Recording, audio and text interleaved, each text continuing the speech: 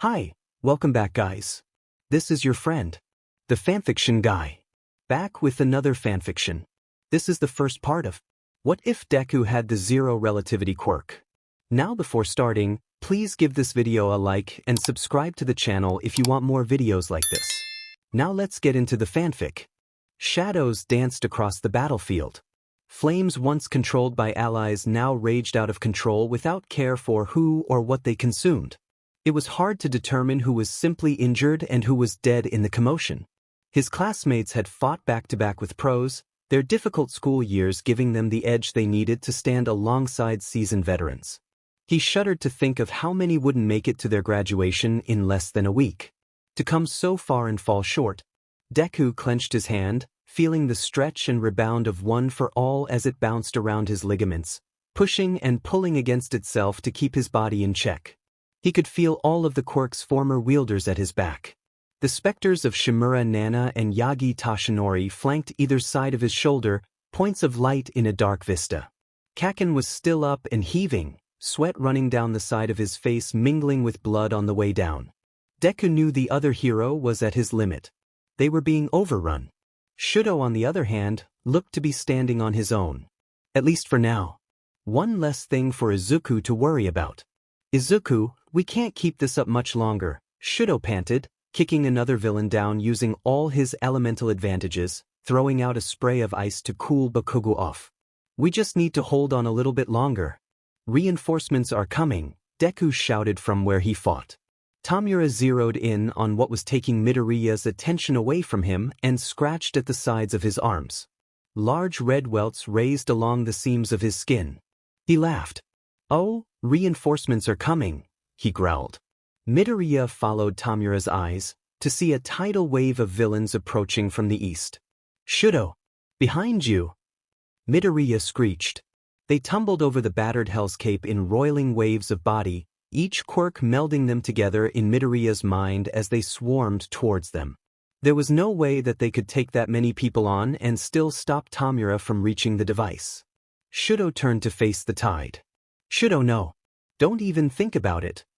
Midoriya screeched, clawing his way out of one battle and into another. Shudo looked over his shoulder. I'm sorry, Izuku. He led with his right side, bracing his foot before spinning forward, launching out a supernova of ice, spreading across the gap between buildings, not only freezing the villains in their tracks, but creating a physical blockade for half a kilometer in each direction. And at the center of it all, encased under several tons of ice, was Todoroki Shudo. The ice wasn't clear enough for Deku to actually see his boyfriend underneath it, but he couldn't help but register a blot of deep red hazed by cloudy ice. Deku realized he was screaming only when he stopped. Look around you, all this destruction is laid at your feet, Midoriya Izuku. Tamura laughed, disintegrating debris around him to reveal more bodies. This wasn't a battle between the prodigies of All for One and One for All, it wasn't a knockdown drag-out fight for the Age of Heroes itself, it was a massacre. And Todoroki was down. That word rebounded around his head along with One for All. He grit his teeth against the pain in his heart. You're going down, Tamura. Deku spared a moment to wipe the sweat out of his eyes. Bodies of his fallen comrades flashed before him, Tsu, Ochako, All Might. He saw their broken forms in every shadow, but his tears had long since run out. Swift eye contact was made with Katsuki, one eyebrow raised in silent question. Kaken smirked in response and gave a nod. If this was to be the end, they'd go down fighting. For their friends, their families. They would end this here. Using all the power he could muster, Deku took to the air, following Kaken as he took them both higher with the power of his explosions. They reached the zenith of their climb in the thin air above Takoba. In the distance, Izuku caught a clear beachfront once covered with trash out of the corner of his eye. You know, you're not so bad, Deku, Kaken said, gripping tight to Deku's forearms. They had one shot at this, but Deku found the time to smile in response. Let's make this a home run. Kaken used his quirk to increase their momentum, turning it into a spin. At the last moment he flung Deku towards the ground and Midoriya accessed maximum power that rippled and ravaged through his entire body. He pulled all the energy into his feet and prepared for impact. He released a wordless battle cry, keeping his eyes open as the ground raced towards him. This was not the time for cheesy attack lines and cheek, this was beyond all of that, beyond anything they'd be taught to handle. A flash and a shockwave, and shapes moving in front of his eyes. Nothing enough to resemble shapes. He was laying in the center of a crater, and at the edge of it crawled Tamura. Injured, but still alive. Damn, all for one and his menagerie of fucked-up quirks he'd passed on to his apprentice. Pain edged in around his vision, creating tunnels of darkness into the air. He could see Kaken, mouth agape. That alone told him that the state of his body had to be bad. He opened his mouth and shouted the only thing he could. Run! And then the tunnels around his eyes closed in. His last moment's agony. If only he could have done something different. Change things. Been a better hero from the start and save everyone. As Izuku closed his eyes, one by one the specters of One for All flickered out of existence until it was just Nana and Tashinori in front of him, each of them with a reassuring hand on his shoulder. His eyes closed and they were still there, both of them wearing their signature smiles and outlined in light. Nana smiled and pressed a kiss to his forehead. You're going to be amazing. Her light shattered into sparks, leaving just Yagi Tashinori, a sickly form silhouetted by a hero in his prime. Both images moved in tandem. Firm arms gripped his shoulders in a hug and Izuku felt very, very small. His mentor looked at him seriously, before poking him in the cheek. Don't forget to smile. In the darkness, Izuku brought to mind his friends, each of their faces, not as he had last seen them, but smiling as they had done thousands of times. A small tinder of hope ignited in his chest. Maybe he would see them soon. That tinder of hope grew like a butterfly unfurling its wings inside his chest, reflecting a vibrant green glow around the dark room. It sang with a feeling of relief. He was watching his life in reverse in a large pool of water. Moments of joy, every trial and tribulation that led up to this point. The water showed him everything. The friends and the fights, every mistake he had made and every moment he wished he could have done something different. Something better. If only he had lived up to his mantle, his mentor. The recollection started to slow approaching his childhood. Posters passed in a flash.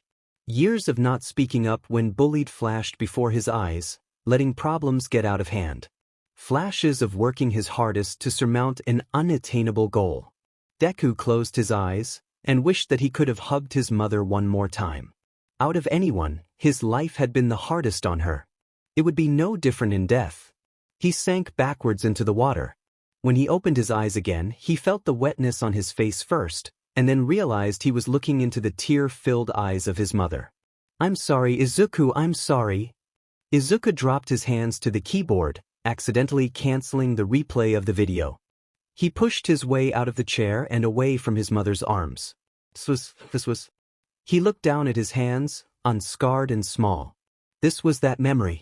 The one he'd used as his driving force for 10-odd years. His head ached like his brain had been run over by a truck and wanted to leak out of his ears. Which was rude of it. Tears of pain mixed with the tears already running down his cheeks.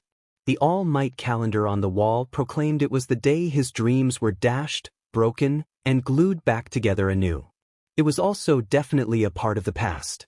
His past. He clenched his hands, digging his fingernails into his palms to try and balance the pain in his head with the rest of his body. He pushed away from the computer, slipped out of his mother's grasp, and sprinted down the hallway. Izuku, it is 10 o'clock at night, where are you going? His mother called, but Izuku's shorter legs were too quick for her to catch the back of his shirt. He'd already bolted down the stairs and grabbed his shoes by the time she ran into the hallway. Something was going on here and he wasn't going to waste this chance. Whether this was a dream or reality, he couldn't know. But damn if he wasn't going to do something to prevent this if he could. He had to find Shudo. He had to. He was 6 years old. That meant that All Might hadn't fought All for One yet. If he could stop that, he could change everything. He could save Shudo, Tsuyu, Uraraka, Tenya, Hitoshi, even Kaken. He could save everyone.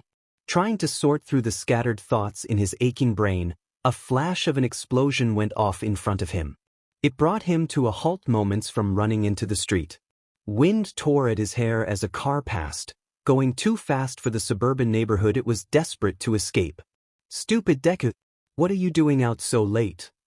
Kakin sneered even as he dusted soot off his sleeves. He was short, almost as short as Izuku, and his hair looked too big for his head. Those red eyes were unmistakable even through a haze of pain. Especially through a haze of pain. This hadn't happened the first time through. What? You got rocks in your ears or something? Answer me, stupid. Did you find out what your quirk was? His snide words did little to belie the curiosity in his eyes. He opened his mouth to say that he was quirkless and then paused. Was he? My quirk's kind of complicated. I don't really understand it yet, but I'll tell you all about it later, Izuku replied in a disjointed voice. How had he spoken when he was 6 years old? Not how he spoke now, he was sure. He had no idea if he would still have one for all at any point, or what was up with his current situation, but maybe he could set Kakin up for an easier future with a small blow to his ego. Remove one of the blocks that formed that foundation of his pride and the rest of them would fall. It was a chance worth taking. Plus, it wasn't a total lie. There was no way he could be here now with the chill of the night air rippling through his hair without a quirk. This had to be real. He was in the past. He wouldn't be in so much pain if this was only a dream. Could it have been because of a quirk that had been looked over the first time? A quirk like the one all for one's brother possessed? You better not try and one-up me, Deku. Whatever your quirk is. Kakin said animatedly, turning and walking back through the gate into his house. When had they gotten here? Don't stay out too late and get taken by villains. I don't want to have to save your ass, Deku. Kakin shouted from the stoop. His mother shrieked something about language, but Kakin's glance back at Izuku was utterly unapologetic. Izuku could only nod, a little dumbfounded by the exchange. Midoriya, Izuku, you get back here this instant. He heard his mom shout from further up the sidewalk, using her own quirk to pull him closer by his clothes. You can't just run outside like that. I know you're upset, but I'm sorry, but can you please relax, Mom? Izuku said, leaning into her embrace out of years of habit. She scooped him up off the ground entirely. What's with this change in attitude? You sound so grown up all of a sudden. Izuku froze. Damn, his mother had always been pretty perceptive when she wanted to be, and he was a bad liar. As his mother walked him back inside, Izuku fiercely debated with himself over what to do. If he told his mother the truth, she might be able to help, but would she be able to believe him? What would become of him if she didn't believe him? What if she thought he was crazy? Back inside, Inko set her son on the counter and fussed around the kitchen, making him a hot chocolate. The gesture strengthened his resolve. He had to do something. Mom. Yes, honey? I have something I need to tell you, and I need you to listen to me. I mean, really listen to me. Regardless of how improbable it seems. Can you do this for me? He spoke quietly, but with conviction in every word. If he was going to pull this off, he needed people in his corner. It was the only reason he'd gotten so far in the first place. Inko took a seat on a stool, looking into her son's eyes. Seeing the hard glint in them that did not belong to a 6-year-old whose dreams had just been crushed. I promise, she said, leaning forward to listen. He opened his mouth to begin explaining and paused. Actually, I have a really bad headache. Could you get me some medicine, Mom? Of course, sweetie. His mom didn't let him out of her sight, using her quirk to grab the bottle from the shelf in the pantry instead of walking over to grab it. It was one she used a lot when she got home from hospital to make dinner. Perks of having a nurse for a mom, great painkillers. He took the pills, rubbing at the side of his head as he tried to figure out a way to word what was happening to him. Where do I start?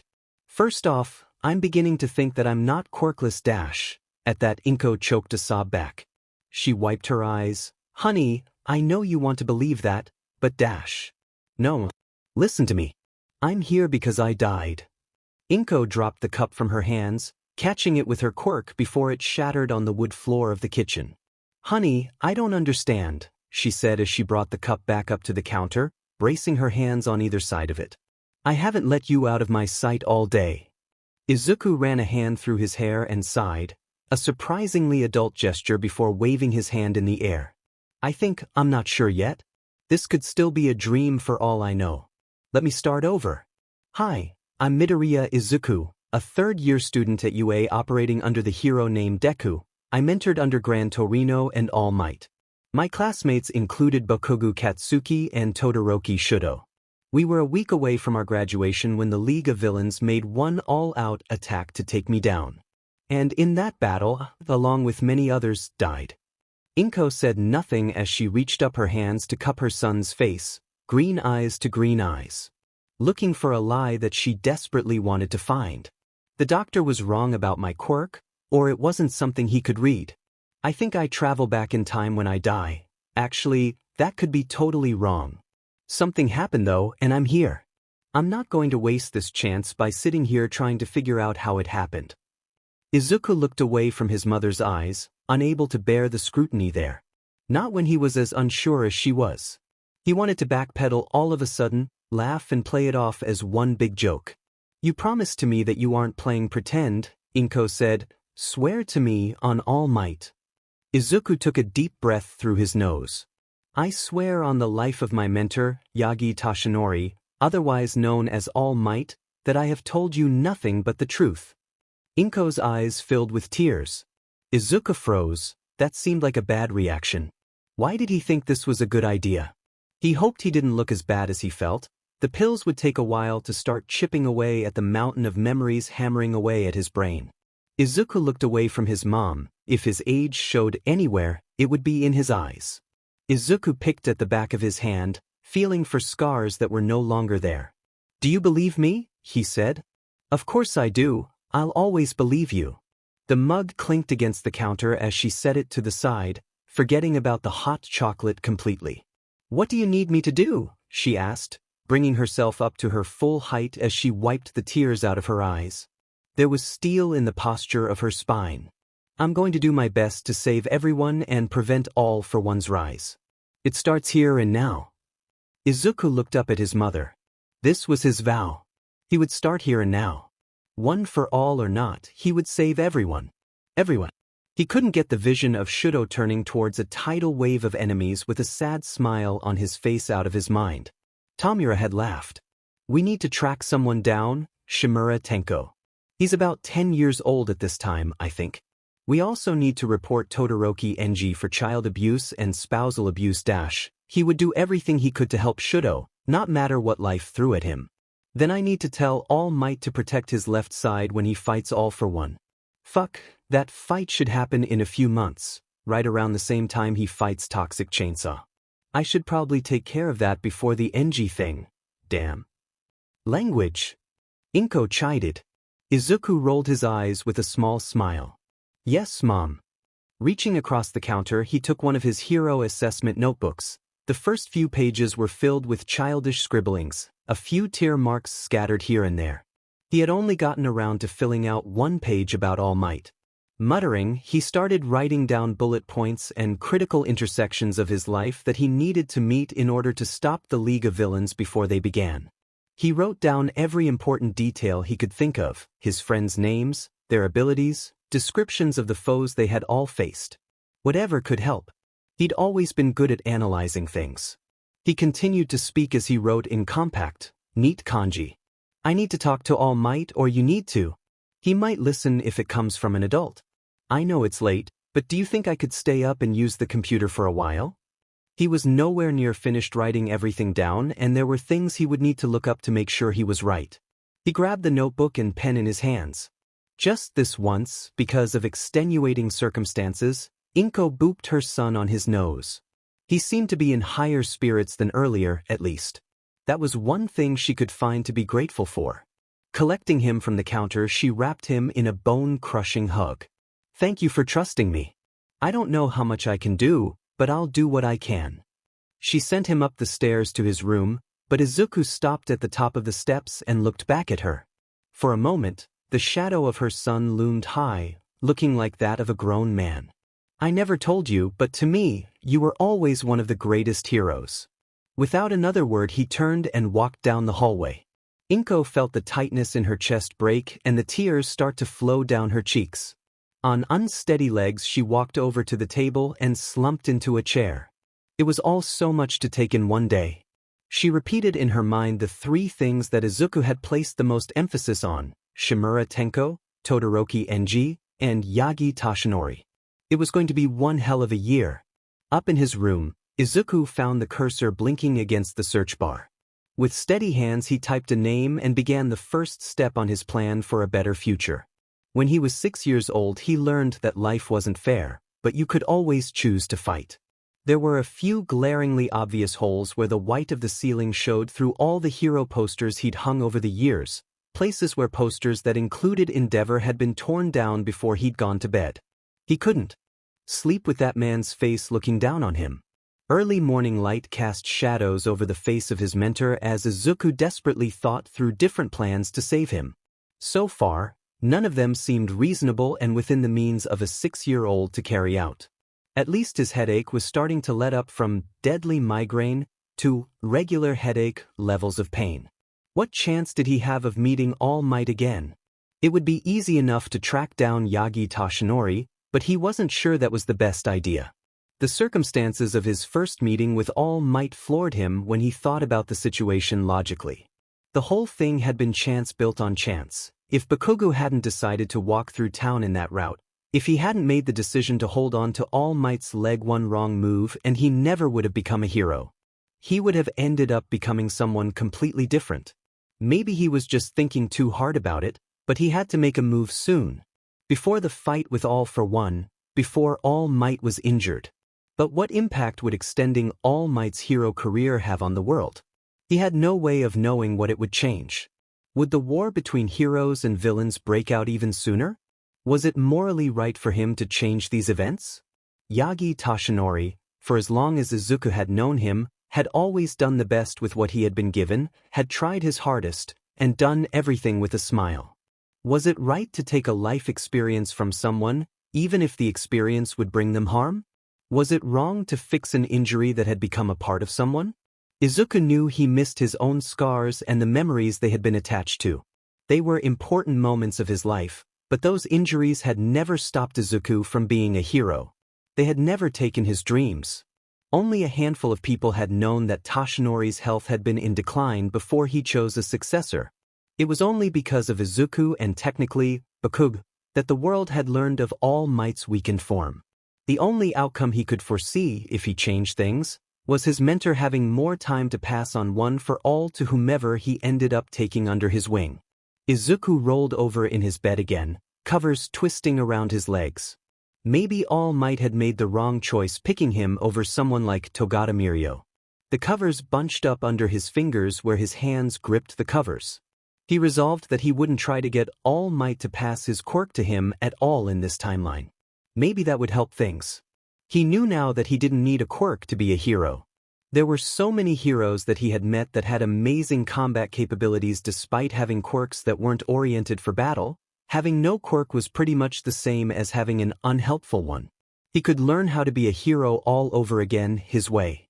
Hell, most of the time during his first year at UA he hadn't been able to use his quirk without breaking his bones, and he'd still made it to the final round of the sports festival.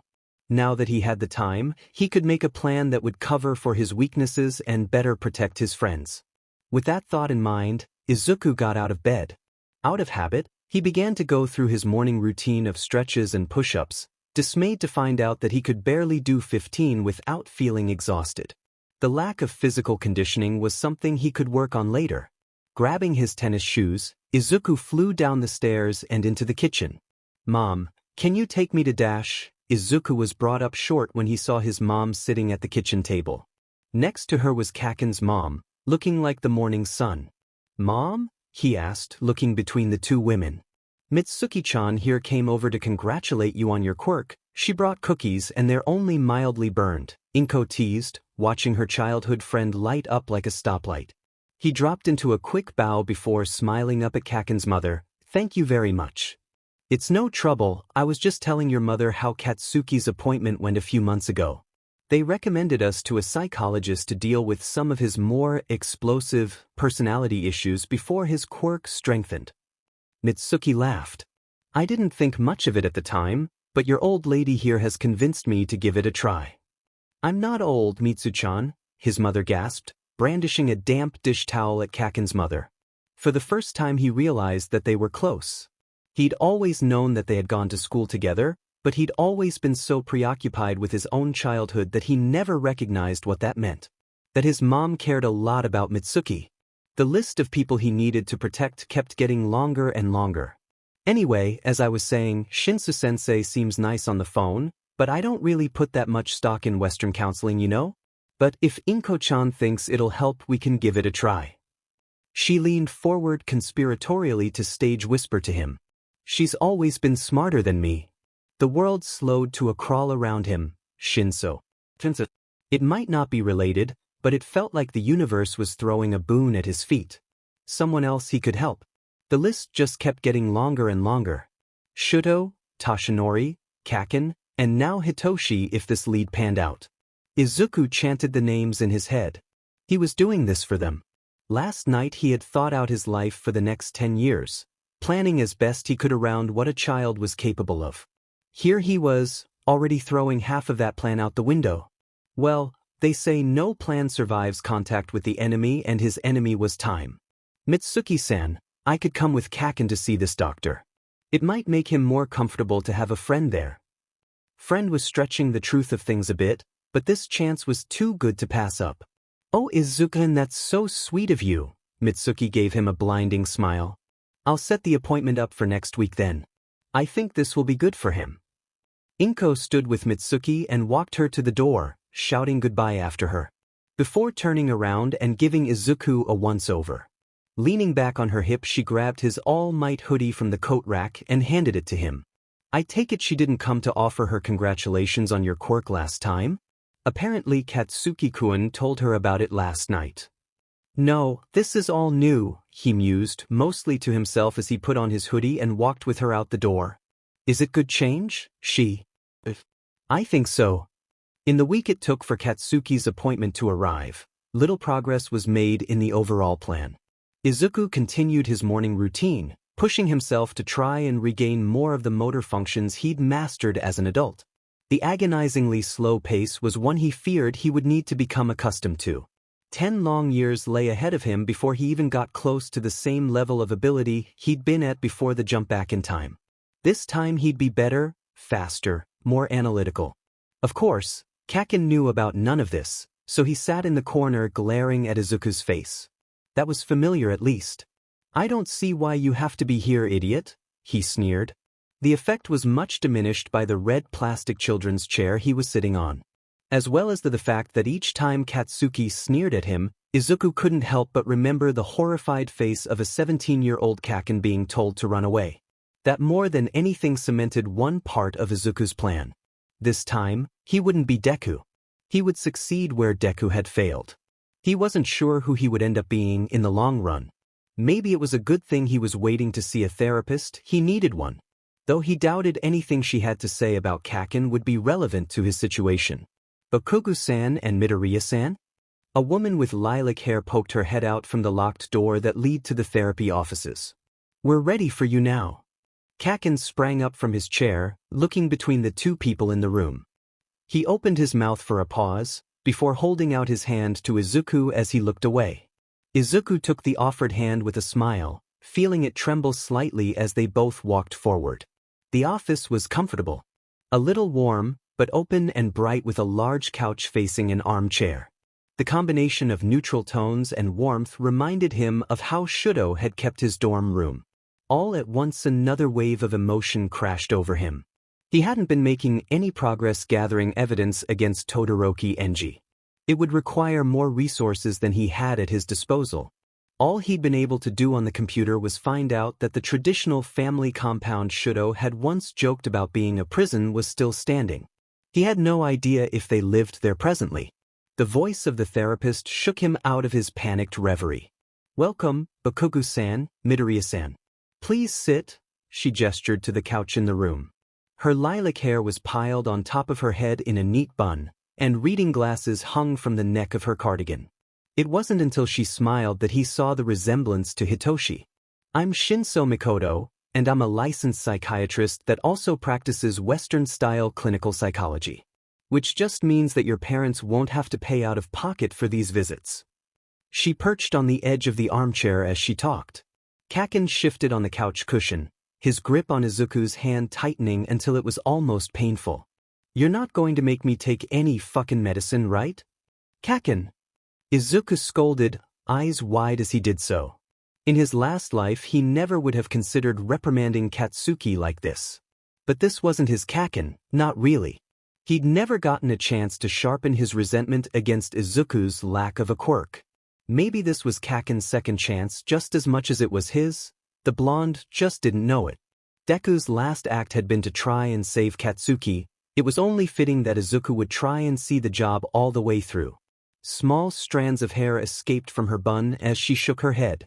"No, Bakugo-san, I won't prescribe anything without running a lot of tests first.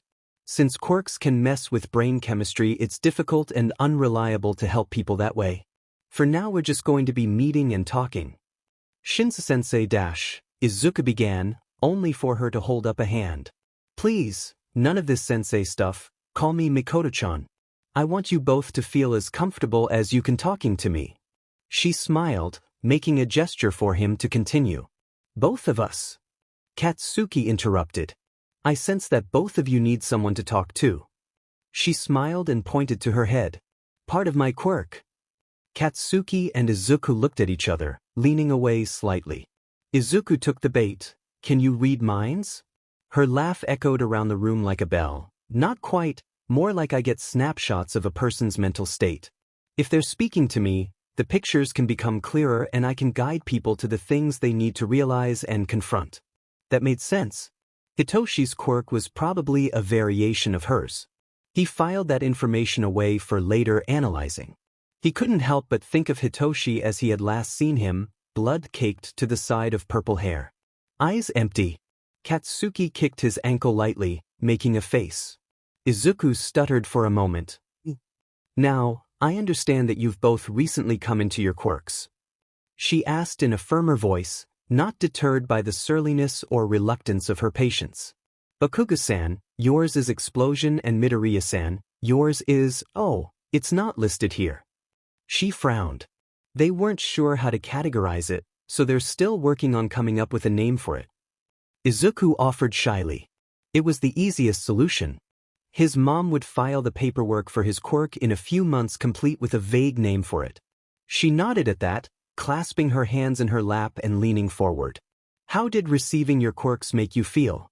"Bakugo-san, you first."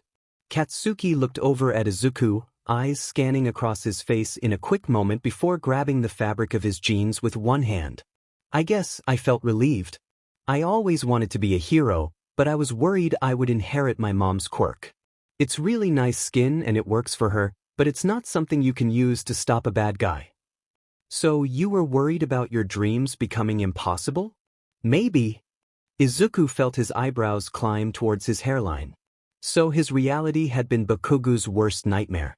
But why take the time and energy to make it so much worse? "All right, Midoriya-san, how about you?" Shocked. In a word, I'd been convinced that I would never have a quirk. I've always had a nervous disposition.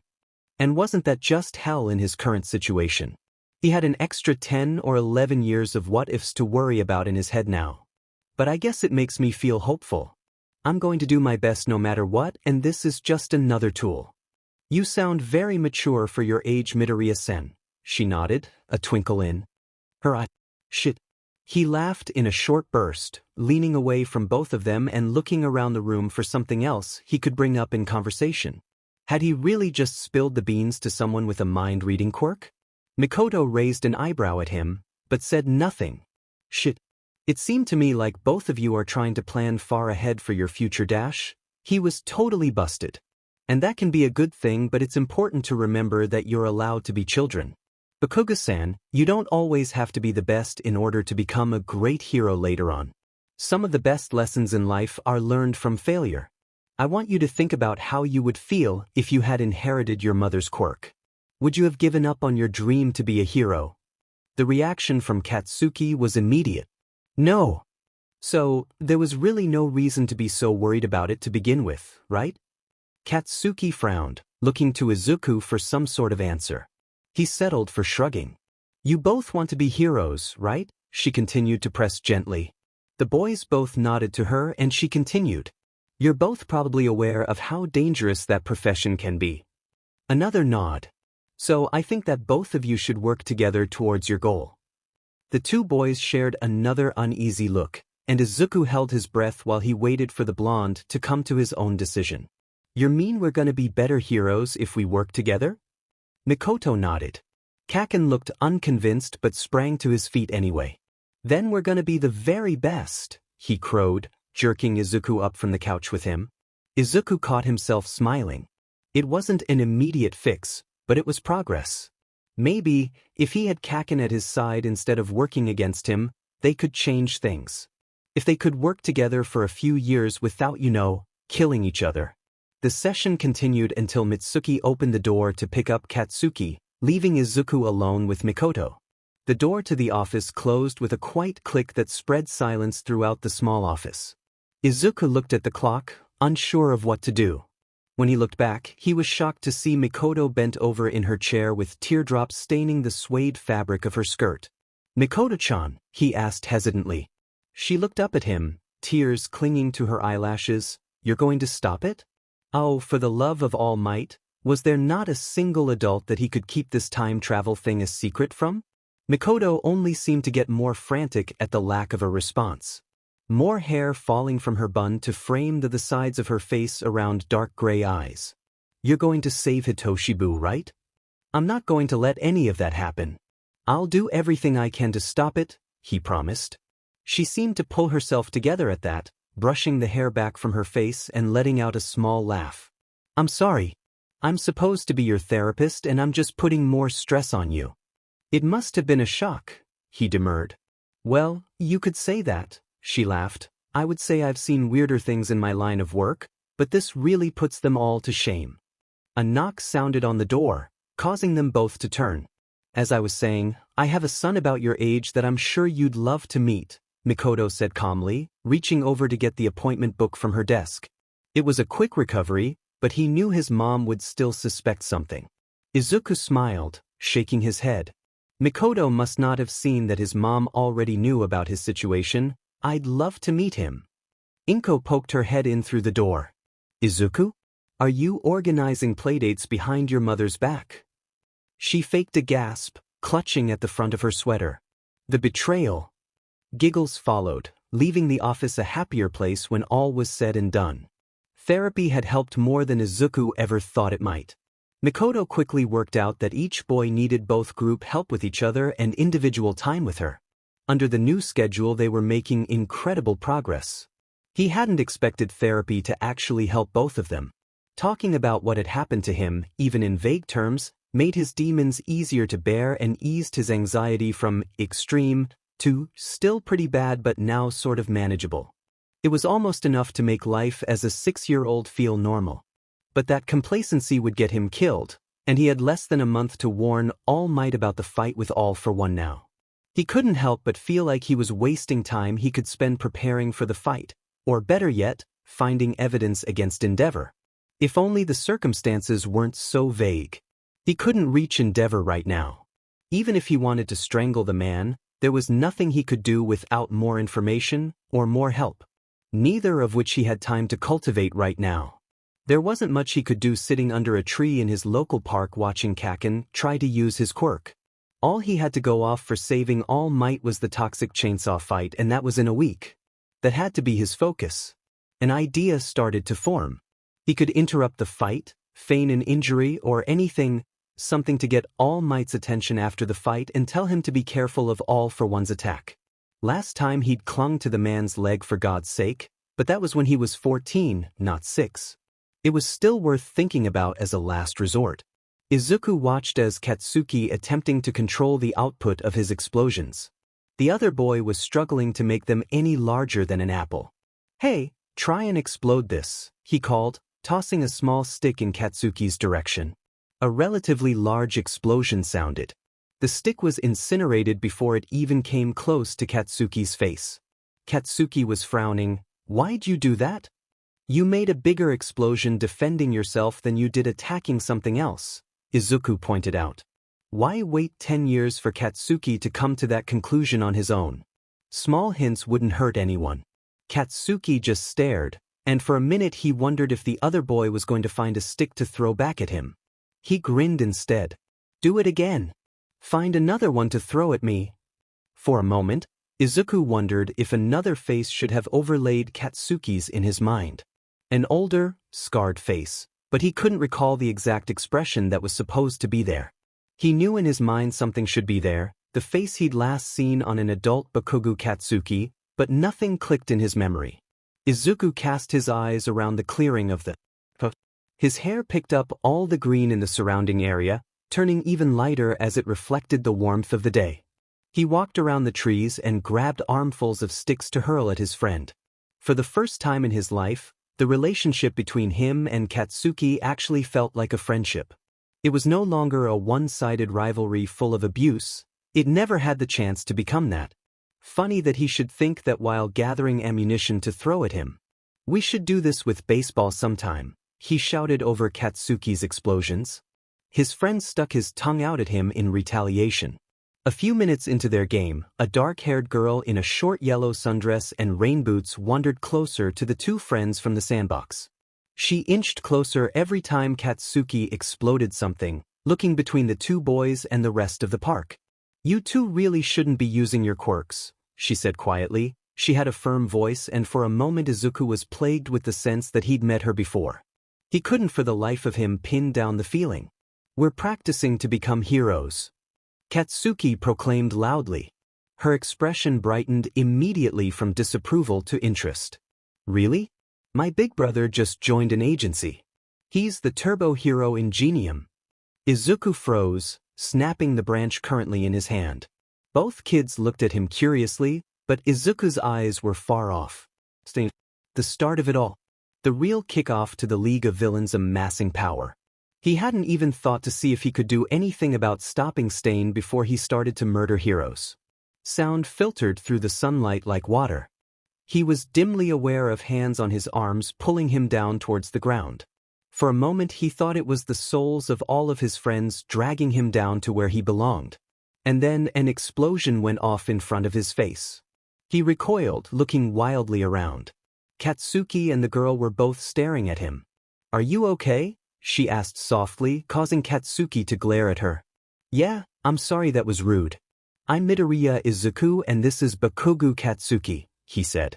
She smiled at him in return. I'm Ida Mikamono, but you should call me Tenya. 'Cause I'm a great runner and that's gonna be my hero name. He managed a polite bow to her, schooling his expression as he did so. Had coming back in time changed something like this? Tenya had always been reluctant to talk about his childhood apart from anecdotes about his older brother. For all he knew, he was stumbling into something he had no business changing in the past. It's nice to meet you, Tenya-kun, he managed, suffix slipping out of habit. She brightened at his response. Katsuki, but in between them, so your brother's a hero? Has he taught you any cool hero moves? She, and God, that was going to be confusing for a while, nodded at him and walked away to the center of the slightly singed grass in the middle of the clearing. She took off her rain boots and set them to the side. After a moment she kicked up and around, the engines in her legs carrying her momentum over to the other leg with a spin. Maybe you can do that with your explosion, Tenya said. I don't know if it'll work with your quirk though. Izuku waved away her concerns, settling into a stance that would have been natural if his limbs weren't too short. He kicked out with his leg and sprang back onto one of his hands. But the momentum was different and he over-rotated, falling to the ground. That was almost really cool, Marimo, Katsuki chuckled, walking over to help him up. He took his hand. Marimo? Well, I figured since Mikoto-chan said Deku was mean, and that you probably didn't appreciate it, I'd come up with something different. I can pick something different, but I figured, since your hair is kinda round and green. I like it. Let's try again, we'll probably get it right if we try enough times. They practiced until dusk started to fall and Tenya was called away by her father. Though the afternoon didn't last much longer, Izuku had to admit it was a lot of fun. Hey Mom? Izuku asked, looking over the back of the couch towards the kitchen.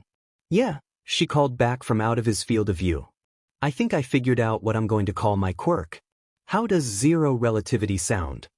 Inko walked back into the room with silver pots and pans in her arms, setting them on the counter before picking out the one she needed. I think it sounds good, but are you sure you want to put it down in the system? She set water on the stove to boil as she spoke. Izuku considered not registering his quirk.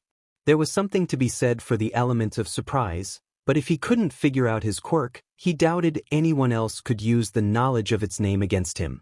If things went badly, he could always just die and try again. He shuddered at that thought.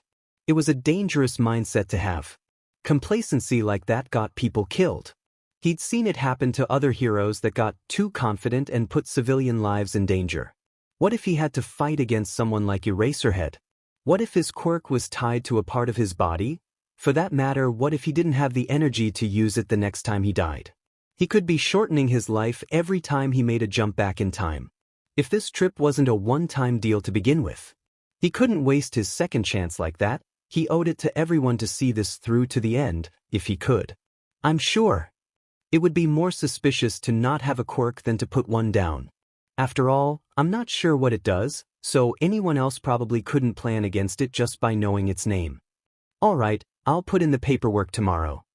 He slid off the back of the couch and turned back to the TV. Sides, I can't keep deflecting Kaken's questions about it anyway. I'm going to have to tell him something sooner or later. Sticking close to the truth is the best idea. I could tell him that I came back in time but shorten the length by a lot. Maybe say I went back a week. Inko clicked the stove's dial back to 0, leaving the pot abandoned with its simmering contents. She walked out of the kitchen, her eyes on his. It was like looking into a mirror. Izuku, honey, you're not thinking about trying to practice your quirk, are you? Last time you said it triggered because you died. Please don't do anything reckless. I know you want to help everyone, but if something went wrong I couldn't bear it. Promise me you won't do anything dangerous to try and activate your quirk. Izuku nodded. I'll do my best to stay safe, okay Mom? I can't promise that I'll always be safe. She sat down on the gently worn couch and held out her arms out for him to crawl into, which he did without hesitating. She ran her fingers through his hair and sighed. I know you've grown up, but it's hard to see you trying to do all of this. You're still my little boy. I want to help. I know. It wasn't like he wanted to take risks. He'd settled back into his childhood home like he'd never left. The more time he spent here, the less he thought about the past. Things he could have done differently, everyone he failed, it all faded into background as he took in the present. He hadn't failed any of them yet. Inhaling the soft vanilla of his mom's perfume, he resolved not to try and test his quirk, not on purpose. It wasn't worth dying over. That was something he learned after years of not comprehending the effects of overusing one for all. You can't help anyone by destroying yourself in the process. Have you looked into Shimura at all? He asked, twisting around to look up at the ceiling with his head in her lap. She hummed. Yeah, he's not being fostered under that name anywhere. I found records of his birth though. Didn't you say that All Might would know where he is? He's got more resources to find him, anyways. Nana made him promise not to visit his father, but I think he'd be willing to reconsider visiting her grandson. If he's willing to listen to me at all. Izuku still hadn't figured out how he was going to do that. He had to take one problem at a time. Right now, saving All Might's life was what he needed to focus on. The toxic chainsaw fight had come and gone without any fanfare, and Izuku was going out of his mind with nerves. Any day now, All for One would make his move. If only he'd sat down with All Might and asked for more details about how the original fight, but he could never bring himself to pry into what Toshinori saw as one of his greatest failures. He'd done the math based on what he remembered from things All Might mentioned over the years, like the fact that one of them had demolished a mountain in the fight. There was a mountain about an hour away from his home that was demolished sometime in the past, because he hadn't been able to recall it being there in the future, yet here it stood in the present. He couldn't be sure that it was the right mountain, but it was as close to a lead as he had. The trails up and down the mountain led through a peaceful forest, and Izuku had been making excuses to take day trips there for the past few days. After all, knowing the battlefield was half the battle. The mountain trails also had the added benefit of helping Izuku condition himself to the best of his current abilities. He wasn't going to be able to fight anytime soon, not that he would be expected to fight as a 6-year-old. Running was going to be his only option for a while, so he worked on his endurance when it was possible. Today, he'd eschewed the mountain in favor of the city nestled in the shadow of its base. The city was just as likely to be part of the fight, even if it had somehow been kept from public knowledge the first time. Fights between people like All Might and All for One rarely stayed contained in one area, no matter how hard pro-heroes tried to keep things localized to one area of destruction. Izuku cringed to think of all the civilians that could get caught in the crossfire. Hell, that was probably how All for One got through All Might's guard the first time. All Might would stop to care for civilians, and All for One had the luxury of not caring who was killed so long as he got what he wanted. Walking down to the corner store to grab a drink, Izuku ducked out of instinct as a medium-sized car sailed right over his head. So much for going to the library, he sighed. His idea had been to see if he could access any of the city plans to see where people would need help evacuating from and pass that information on to the pro-heroes on the scene.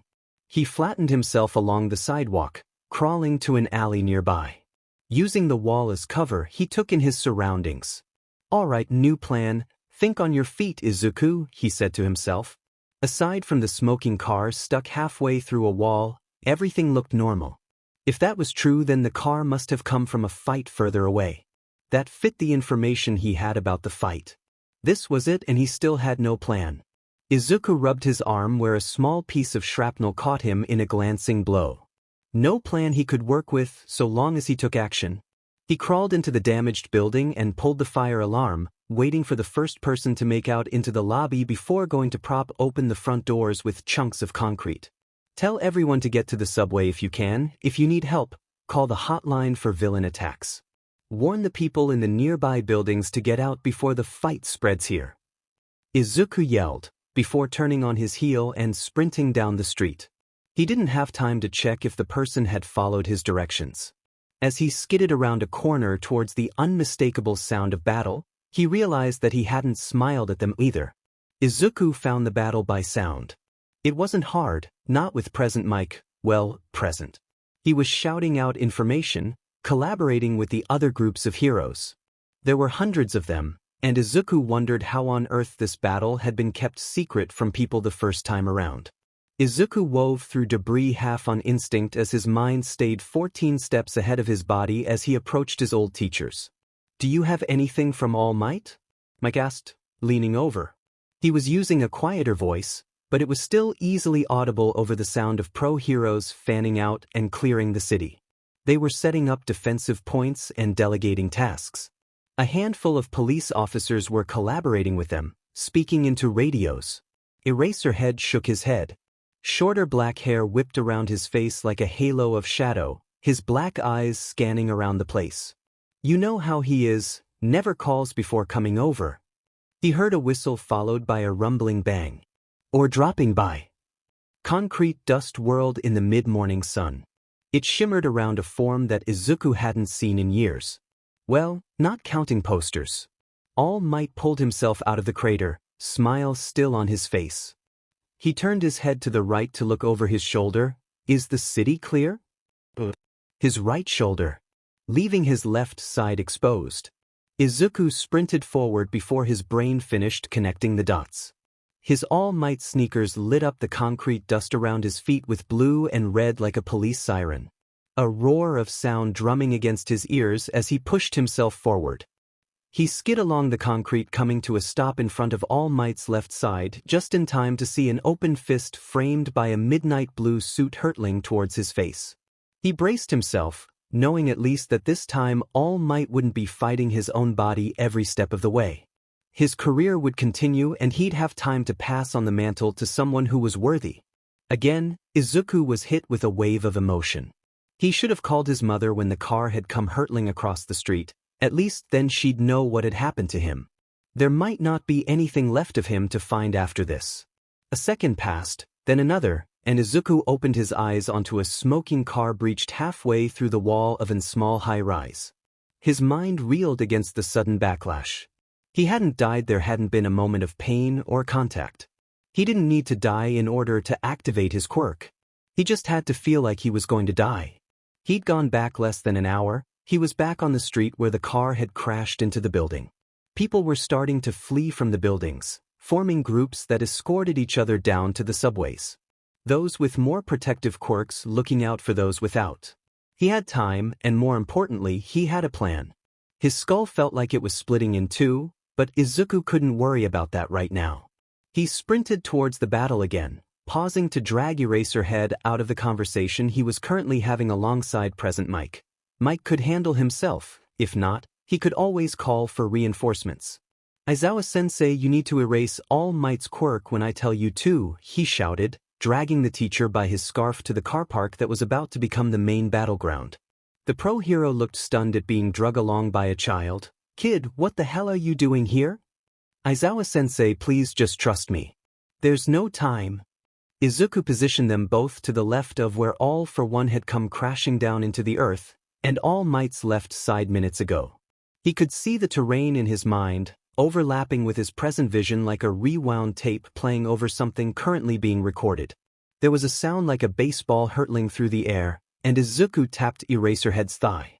All Might had just started to pull himself out of the crater, head already turning to look over his left shoulder. 3, 2, 1, do it now, he shouted, ready to spring into action on his own if this failed. He didn't know how many jumps he had in him, but he was going to try until he got it right. All Might's bangs flopped onto his forehead in the space of a breath.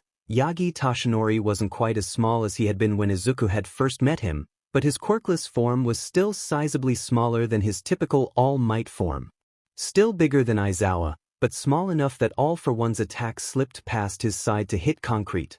The gray material pulled and wrapped around the open hand, taking on the appearance of metal as it twisted into shape as his hand pulled away. No wonder that attack had taken so much out of All Might the first time. Doctors would have had to cut the affected tissue away and patch him back together with what little remained. "Okay, you can blink now," Izuku said with a wobbly voice. Even with his limited strength, he was able to pull a blinking Aizawa back from the front lines. All Might countered All for One with a punch of his own, looking appropriately wary of the hand that had just delivered the metallic attack. Good, he wouldn't be caught by surprise. Izuku grinned. "Holy shit, kid, how did you know to do that?" Aizawa asked, positioning himself between Izuku and the continuing battle between All Might and All for One. "Zero Relativity Quirk," Izuku said with a tired smile. Aizawa looked back to the fight to see All Might pummel All for One into the side of a mountain, nearly out of view.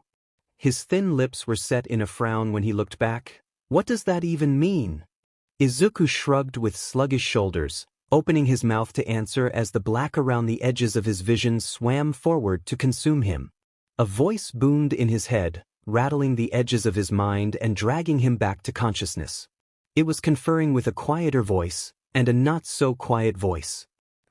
Did he say who he was? Quiet. No, but he knew all of us. Not so quiet.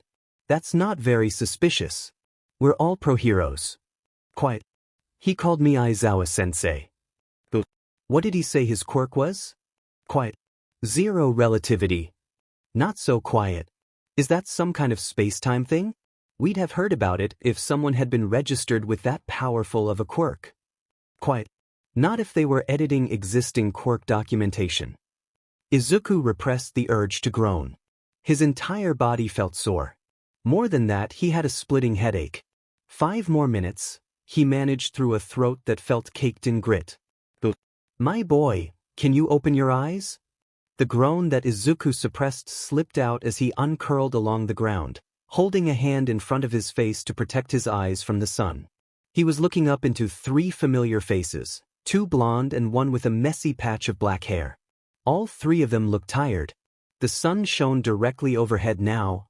Hours must have passed while he had been passed out on the ground like a toddler. This wasn't an embarrassing first impression to leave at all. All Might's form leaned down closer. He looked battered and maybe a little bruised, but nowhere near death's door. That was good, wasn't it? He'd accomplished what he set out to do here. Somehow, he felt like he'd just lost something important. Did we win? He asked, sitting up with present Mick's help. Did we win? He asks. All Might threw his hands in the air. Izuku just rolled his eyes as All Might slowly lowered his hands, as if he was unsure why he had raised them in the first place. Yamada and Aizawa looked at each other, having an entire conversation with their eyebrows. "Is All for One dead?" Izuku asked firmly. He had to know if he needed to go back before the window to jump closed. If it hadn't already. The heroes around him seemed to freeze, Yamada looking to Aizawa, who in turn was looking at All Might. The latter kneeling down to get a better look at him. "My boy, how do you know about that?" All Might asked. His large hand dwarfed Izuku's shoulder in comparison.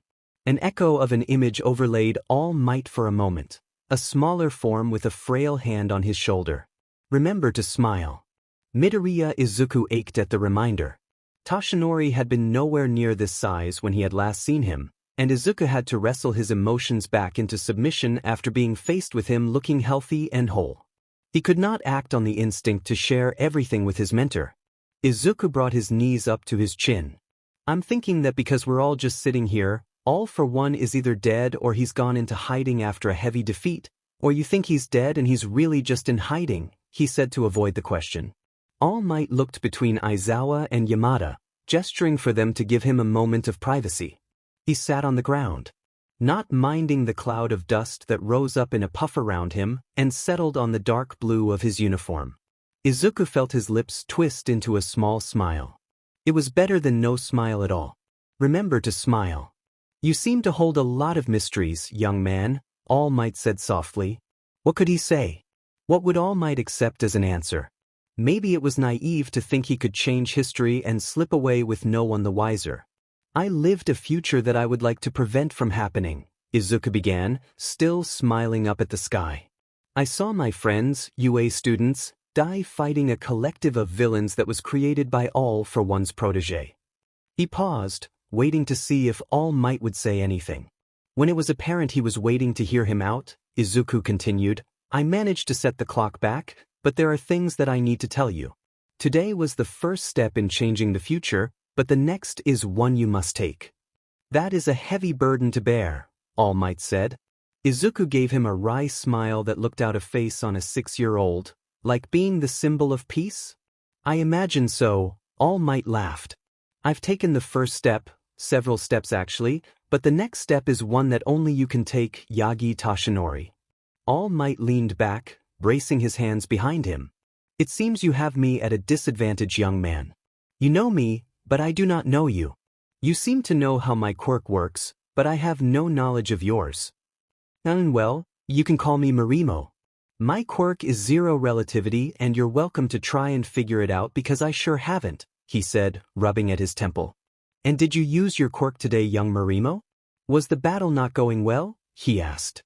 Izuku nodded. "The attack with the open fist, the one that turned the concrete to metal, the first time that hit you in the side and a good deal of your organs had to be removed. Your civilian form grew sick because of it. It forced you to stop being All Might. The second time, I ran in front of the attack, but ended up jumping back in the timeline a few minutes before anything happened. It seems we all owe you a debt of gratitude," All Might said gravely. "Keep that in mind, because I'm going to tell you something you won't like." Izuku rolled a small chunk of concrete between his fingers. Steeling himself, Izuku looked straight at All Might, pinning him with what he hoped was a serious expression. "You have to find Shimura Nana's grandson. His name is Tenko, and right now he feels like no hero is ever going to come and save him. Shimura Kichiro is dead. You only ever promised Nana that you wouldn't interrupt her son's life. Her grandson needs you." With his peace made, Izuku hopped to his feet. He gave a short bow to All Might. "Thank you for listening." And then he bolted. It shouldn't have worked, but his old mentor was clearly stunned by what he had said, and the others were too far away to stop him before he disappeared around a corner. His chest heaved as he ran, sliding under debris and around cars until he made it to the informational board near the foot of the smoldering mountain. With shaky hands, he opened his flip phone and dialed his mom's number. "Mom, I did it. I saved All Might." He slid down the tree he was bracing his back against. He could finally focus on getting Shudo away from Endeavor. A wave of relief flooded his body, making him dizzy. Izuku rode that emotional high for a week. The fact that he was making frustratingly slow progress on helping Shudo didn't bother him until the moment his mom made an offhand comment at breakfast. "Have you thought about what you're going to do about school?"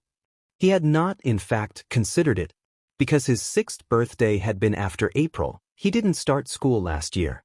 It hadn't seemed important enough to worry about when weighed against all the other things in his life.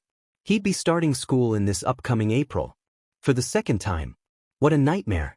"Don't I still have a few months?" he pleaded, not just with his mom but with the universe. What sick universe wanted to see him suffer by sending him through primary school twice? "I'm just saying so you don't forget. You're going to have to balance school and everything else. Winter's done sneaking up on us." That would be just perfect, trying to balance training, stopping Endeavor, and tracking down Stain, who could still be a vigilante for all he knew. He opened his notebook and wrote in red pen to adjust some things he would need to do, and wrote, "Hero Killer Stain," in big kanji across the top of a blank page with a question mark. "All right, Mom," he said, taking a piece of toast. The meadow behind the park became Izuku's go-to headquarters. It was a large open space, and no one thought much of children running around practicing their quirks. It was a convenient place to keep an eye on everything going on in the nearby area, which had the unexpected side effect of Kaken and Tenya joining him sometimes. They were good at getting Izuku to forget about the future for a while. He didn't complain, after all. Katsuki's quirk meant that they could huddle together and stay warm if they got cold. Today, a heavy chill in the air that hung over the park. Snow was on the way. They'd have to find a different place to meet up sooner or later. As he walked up to the park, he saw a familiar head of purple hair clutching to the skirt of a young woman with bright purple skin and glitter on her cheeks. Her red hair was so dark it was almost black, and she kept it braided back away from her face. 2 small horns curved out of the top of her head each, with a silver band around them that accented the 2 silver bug wings she kept folded over her back, close to her skirt. One of them was sticking out slightly askew to cover the purple boy's form.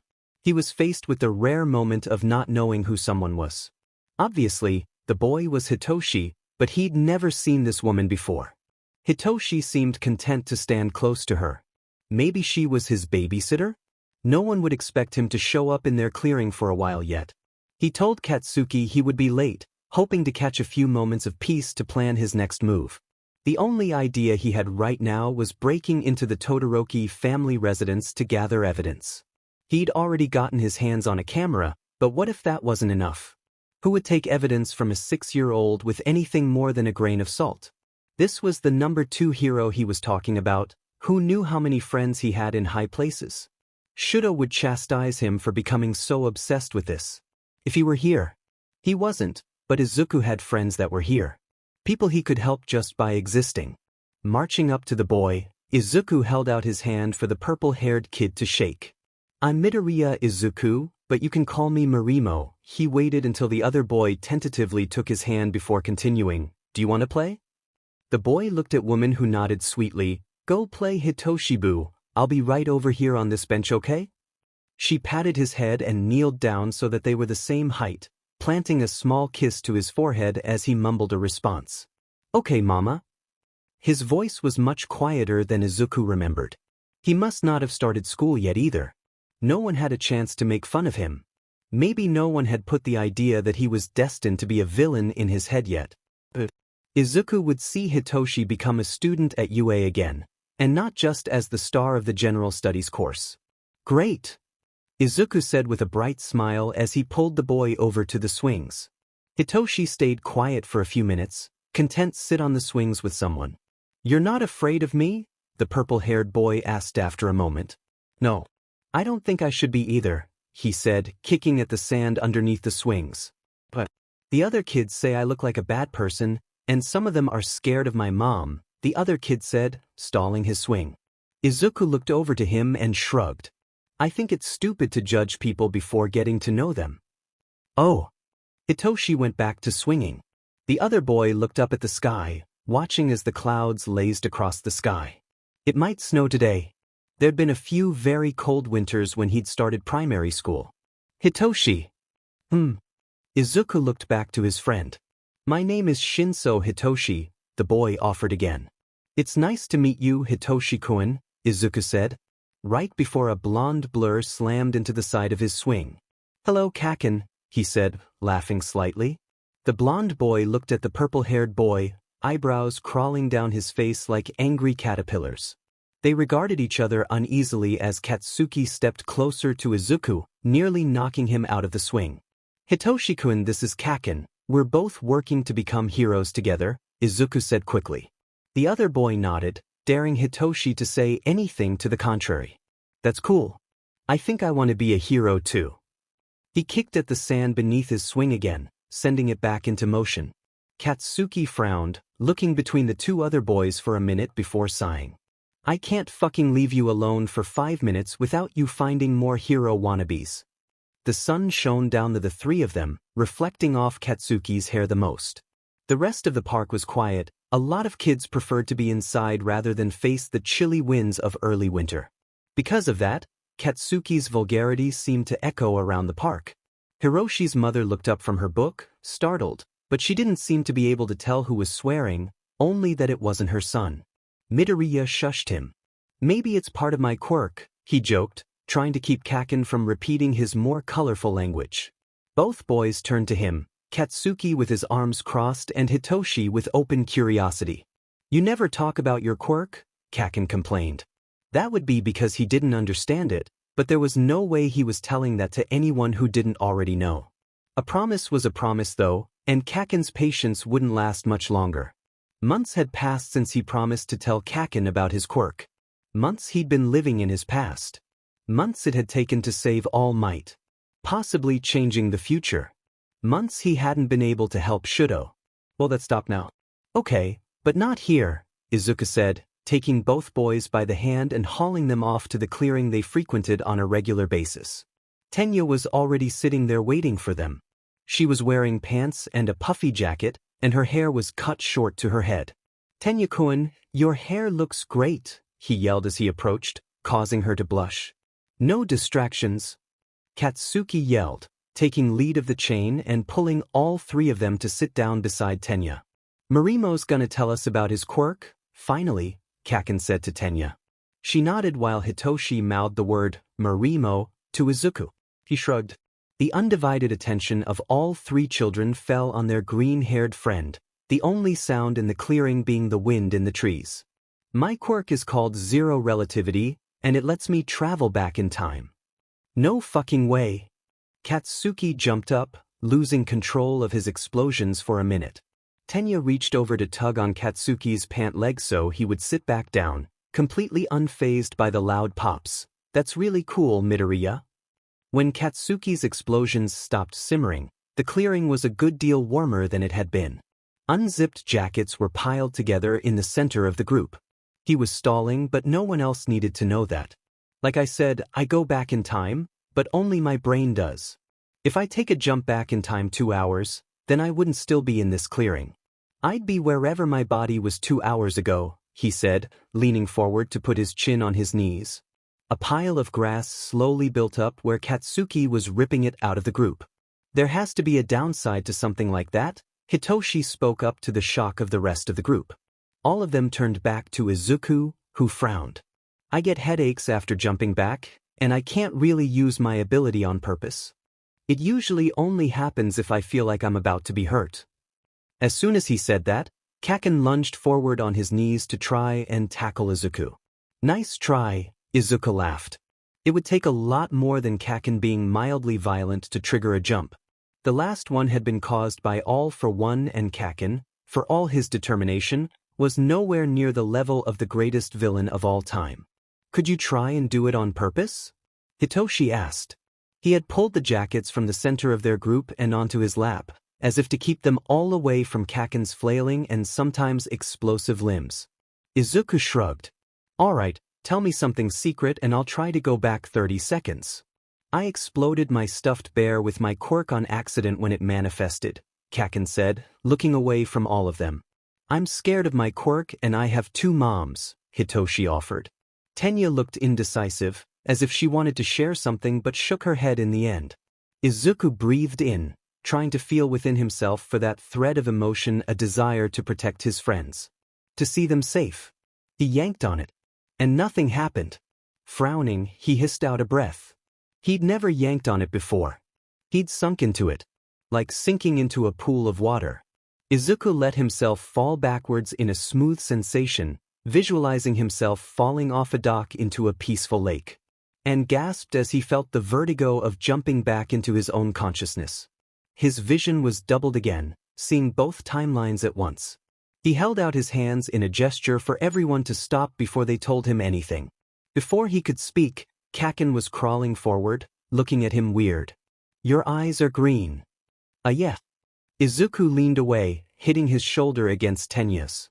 "No, they're like glowing green," Kaken persisted. "What?" The overlay of the previous timeline ended, and Izuku looked around his friends. "Is it gone now?" Hitoshi nodded, and everyone exchanged a look. "Do you still want to know what everyone told me as a secret?" Izuku asked, rubbing the back of his head. "Did you really go back in time?" Kaken asked, still leaning forward. "Did you really explode a teddy bear when you manifested your quirk?" Izuku teased, stumbling to his feet and running away from the shrieking blonde. Kaken chased him around in a circle, yelling about betrayal. "If you didn't want anyone to know, you shouldn't have told me to use it as proof." Izuku heard his old teacher before he saw him. Present Mick's voice was hard to forget once you'd heard it, and it was recognizable even when it was arguing over which bag of chips to buy. "We got Doritos last week. This week we're supposed to buy Ruffles." Midoriya rolled his eyes, walking alongside his mom as she picked out cereal. "I don't care if I still have a bag at home." He snorted, trying to imagine who his future teacher must be talking to. "No, I will not quiet down." "You quiet down." "Hisashi, for fuck's sake." He froze, slipping away from his mother's side as she continued walking forward. The corner display providing cover as he peeked down the aisle. Aizawa was staring down Yamada, brandishing a tube of Pringles at the man. They were both dressed casually, Yamada with his hair down and Aizawa wearing a familiar pair of black pajamas. Izuku smiled to himself. Did Aizawa not own anything else? Had he not been clothes shopping in 11 years? "Put them back," Aizawa demanded, bracing a hand against his hip. With a put-upon sigh, Yamada reached into the basket and withdrew 4 bags of chips, putting them all back on the shelf. "All of them?" Yamada Hisashi, for lack of a better word, pouted. "But Shoyuta dash." "No, Anata." "Well, that certainly would explain a lot of things." Suddenly, a lot of interactions between his two teachers made sense. Like how Aizawa would sometimes pull Yamada away from class with some vague excuse, or that time he'd been with All Might and walked into the teacher's lounge only to find Aizawa asleep in his sleeping bag laying on top of Yamada, who was already occupying the couch. Wow, he was surprised he'd never come to the conclusion that they were together before now. Mike sighed and put the chips back onto the shelf. When he turned back to Aizawa, his eyes made contact with Izuku over his shoulder. "Shoyuta, isn't that the kid?" Aizawa turned, and Izuku felt for the string of emotion and ready to take a jump back in time. Except when he fell back, nothing happened. His future former teacher was looking at him with red eyes, his hair defying gravity in a short halo of shade around his head. He walked over, eyes wide and unblinking. He'd never noticed how unnerving it was to be on the receiving end of one of Aizawa's quirk-canceling glares. It hadn't happened since that first day at UA. This was bad. This was a very bad situation, terrible even. The pro-hero knelt down and pulled out a piece of paper that he handed to Izuku before he could run off. "When you finally want to talk, call us," Aizawa said, turning on his heel and walking back to Yamada's side. The blonde started furiously whispering to his partner, and Izuku took the chance to turn tail and run away from both of them. He bolted out of the store and hid behind his mom's car, looking down at the phone number in his hand. What the hell was he supposed to do with this?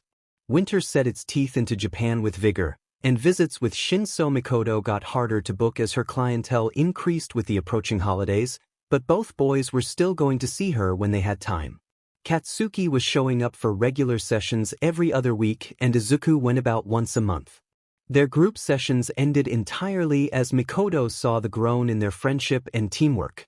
He was lucky he'd offered to go to that first session. It had a much bigger impact than simply giving him a way to meet Hitoshi, something that happened on its own anyway. Sometimes telling Mikoto about things that had happened in the future, or the things experienced living in his past again, helped him to work through how he felt about the situation. The advice she gave always helped, and Izuku was usually grateful for her counsel. Today, however, so your old teacher, Aizawa Shoyuta, gave you his number? This is the same Aizawa-sensei that you used to help save All Might's life a few months ago, correct? Mikoto asked, offering him a water bottle. He took the bottle. I prefer to think we collaborated on saving All Might. I don't want to use anyone. Mikoto nodded and set aside her notebook. And the number? I don't know what to do with it. Should I call and see what he could possibly want? Maybe All Might wants to get in contact with me? Maybe they haven't been able to find Shimura Tenko? There's so many variables, Izuku said in a rush, twisting the plastic cap on the water bottle between his hands. She looked pensive for a moment, her foot bobbing up and down the way it always did when she was deep in thought. I know what you're thinking and I don't recommend it. Using your quirk to get out of sticky situations isn't the best course of action, and it has the potential to limit your growth as a person. The best choice, in my opinion, would be for you to call the number and see what he wants. At the very least you'd have more information to make a decision with. Izuku sighed. It wasn't what he wanted to hear. Which meant she was probably right. It just feels like every time I get close to someone in this time period I forget more of what they were like. Sometimes I don't know who I am anymore. Was I ever really Deku? Did anything he do matter? Does anything? She countered. What? Well, everything in life is fleeting. Temporary. Pains heal and things grow. Nothing ever stays the same. Not even the past, apparently. You've always seemed so focused on the end of the journey, the results of your changes. Not the journey itself. You've handled this situation about as well as anyone could have. Maybe it's time to give yourself some credit, she said. He shrugged, unsure of what he could say in response to that. Even if you're not Deku anymore, you're becoming someone different. Maybe someone better than he was. Even if you don't feel like him anymore, he's a part of your past. That's okay. Okay, huh? He looked out of the office window and wondered if he could be okay with that. The phone felt heavy in his hand, and it was, compared to the slim smartphones he was used to. The piece of paper in his other hand felt just as heavy. This needed to happen. Somehow. Preferably without him having to actually make the call. If it happened on its own, that would be great. He had people supporting him. People like his mom and Mikoto, and to an extent he also had Kaken, Tenya, and Hitoshi. It would be fine. This was just a phone call. He could do it. If he was going to do it, he should just get it all over with. Izuku grasped the phone in his hands, typing in the number and hitting the call button. The dial tone rang once, twice, and Izuku began to think that it would go to voicemail and he'd be free to say he'd tried and leave the matter at that. Hello, came the voice from the tinny speaker. Hi, this is Udut the Kid, if that's what you've been calling me. You wouldn't happen to feel like sharing your name, would you, kid? Izuku snorted. I don't think so. I know better than to give my name to strangers. Ah, from sensei to stranger in a matter of months, I'm hurt. You know what, this is a bad idea dash. Midoriya Izuku, don't you dare hang up.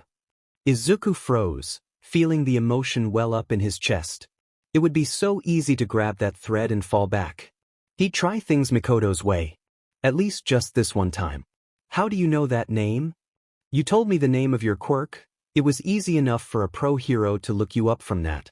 You know, some heroes pick their protégés that way.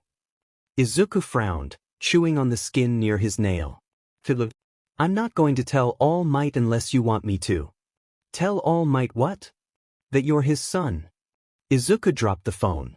What? He said faintly. How had he come to that conclusion? When had he come to that conclusion? Izuku realized his breath was coming in short bursts. He had no idea how far back he'd have to jump to undo Aizawa coming up with this conclusion. Me might even have to go back and undo saving All Might. That wasn't an option. Izuku's father was dead. He'd been dead for 15 years. Or 5, or something like that. It wouldn't be like he was betraying anyone if he let this continue. Except that he would be lying to Aizawa. God knows what All Might would say when Aizawa brought his theories to him. He'd been amused whenever they came up in the past, But this Yagi Toshinori didn't even know him. He leaned over and picked up the phone and put it back to his ear, sliding down the wall to sit on the floor. Several posters came with him as he came to a rest on the floor. One of them being the only candid shot of All Might from the wall.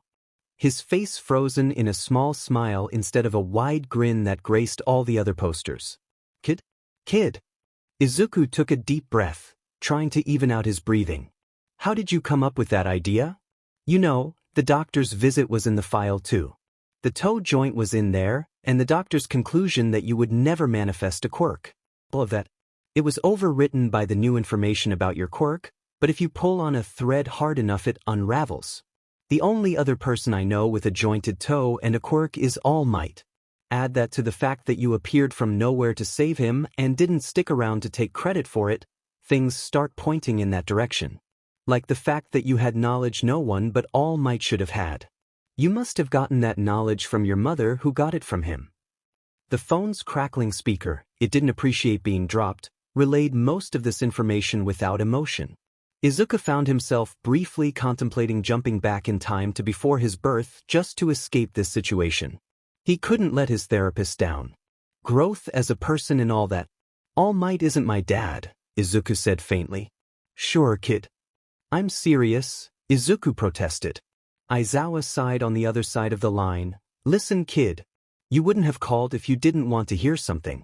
If you don't want to talk about All Might, then I've got no idea why you called. Out with it. He didn't remember Aizawa being this irritating to deal with when he was a teacher. I need your help. There's someone that I need to help, but I'm not old enough to get people to listen to me. It's serious. If Aizawa was surprised by the request, his voice didn't betray him. How serious? Serious like the number 2 hero having an illegal quirk marriage, abusing his wife, and training his 6-year-old son into the ground trying to make him into a weapon. Izuku heard ambient noise from the other side of the line.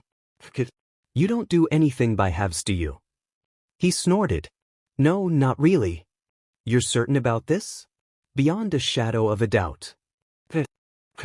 I have some contacts. Yaoyorozu Ayako is a family lawyer from a pro-hero background. I know her pretty well. She should be able to meet with Todoroki's wife without raising much suspicion. Do you know if she'd be willing to testify? Izuku ground his teeth. I don't know. She's been suffering at his hands for so long that I don't know how mentally sound she is anymore. If you talk to Todoroki Fuyumi, she might be able to shed some light on things. She's the oldest of their children. She wants to be a teacher. I'll see what I can do. Don't do anything rash, kid. The line went dead, and Izuku flipped the phone closed. His heart was pounding a mile a minute and showed no sign of stopping soon. He looked up into the dark ceiling of his room and let himself slide completely onto the floor. He pulled the comforter off his bed, wrapping himself up in the red, blue, and yellow patterned fabric laid out on the floor. What if it wasn't enough? What if he was failing Shudo? He couldn't bear the thought of failing him for a second time. Moments flashed in his memory. Shudo laughing in the common room of the UA dorms. Uraraka floating a bowl of popcorn over to Tenya and it going everywhere when it bumped into Hagakure's knee. Tsuyu catching the bucket with her tongue. Mina tripping Siro and Denki when they ran into the room to see what was happening. Hundreds of late-night conversations. Dozens of pizzas. A handful of minor injuries and embarrassing stories. Happier times. Times that he might never see again. Would they all grow up to be the same people they once were? Katsuki wasn't. Izuku didn't think that he was either. Worse than that were the thought he tried his hardest to banish. The fear that Shudo never love him in this life. Without his father, Shudo would be free to choose his own path. One where they might never meet. Izuku tried to tell himself that it wouldn't matter as long as everyone was safe, but even in his own sanctuary away from the world he had to admit the idea of a life without most of his friends, a life without his family wasn't one Izuku wanted. He wasn't sure if he could bear it. You're doing the best you can, he whispered furiously to himself. He didn't believe it. The four of them had a plan to build snow forts and go over strategy vis-a-vis a snowball fight. No quirks, only brain power and agility. They'd planned very carefully so that they could go warm up at Katsuki's house afterwards. Mitsuki had promised them all hot chocolate. I have a secret to tell you guys, Tenya said as they all walked into the snow-filled clearing they claimed as their own. I'm a boy. He looked to the other 3 boys for a reaction. Hitoshi seemed to accept the statement at face value, giving only a simple, okay, as his response. That wasn't entirely unexpected, given that he had 2 moms, one being a therapist and the other being purple. Katsuki on the other hand looked confused, making Izuku tense up, crumbling the snowball he was holding into fine powder. Were you not a boy before? He said after a second. Tenya looked flustered. What do you mean? Marimo's always called you Tenya-kun, so I thought you just liked to dress like a girl. I was a little confused, but I figured it wasn't any of my business. Katsuki shrugged as well. There was more than a hint of Mikoto in Katsuki's words. The snow fell from his hands uselessly. He was worried over nothing. On one hand Hitoshi was raised by Mikoto, and on the other Kaken had probably brought it up to her if he was confused by it. Tenya looked nervously to Izuku and waited for the other boy to say something. He stepped forward to give his friend a big hug. Thank you for trusting us, he said, stepping back quickly in case Tenya wasn't comfortable with the contact. Transgender issues had come a long way after the development of quirks, with people manifesting all sorts of extraordinary mutations. Older prejudices fell to the side. Not all of them, of course. Deviations from the norm were still viewed with suspicion, but it was progress. His first childhood had been proof of that. It still would have been a scary thing to tell people, which is probably why Tenya hadn't brought it up later in life. There was a long stretch of silence as no one knew what to say. It itched up Izuku's spine like ants. I have a secret too, Izuku blurted out. He immediately slapped a hand over his face, damp mitten leaving a chill of melted slush on his skin. That wasn't what he meant to say. Everyone turned to him, and he laughed nervously. Now he had to say something. He grasped around for anything to say other than the fact that he was from a decade in the future. Well, there was one thing he could say that wasn't incriminating. Izuku cleared his throat and rubbed the back of his neck. More melted snow dripped down the back of his shirt. I'm working with a pro hero, he said. No way. Kaken yelled. What does a pro hero want from you? Hitoshi asked, idly making snowballs to prepare for the fight if it ever happened. Well, I found out another hero was doing something bad to their family, and no one would have believed it coming from me. So I told this hero so he could do something about it. Izuku was satisfied with what he'd come up with. It was vague. It didn't include the use of his quirk or any of Aizawa's suspicions about Midoriya's parentage. Are you sure this hero's legit? Kaken grumbled. Tenya also nodded. What if they already knew what the bad hero was up to and they were covering it up? He pretended to consider their concerns.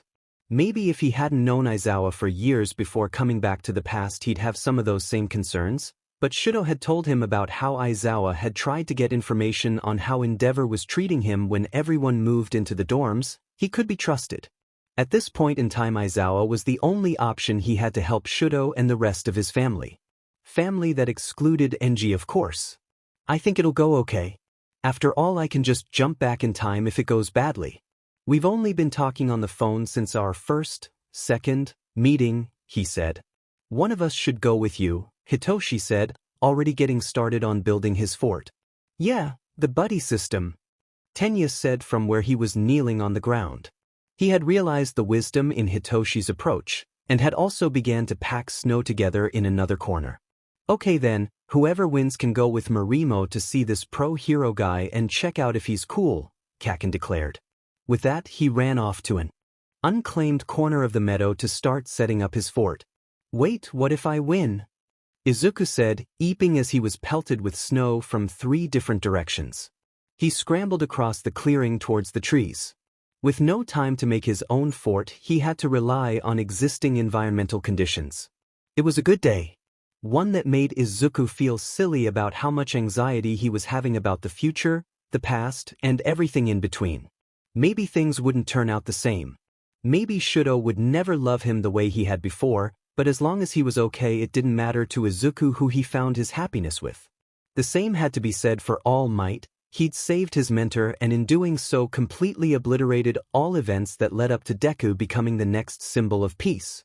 In fact, he was starting to forget how horrible it had been to see his mentor push past all of his limits, coughing up blood and still trying to save everyone. If Izuku learned anything from All Might, it was that determination was a superpower all on its own. That no one should ever have to hold up the entire world's hopes on their shoulders. It didn't work. There had to be a better solution than someone being a living sacrifice that carried the burden alone. If there wasn't a solution, he'd make one. In the end, Hitoshi thrashed all of them with his superior planning skills, and the fact that he wasn't accidentally heating up the air and melting the snow around him like Tenya and Katsuki were. Aizawa's house didn't look intimidating on the outside. It was a simple 2-level home, done up in gray and green. A lonely home on a side street full of cafes and other small businesses. The only indication Izuku had about the house's owner was the matching address that Aizawa had given him during their last phone call, and the presence of 3 cats lounging around the small fenced-in area in front of the house. There was no way that Izuku was just going to leave saving Shudo up to the adults. That didn't work well last time. It would be stupid to assume everything would work itself out. Working with it from the background with Aizawa Shoyuda was the best compromise he could make with his current abilities. So he stood in front of Aizawa's house, holding Hitoshi's hand.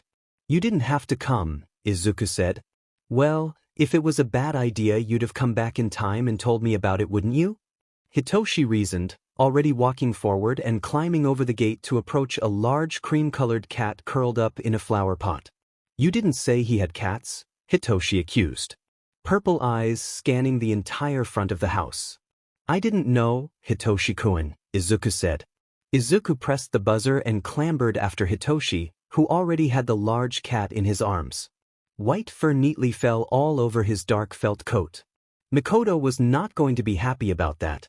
"Oh my god, isn't that the cutest?" Izuku and Hitoshi turned in tandem to look at the blonde man at the front door who had yelled in English. "Nekana, come here, there's a mini-you in the yard." Yamada Hizashi stood in the door, clad in sweatpants with his hair pulled up into a bun behind him. Izuku leaned over to Hitoshi and whispered, "That's Present Mike." Mike stepped to the side so Aizawa could look out the front door, cat sweater a huge departure from the black shirt he normally wore. He almost giggled at the sight of his sensei in pastels. Aizawa's eyes softened. "Well, come inside, you're going to freeze out there." Hizashi led the way into the house, whispering to Aizawa, "I thought Menthol didn't like anyone but you." "She just has good taste," Aizawa said simply. All of the cats from the front slipped through the door behind them before it closed. "You can hang your coats anywhere there's a free spot," Aizawa said, nudging piles of books out of the way. There were a wide variety of fiction and nonfiction. Most of the titles were unfamiliar sounding or in English. The cat, Menthol, lolled in Hitoshi's arms as he settled onto the couch. Mike disappeared into the kitchen, bringing out cups of what Izuku assumed was tea, along with a bag of cat treats, which he handed to Hitoshi. "No more than 3 for each of them. 5 will try and convince you that he hasn't been fed in 10 years. Don't fall for it," Mike said seriously. He put a hand on Aizawa's shoulder and leaned down. "If you need anything, I'll be upstairs." The living room was cozy, but the atmosphere did little to ease the awkward tension in the air. He had no idea how to start this conversation. At least Hitoshi seemed content with the crowd of cats that had him cornered on the couch. "So, Midoriya-kun," Aizawa said with an eyebrow raise. "Who's this?" Hitoshi looked up from his horde of cats, leveling a calm look at Aizawa's face. "I'm Shinso Hitoshi. My quirk is brainwashing. I like heroes and cats, and I don't like two-faced people." If Izuku said this hero was doing bad things, then he was. "My mom says that he's never lied to her, and I don't think he's ever lied to me." Izuku had to suppress a wince at that statement. It might be true, but to be honest, he hadn't been keeping track of all of his lies, whether they were told by omission or otherwise. Even if it were true, which he wasn't sure it was, he was keeping a lot of information from everyone except his mom and Hitoshi's mom. Aizawa set aside the cup he was holding, clasping both his hands over his knee. "You know what, Hitoshi-chan, I think he's telling the truth too. Endeavor is not, and has never been, a good man. A passable hero, yes, but never good." He leaned forward conspiratorially, "And that's why he's never going to be the #1 hero, because the people that hold that spot, they're truly and genuinely good. Izuku was starting to wonder if this was another mistake, but Hitoshi didn't seem to notice the way Aizawa looked right at Izuku when he said that. So I take it Yaoyorozu Momo found something? Izuku said. Aizawa looked startled. Momo? No, Ayako went. Momo is only 7. Izuku felt his face flush and reached back to grab the thread of emotions to fall back in time a few seconds. He closed his eyes and waited for the brief glow to fade. So, did Yaoyorozu-san find anything? Izuku asked. Second time's the charm, right? Aizawa regarded him critically for a moment. She did. She said that Todoroki Miyuki told her everything. She's desperate to get her 3 remaining children away from that man. He spit the last word. She wants to go back to being Tushiro Miyuki, but she was worried that Enji would retain custody of Todoroki Shuto if she did. Each fingernail was biting into the heel of his hand. That's unacceptable, he hissed. Aizawa nodded, taking a sip from his mug. Miyuki-chan would agree with you. That's why she stayed for so long, but one of her other sons recently ran away from home. They're not sure what happened to him, but I can tell it's eating Miyuki-chan up inside worrying about him. He had a degenerative quirk. She should talk to my mom, Hitoshi said, dislodging a cat to fish around in his pants pocket before pulling out a small white square. This is her card, she puts one in my pocket every day just in case I get lost. If you ask her and tell her it's me and Izuku that told you to call, I think she can dash, Hitoshi made air quotes, pull some strings. The pro hero leaned over to take the card, inspecting the number on it. What kind of strings? Hitoshi plucked the cat back off the floor and settled it back on his lap with the others. Stuff like how you're not supposed to see patients outside of the office and for free. She's done it a few times before. Like when she meets someone at a cafe to talk with them when it's an emergency. The hero nodded, pocketing the card. I'll see if she's willing to see Miyuki-chan. It would help if she could be found well enough to testify. Because this involves a prolific pro-hero, the divorce proceedings will be made by district court, not mediation.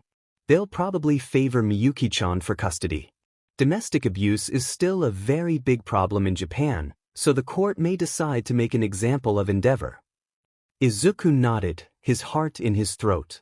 It's not a perfect solution yet, but if we can prove it's Endeavor's fault that Todoroki Kudai left home, it'd be getting close. Aizawa said, taking a long sip from his mug.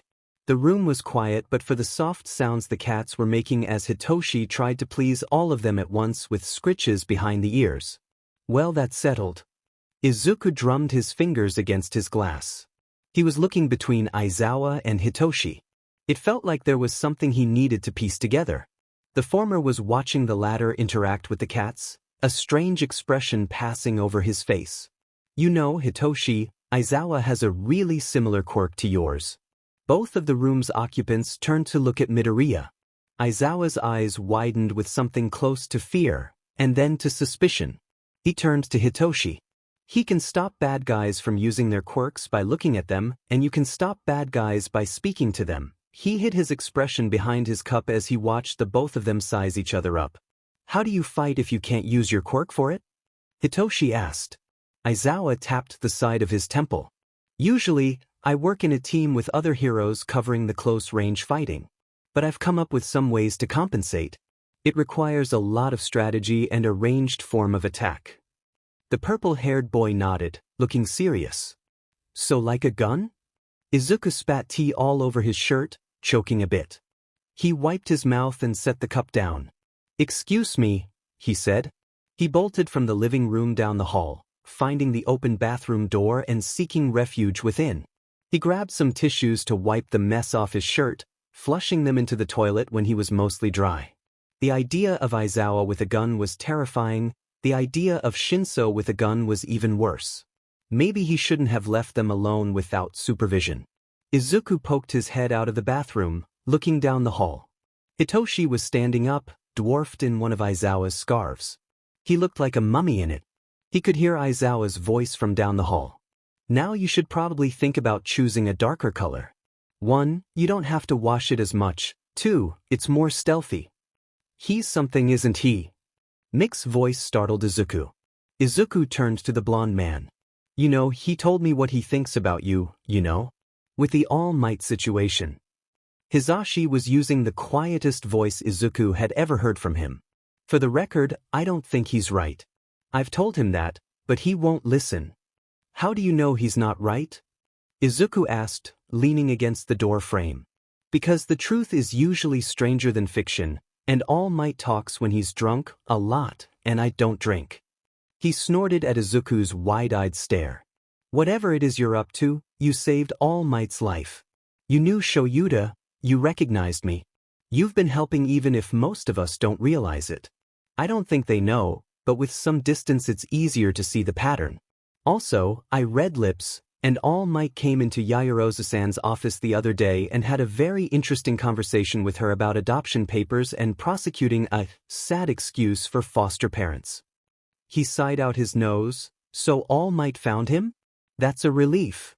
Hisashi bobbed his head. It was also interesting how one Midoriya Inko had already filed a missing child's report on him, under his birth name. When had his mom had time to do that? Sure, it had been a few months, but she worked full-time. Hisashi continued, whatever's going on, you've found yourself involved in a lot of other people's problems. I know they say relativity affects space, light, time, and gravity. That's a lot of things to keep track of. I don't remember you being this wise, Izuku accused. Hisashi laughed. What? Who did you think all these books belonged to? Certainly not Shoyuta. I know that cat encyclopedia looked pretty convincing. They heard a crash from the living room. Hisashi shook his head. I think they killed a lamp. It's probably time we interrupted them. Shoyuta, if you're going to train, don't do it in the living room. The living room was suspiciously quiet when Izuku walked back into it. They were all standing around a lamp that was mangled on the floor. The cats were nowhere to be seen. Next time, don't aim for where the neck would be. Aizawa patted the purple boy's head. But good job. Even if this trip had been misguided, Izuku couldn't bring himself to regret it when he saw Hitoshi's smile. Trepidation filled every molecule of his body as Izuku stood in front of the entrance to his primary school. Last time it had been 6 years of torture, both because of the schoolwork and the attitudes of the other students, but this time things would be different. He had friends watching his back. Still, it was going to be hours of time wasted going over things that he already knew, every day for years to come. He couldn't imagine a worse punishment.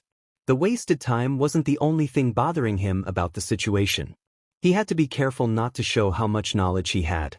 If he did, it could put his chance to change the future in jeopardy. Katsuki might believe Izuku studied the material and then jumped back in time so that he always had the answer, but that excuse wasn't going to work on anyone else.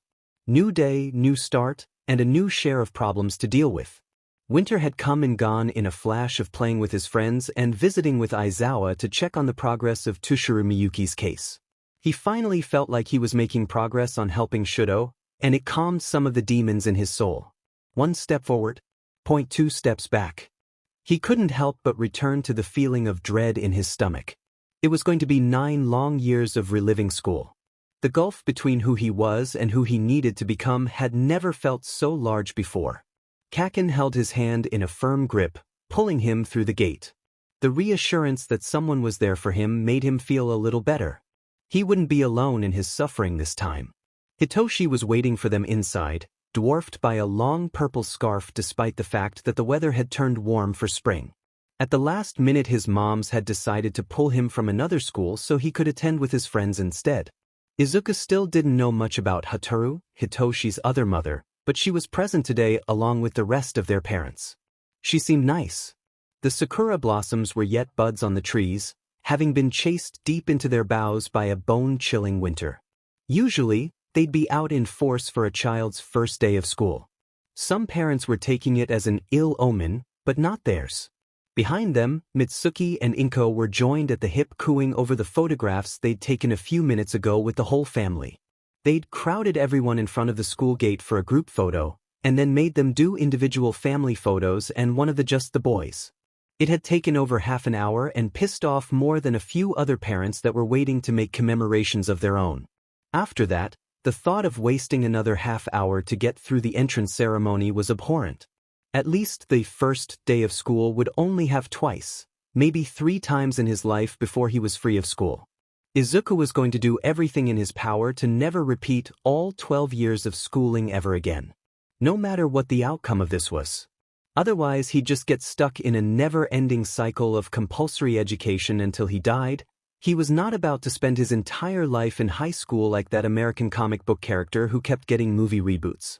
"Why don't you 3 huddle together for one last picture under the trees?" Mitsuki called out, gesturing for them to group together. With one friend on each side, he smiled at the camera and hoped that it reached his eyes. He wasn't the only one. Hitoshi's smile fell right after the flash. "It feels wrong that Tenya-kun isn't here," he said quietly. Izuku could only nod. Tenya's father had gotten a new job, and Tenya had moved away at the last minute. Logically, Izuku figured something like that must have happened, because he had no memory of Tenya attending the same school as him before UA. It would have been nice to keep everyone together, but Izuku knew that wasn't realistic. A lot of things could happen in 9 years. "I'm sure we'll see him again," Izuku said. "Aw, you all look so cute." "Miki-chan, look at how cute Hitoshi-boo looks." Hitoshi's stay-at-home mom was nearly fluttering in the air in excitement. She darted forward to mess with his hair again, trying to get it to lay flat. "Mom, I'm not a kid anymore, you can't keep calling me Hitoshi-boo." Hitoshi pulled his scarf over his head to hide from his overzealous mom. As if Hataru had released the floodgates, Mitsuki also rushed forward to rub some soot off the side of Katsuki's nose. She committed to the losing battle, vigorously wiping at his face even though she knew he was likely to explode another 4 times before lunch. As she scrubbed at the spot with her handkerchief, Katsuki's face went through the entire range of human emotion and landed on exasperation. Inko simply gave Izuku's head a pat, turning to the Hitoshi's parents. "Mikoyan, Tarisan, it's good to see you both." Mitsuki looked up from her work on her son's face. "Yeah, it's so rare you're both in the same place at the same time." Shinso Hataru beamed at the other 2 women. "You know how it is, my Miki-chan's always busy with her work, now more than ever. In fact, she's got to rush off to another meeting right after this." Mikoto looked down at her watch in shock. "Why didn't you tell me it was so late? I've got to go." She kneeled down in front of Hitoshi. "I love you, behave, don't let your friends get you into too much trouble, and be safe." She kissed his forehead, stood and turned to kiss her wife, then walked back through the gate with her phone out, already tapping away at it. Izuku's ears caught a soft sigh from his left where Hitoshi stood. "Anyway, we should all let you go through the doors now, I guess," Mitsuki said, finally relinquishing her hold on Kaken. His father was standing farther back, taking video of everything. All of their parents, minus Mikoto, retreated to the gate. They waved at their children as a group, Inko supporting the more emotional ones with gentle reassurances. Kaken's mom was crying, and Hataru was providing her with tissues from her purse. Izuku leaned over to Katsuki. "If they're this bad on the first day, just think of how bad they'll be on graduation." The blonde boy groaned. "I don't even want to think about it. That's years away. Let's just get this entrance ceremony done and go home." They ended up in the same class, against all odds, but they didn't have any time to celebrate it. They were assigned an upperclassman as a guide at the end of the ceremony, which kept them split up until lunchtime. Katsuki laid their claim all over the ground in front of the largest tree in the courtyard, scattering all his possessions around until Hitoshi and Izuku found him. His bento still closed, Izuku felt a flash of affection as he realized Katsuki had waited for them to show up before eating. He didn't look great. The edges of his cuffs had been blackened between first period and now. Either something had set him off or embarrassed him. One of the two. Katsuki rubbed the back of his. "Ugh, Chihaya-senpai just wanted to show me all of the clubs. Like first-year students are supposed to be thinking about that kind of thing. We're only 6 years old, who cares about sports?" He revised his assessment of Kaken's morning. It was obvious his senpai had stressed him out and annoyed him. She was playing a dangerous game if she was angling to get Katsuki on a sports team or into a club that didn't have anything to do with heroes. Izuku and Hitoshi nodded, sharing their sympathy. Katsuki had gotten assigned one of the more energetic upperclassmen as a guide. Their orientations had been almost entirely unremarkable. Nakamura-senpai showed me how to break into the roof, which was cool, Hitoshi mused. To be honest, I wasn't listening to Hanamura-senpai at all, Izuku admitted. It wasn't like he'd forgotten his primary school experience, he'd spent a large portion of his life here and he hadn't repressed all of it, yet. Speaking of repression, they had class introductions after lunch to look forward to. It would be different this time, now that he had a quirk to his name during roll call on the first day. Do you think our classmates are gonna like us? Izuku said, poking daikon radishes around his bento. Kaken sat up, grass falling out of his hair. Who cares? We're gonna be heroes someday. Whether they like us don't matter. But Aizawa-san says that only good people become the best heroes, and good people care about others and their feelings, Hitoshi said, adjusting his scarf. Okay, so how do we get the rest of our class to like us? Katsuki said, finally opening his bento. They all looked at each other for a bewildered second. We could bring some kind of treat for the class? Hitoshi said. Katsuki shook his head. Nah, that would make the kids from the other classes dislike us. Bribery doesn't last long anyway, Izuku said. We don't need to come up with an answer now, do we? Can't we just, I don't know, be nice to people? Katsuki said. The irony of that made Izuku inhale some of his rice. Hitoshi rolled over to thump Izuku on his back until he stopped coughing. He waited until Izuku finished to speak. We can't be pushovers either, and we can't get in trouble. I'm not explaining that to our parents. Their teacher was a kindly-looking woman in her 40s, with short brown hair and long curved horns spiraling away from her head. We're going to go through class alphabetically and introduce everyone. Please stand when you give your introduction, she said, stepping to the side of the green chalkboard. Izuku tuned most of the proceedings out, he'd heard it once before. Bakugo Katsuki stood when called, looked put upon and announced his quirk with a bang before sitting back down. It was a simple introduction, but one their classmates were unlikely to forget. Midoriya Izuku? He stood, even though he didn't want to, and looked around the class with a small smile. Present, my quirk is zero relativity. He provided no demonstration and the rest of the class looked uneasy and confused. They would live with the disappointment of his mystery. He wasn't about to demonstrate his own ability by traveling back in time and announcing everyone else's quirks. That's not what All Might would have done. If he thought the class looked uneasy at his introduction, he wasn't prepared for their reaction to Hitoshi. Shinso Hitoshi? His purple-haired friend rose, sighed, and looked straight ahead. Present, my quirk is brainwashing. The entire room broke out into a furious buzz as he sat back down. Izuku caught his eye and tried to convey a smile of reassurance. Kaken just scoffed and simmered quietly. Izuku was privately grateful that Katsuki didn't cause a scene over everyone's reactions. There wasn't much time for people to react before the teacher steamrolled over all attempts to interrupt the introductions to get to her lesson before school let out. It seemed like they would make it through the first day of school unscathed for the most part, until it was time to go home. The only way out was through a large group of loitering students, everyone talking about their first day, trying to find their friends from other classes. It was a disorganized mass of people that took a while to weave through. Hey look, it's that villain kid with the brainwashing quirk. Izuku whipped around and zeroed in on the person who said those words. It was a boy their age, unremarkable in appearance, but Izuku couldn't help but compare him to Minoma Nido from Class B.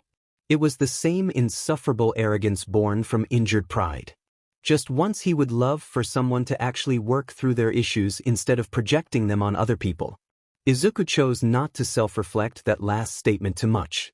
His hands clenched and he stopped himself from retorting, but Kaken looked ready to jump into a fight. Cooler heads prevailed when Hitoshi put a hand on each of their shoulders. Come on, Izuku, don't go back in time. It's not worth the headache, let's just go. Kaken, think of how mad your mom would be if you got expelled for exploding someone on the first day. It was only because Hitoshi bodily pushed them out the door that they made it outside before Kaken lost control. How dare they? Kaken barely made it a step outside the school's front door before blowing up.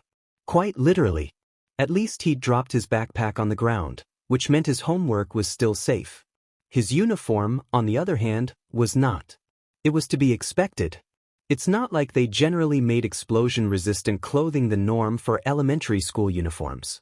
Still, Izuku didn't envy Kaken the lecture he would get at home. Hitoshi shrugged. Don't worry about it. People fear what they don't understand. Look at how they reacted to Marimo's quirk. They were just as hostile, Izuku offered. Yeah, hostile. Izuku picked Kaken's bag off the sidewalk, slinging it over his other shoulder. They had convinced their parents to let them walk to Izuku's house where they would work on their homework before their parents came to pick them up. At least Hataru wouldn't have to see Hitoshi's expression right now. He was putting up a strong front, an attempt at a facade, but Hitoshi couldn't pull off blank-faced indifference yet. Blank-faced indifference, that gave him an idea. Kaken, put a lid on it. I've got an idea. Izuku walked ahead and turned around so he was facing both of his friends. How about we don't go straight home, he said, leaning forward. That caught their attention. Kaken's miniature explosions cutting out with a sputter. Where would we go? Katsuki asked. He smiled. Just follow me. You could have just said that your plan was to go to Aizawa-sensei's house, Hitoshi said as they walked up the road. Kaken hasn't been before. It's a surprise to him. Okay, but what's the big deal about this hero guy? You've mentioned him before, but I've never heard about Eraserhead in the news before. If he's as good as you say, then wouldn't we have heard about it? Kaken asked. I have heard of him, and so has Hitoshi-kun. It's not our fault if you don't pay attention. The gate was cracked open, so the boys headed straight up the short path to the house and opened the door. Right into the startled face of All Might. Young Marimo! All Might boomed. Shit. Izuku jerked backwards without a second thought. His foot slipping off the step as he reeled back out of instinct. It was only when he realized he was literally falling that he made the conscious decision to metaphorically fall back as well. And suddenly he was standing in the middle of the road, with a fresh headache and eyes that glowed in the late afternoon shadows. But I've never heard about Eraserhead in the news before. He grabbed his friends' backpacks and yanked them to the side of the gate. He pushed them both down and held a finger to his lips. Within the shadow of the brick wall, it was even more obvious that his eyes were glowing. Izuku watched the replay in his mind as the other version of him reached out to open the door, the sound overlapping with the sound of the door opening in his current timeline. It made his headache substantially worse. He couldn't be seen by All Might. He would ask Aizawa who Izuku was, and while Aizawa had promised not to bring his concerns to Toshinori, he wouldn't lie to him when asked a direct question. Right now his anonymity relied on a fragile balance between All Might not knowing to ask in the first place, and Aizawa and Yamada playing it cool about who tipped them off to Endeavor. Izuku heard All Might's distinct booming voice. Thank you for your help, Shida-kun. Yours as well, Hizashi-kun. I never thought I'd be thrust into a position like this. I'll be sure to call this Dr. Shinso you recommended. Izuku felt Hitoshi seize up beside him at the mention of his mother. Tenko-kun deserves whatever I can provide. I'm going to go pick him up from the hospital now. They should be done with the cast. Kaken had a death grip on his backpack, strangling the straps where they were wrapped around his wrists. And if you need my help on Miyuki-san's case, just ask. I'll give it in whatever capacity. All Might walked through the gate without looking back. He wasn't in his hero form. Not that it made much of a difference. He was still huge. His hair was held back by a bright green headband that looked oddly familiar. No one moved in the shadow of the wall until All Might turned a corner out of sight. Holy shit, Izuku said, collapsing against Kaken's side. Marimo, was that, you know who? Kaken brought his fingers up to his head and made little bunny ears in the front. Izuku nodded. All three boys screamed as something jumped on them from the top of the wall, the dark shape fleeing from the noise as soon as its paws hit the pavement. Well, at least you didn't mob him, Aizawa said sagely from where he was leaning against the door. How'd you know we were here? Kaken shouted as they all peeked around the brick wall. Aizawa pointed to the wall, and they boys craned their necks to see around the gate. On the other side of the bricks, 3 of Aizawa's 4 cats milled around the wall, meowing at its gray facade. The 4th cat, 5, launched itself back to the top of the wall, using it as a springboard to get to Hitoshi's head, his original target. Hitoshi caught the cat with an oof. You three might as well come in, I've got more tea. Aizawa said. Hitoshi dropped his backpack on the ground in favor of collecting all the cats in his arms that he could possibly carry. Kaken scooped it up off the ground before Izuku could step forward. He noticed Izuku staring at him and shrugged in response. When they walked through the doors, Hitoshi was already on the couch, ensconced in a fortress of cats. Kaken dumped both bags by the door, and Izuku hung back to grab everyone's homework and take it into the living room. So why are you two here? Who's the third? This is our friend Kaken, Bakugu Katsuki, Hitoshi said, accepting his homework papers when Izuku handed them over. Katsuki was reluctant to take the worksheets, but did so after minimal prodding. I wasn't sure if you knew my actual name. Even if I didn't already know it, we had class introductions this morning. Oh right. Besides, you're the one who keeps giving out nicknames, Hitoshi shrugged. A cascade of meows followed the movement as one of the cats slipped off his shoulder and onto one of its siblings. That's wonderful, but it doesn't tell me what all three of you are doing here. Aizawa said, getting the standard fare of snacks and tea from the kitchen. He returned with enough mugs for everyone and passed them out. Hitoshi was the one to break the silence. The other kids in class, they didn't like my quirk.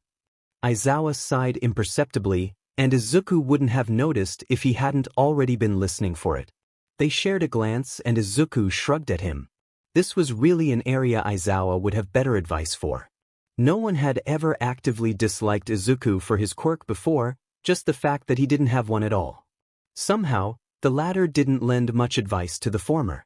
Settling down on the floor near the coffee table, Izuku set to work doing all of his homework as quickly as he could while Hitoshi and Aizawa spoke. The discussion faded into the background as his hand flew across the worksheet.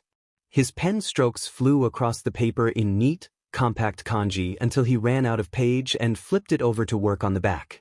Unconsciously, his hand reached out for the next worksheet when the first was finished and paused when all his hand felt was empty would where they should be. He looked up to find everyone in the room staring at him, Hizashi holding the rest of his worksheets hostage and bending over to look at what Izuku had written so far. The blonde hero plucked the worksheet from his hands and gestured with it to Aizawa. They were doing the thing where they had an entire conversation via eyebrows. Kaken scooted up to the edge of the couch and looked at the sheet as well. Damn Izuku, I knew you were smart but this is crazy, I can't read half of these kanji. He must be shocked to use Izuku's real name instead of his nickname. Language, Aizawa chastised, still scanning over the worksheet. A hot blush burned on Izuku's face. I just wanted to get it done fast, I've got a headache. And leave your friends behind? Hizashi needled him, handing the other worksheets back and passing the finished one back after Aizawa read it. No dash, Izuku denied it out of reflex, but wasn't that exactly what he was doing? He had friends, but he hadn't confided in any of them. Not really. He was basically lying to them all because he couldn't bring himself to burden them with everything. How was he supposed to explain everything? When had he made the decision that keeping secrets was the best course of action? I can't dash. When had he started crying? It felt like all of his pent-up emotions were escaping through his eyes. When was the last time he had cried like this? Had he cried in the last 6 months outside of the lonely nights where he mourned everything he had lost? He'd been such an emotional kid the first time around, it was no wonder that his mom so easily believed he was a completely different person. He would have never been able to hide it from anyone who already knew him. Hizashi was right, even if he didn't know it. Izuku had left all of his friends behind, all of his dead friends. The ones he'd pushed out of his mind because their tragic demises technically hadn't happened yet. Did that mean that their sacrifices were made in vain because he didn't recognize them? Their bravery had to mean something, it had to. Everything was crashing down around his ears. He wanted to jump back in time and undo everything. Escape the sword that hung over his head every day, swaying with his every choice. Why had the universe left everything up to him? Was this the burden of peace? Could anyone ever be ready for a burden like this?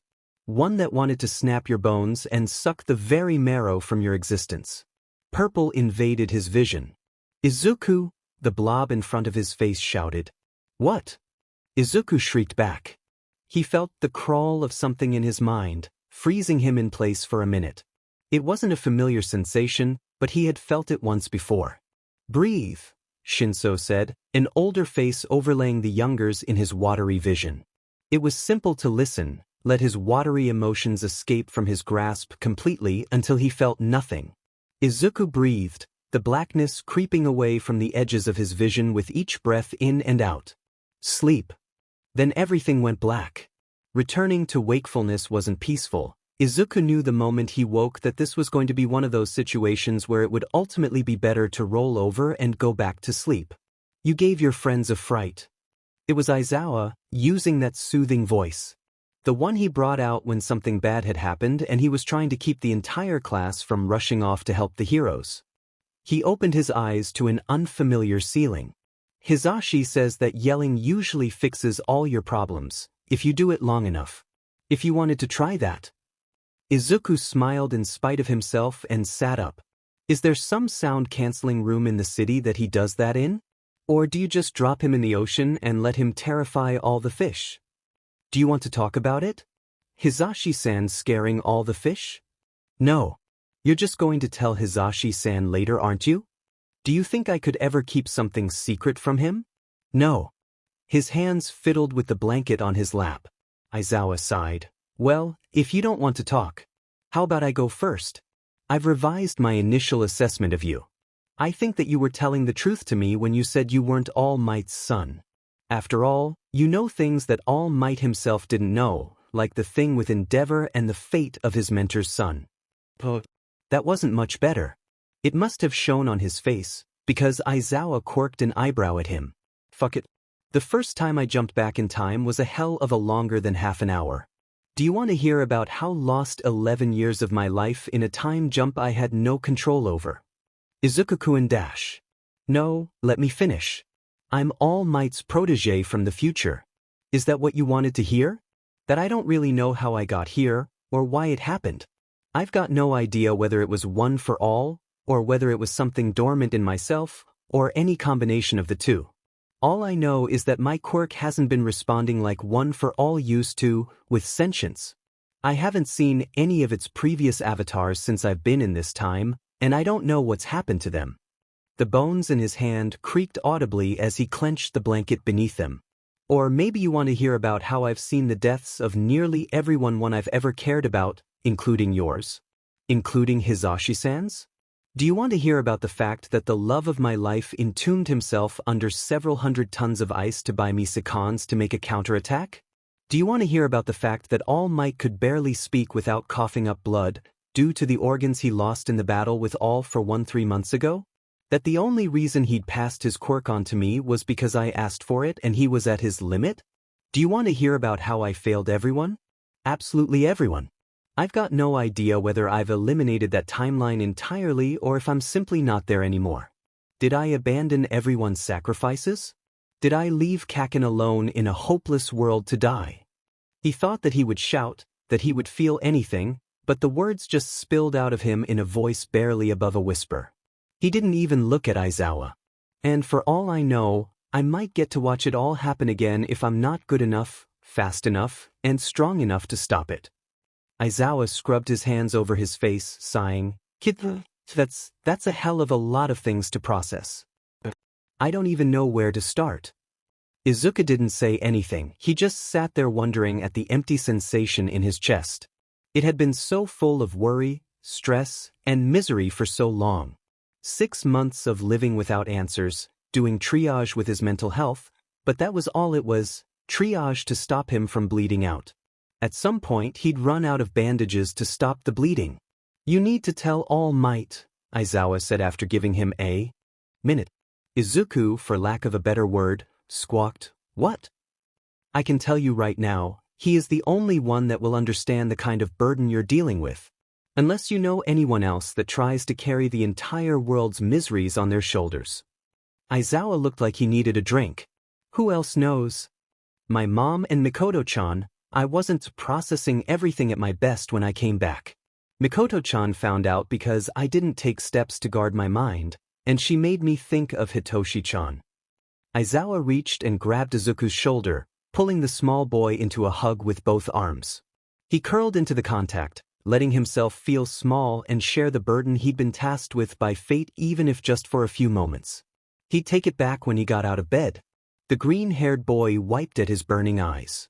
"What are the chances that everyone isn't right outside that door eavesdropping on me?" Izuku said with listing voice. "You know better than to take a sucker's bet," Aizawa whispered. He held a finger to his lips and prowled towards the door. The handle turned without a sound. The hallway behind it empty of all occupants. "Huh, guess there really are miracles," Izuku said. Aizawa raised an eyebrow at him. "Really, that's the miraculous part of this?"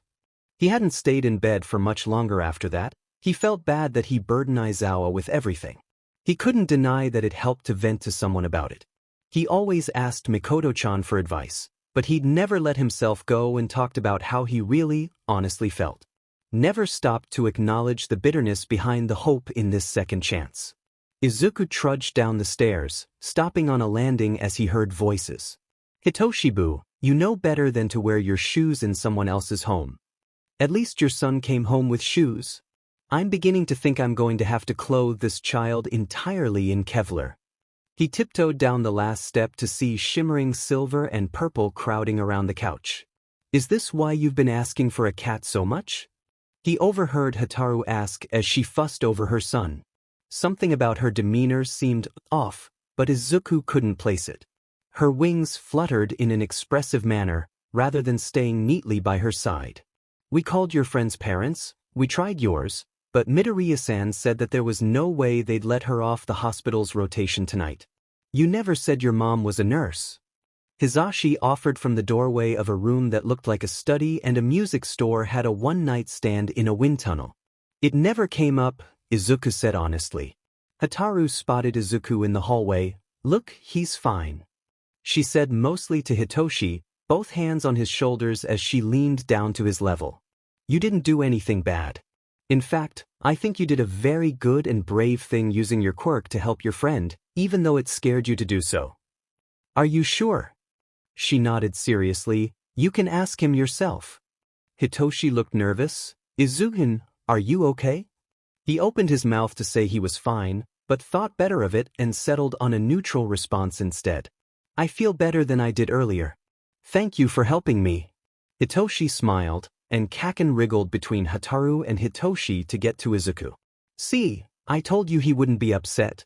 You were helping, he knew that." Katsuki pulled both of them into a hug, strategically putting his friends between his mother and himself. Izuku shot Katsuki an amused look. Mitsuki rolled her eyes at Katsuki and stuck out her tongue before she recovered her composure to address Aizawa and Yamada. "Thank you both for putting up with them. I'll take Izuku-kun home with us so Inko-chan can pick him up when she gets home," Mitsuki said, giving both pro-heroes a smile. "What's that all about?" Izuku asked Hizashi. "We may have told them that Midoriya-san asked us to look after you and make sure you all did your homework. We couldn't very well tell them that you're all sticking your noses into dangerous situations and we're here to try and keep you safe. Although realistically, they're the same thing." "Thanks, Hizashi-sensei," Izuku said, seeing right through the babble. His teacher had been worried. Well, that worry was going to skyrocket when Aizawa got a chance to fill him in. Hizashi just nodded and waved him on. Izuku took Kaken's hand and turned to Mitsuki. "I think I'm ready to go home." To say Inko looked tired when she knocked on Mitsuki's door was an understatement. She looked ragged, her hair was pulled completely out of its bun and her uniform was all over the place. The headband she'd worn to work was nowhere to be found. "Izuku!" She ran inside and kneeled down to wrap her arms around her son as soon as Mitsuki stepped aside. Today was just a hug day. Izuku was going to call it here. He was going to sleep as soon as he could and try again tomorrow. "We are going to have a discussion later," she promised him quietly, gathering up his stuff from a sympathetic Mitsuki. At least he'd managed to finish all his homework while waiting at Bakugu's house. His mom's composure only lasted until she locked their front door behind them. "Izuku, honey, I thought we were a team. Didn't you promise to do everything that you could to change the future? You can't do everything and I can't help if you're not letting me know what's going on." She leaned forward and brushed the hair out of his face. Fuck, Aizawa had definitely called her. "I know I do. I just haven't talked about this because I wasn't sure that I could." Mom, I haven't talked about certain things, like Shudo, at all since I've been here. Not until earlier today. He'd already had his share of emotionally draining conversations today. The last thing he wanted was to have another one. But his mom deserved better than a cold shoulder. Not after she'd had such a hard day.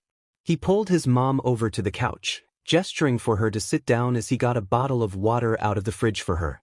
Shudo, that's the boy you mentioned as one of your UA classmates, the first time we talked, she prompted softly when he didn't resume the discussion after sitting down. Yeah, he was more than just a classmate though, much more.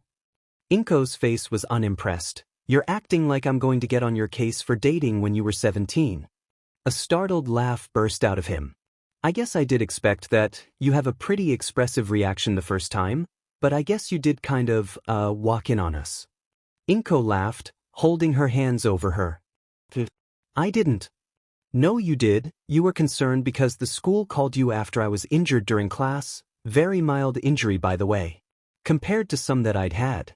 But I digress. You marched right into my dorm room. He leaned forward, some of the lethargy leaving his body as he talked. I'd never seen Shudo's entire face turn red before. I thought he was going to jump out the window to get away from the situation, but you just walked up to him as calm as can be, smiled at him, and then you thanked him for giving me what you assumed must have been a very thorough examination. He blushed so hard he caught the curtains on fire. They were both laughing, and Inko caressed his cheek with a thumb. See, you've got to talk about these kinds of things. You haven't talked about any of the happy times. He shrugged, I guess.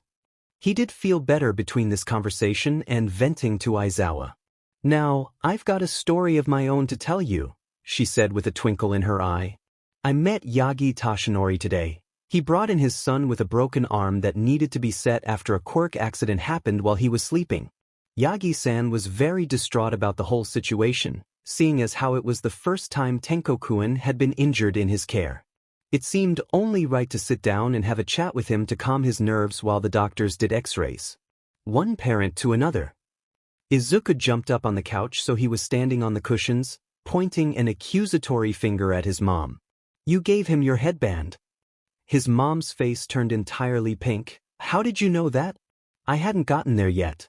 His hair kept falling in his face when he was trying to sign the paperwork, so loaned it to him and told him he could keep it. It was common courtesy. He was at Aizawa-sensei's house before we came over. We saw him on the way out but he didn't see us, Izuku said, taking his seat again. He was still wearing it then. He must have forgot he was wearing it. Yeah, sure. Don't take a tone of insinuation with me. Inko tried to remain serious, but laughed seconds into trying to keep a straight face. It had been a bad day, but it could have been worse without the people he loved, the ones he had in this timeline, being there to support him. At least his first day of school was over, and he was never, ever doing that again. The situation at school failed to improve over the first few months, but it also didn't get any worse. Most of the kids outside their class didn't think much about the three friends, but Izuku kept a close eye on the kid that reminded him of Minoma. It was almost disappointing that he didn't push his luck any further than his initial comments. There were whispered words here and there about the trio, but nothing Izuku could prove originated with him. That probably had a lot to do with Katsuki making it abundantly clear he was willing to start a physical fight every time the kids so much as glanced in Hitoshi's direction. They were a united front on that, despite how much Izuku would rather stay out of trouble. He hadn't been in a fight since he'd come back. It was the longest he'd gone without a fight since he'd turned 14, and he could use the practice. That distraction is what Izuku blamed when the results of their first exam period came back. Top of the class, Midoriya Izuku, they're in glaring black and white proclaimed across the results board in the hallway. Hitoshi and Bakogu were right behind him on the list, with Katsuki coming in third. It wasn't a surprise to see his friends at the top. They were both intelligent even if Katsuki didn't always show it, and they earned their spots at the top with hard work. He hadn't, and Izuku couldn't help but feel like he'd taken the top spot away from Hitoshi. Mitsuki tried to throw a party for them when she heard they were at the top of their class, but Inko managed to talk her out of it before she could really get going. Belatedly, Izuku realized he wasn't doing great at hiding his abilities when it came to school. No one seemed to think there was anything weird about Izuku's test results. None of the teachers brought it up to him, and he got a few scattered congratulations from classmates. One ambitious girl asked for his study guide, and he didn't have the heart to tell her he hadn't used one. Overall, school was going as well as it could, which meant Izuku was able to focus on how badly everything else was going. Working with the district court was a slow process, and it was one that he couldn't be involved in directly. Aizawa said they had enough information to move forward as soon as Miyuki felt she was well enough to testify. Not being involved set Izuku's nerves on the edge of a knife, holding his breath for things to fall one way or the other. Mikoto refused to disclose any information about another patient, so Izuku was left to pick out hints of Miyuki's progress from whatever Hitoshi overheard his moms discussing. Most of their information came from whatever Aizawa saw fit to tell them, which wasn't much. 3 kids had no real reason to be involved with the case from an outsider's perspective. To anyone else, keeping them out of the loop kept knowledge of the case from getting to the media, or worse, endeavor. So long as Izuku's knowledge of the future remained a closely guarded secret, they were left in the dark. Not that a testimony including time travel would ever be admissible in court. No one had asked him for one either. Aizawa hadn't brought up the future at all since the night when he'd learned about everything. It seemed like he was going to let their former agreement around Izuku's other secrets extend to the new, earth-shattering ones he'd learned without protest. They continued to use Aizawa's house as a mock headquarters, much to the chagrin of the 2 pro-heroes living there. Not that Aizawa could deny them anything when Hitoshi was there, the cats wouldn't stand for it. Still, they were pro-heroes, and sometimes they'd be called out together to take care of a situation, sending the boys packing to the nearest house, Hitoshi's, to continue with their day.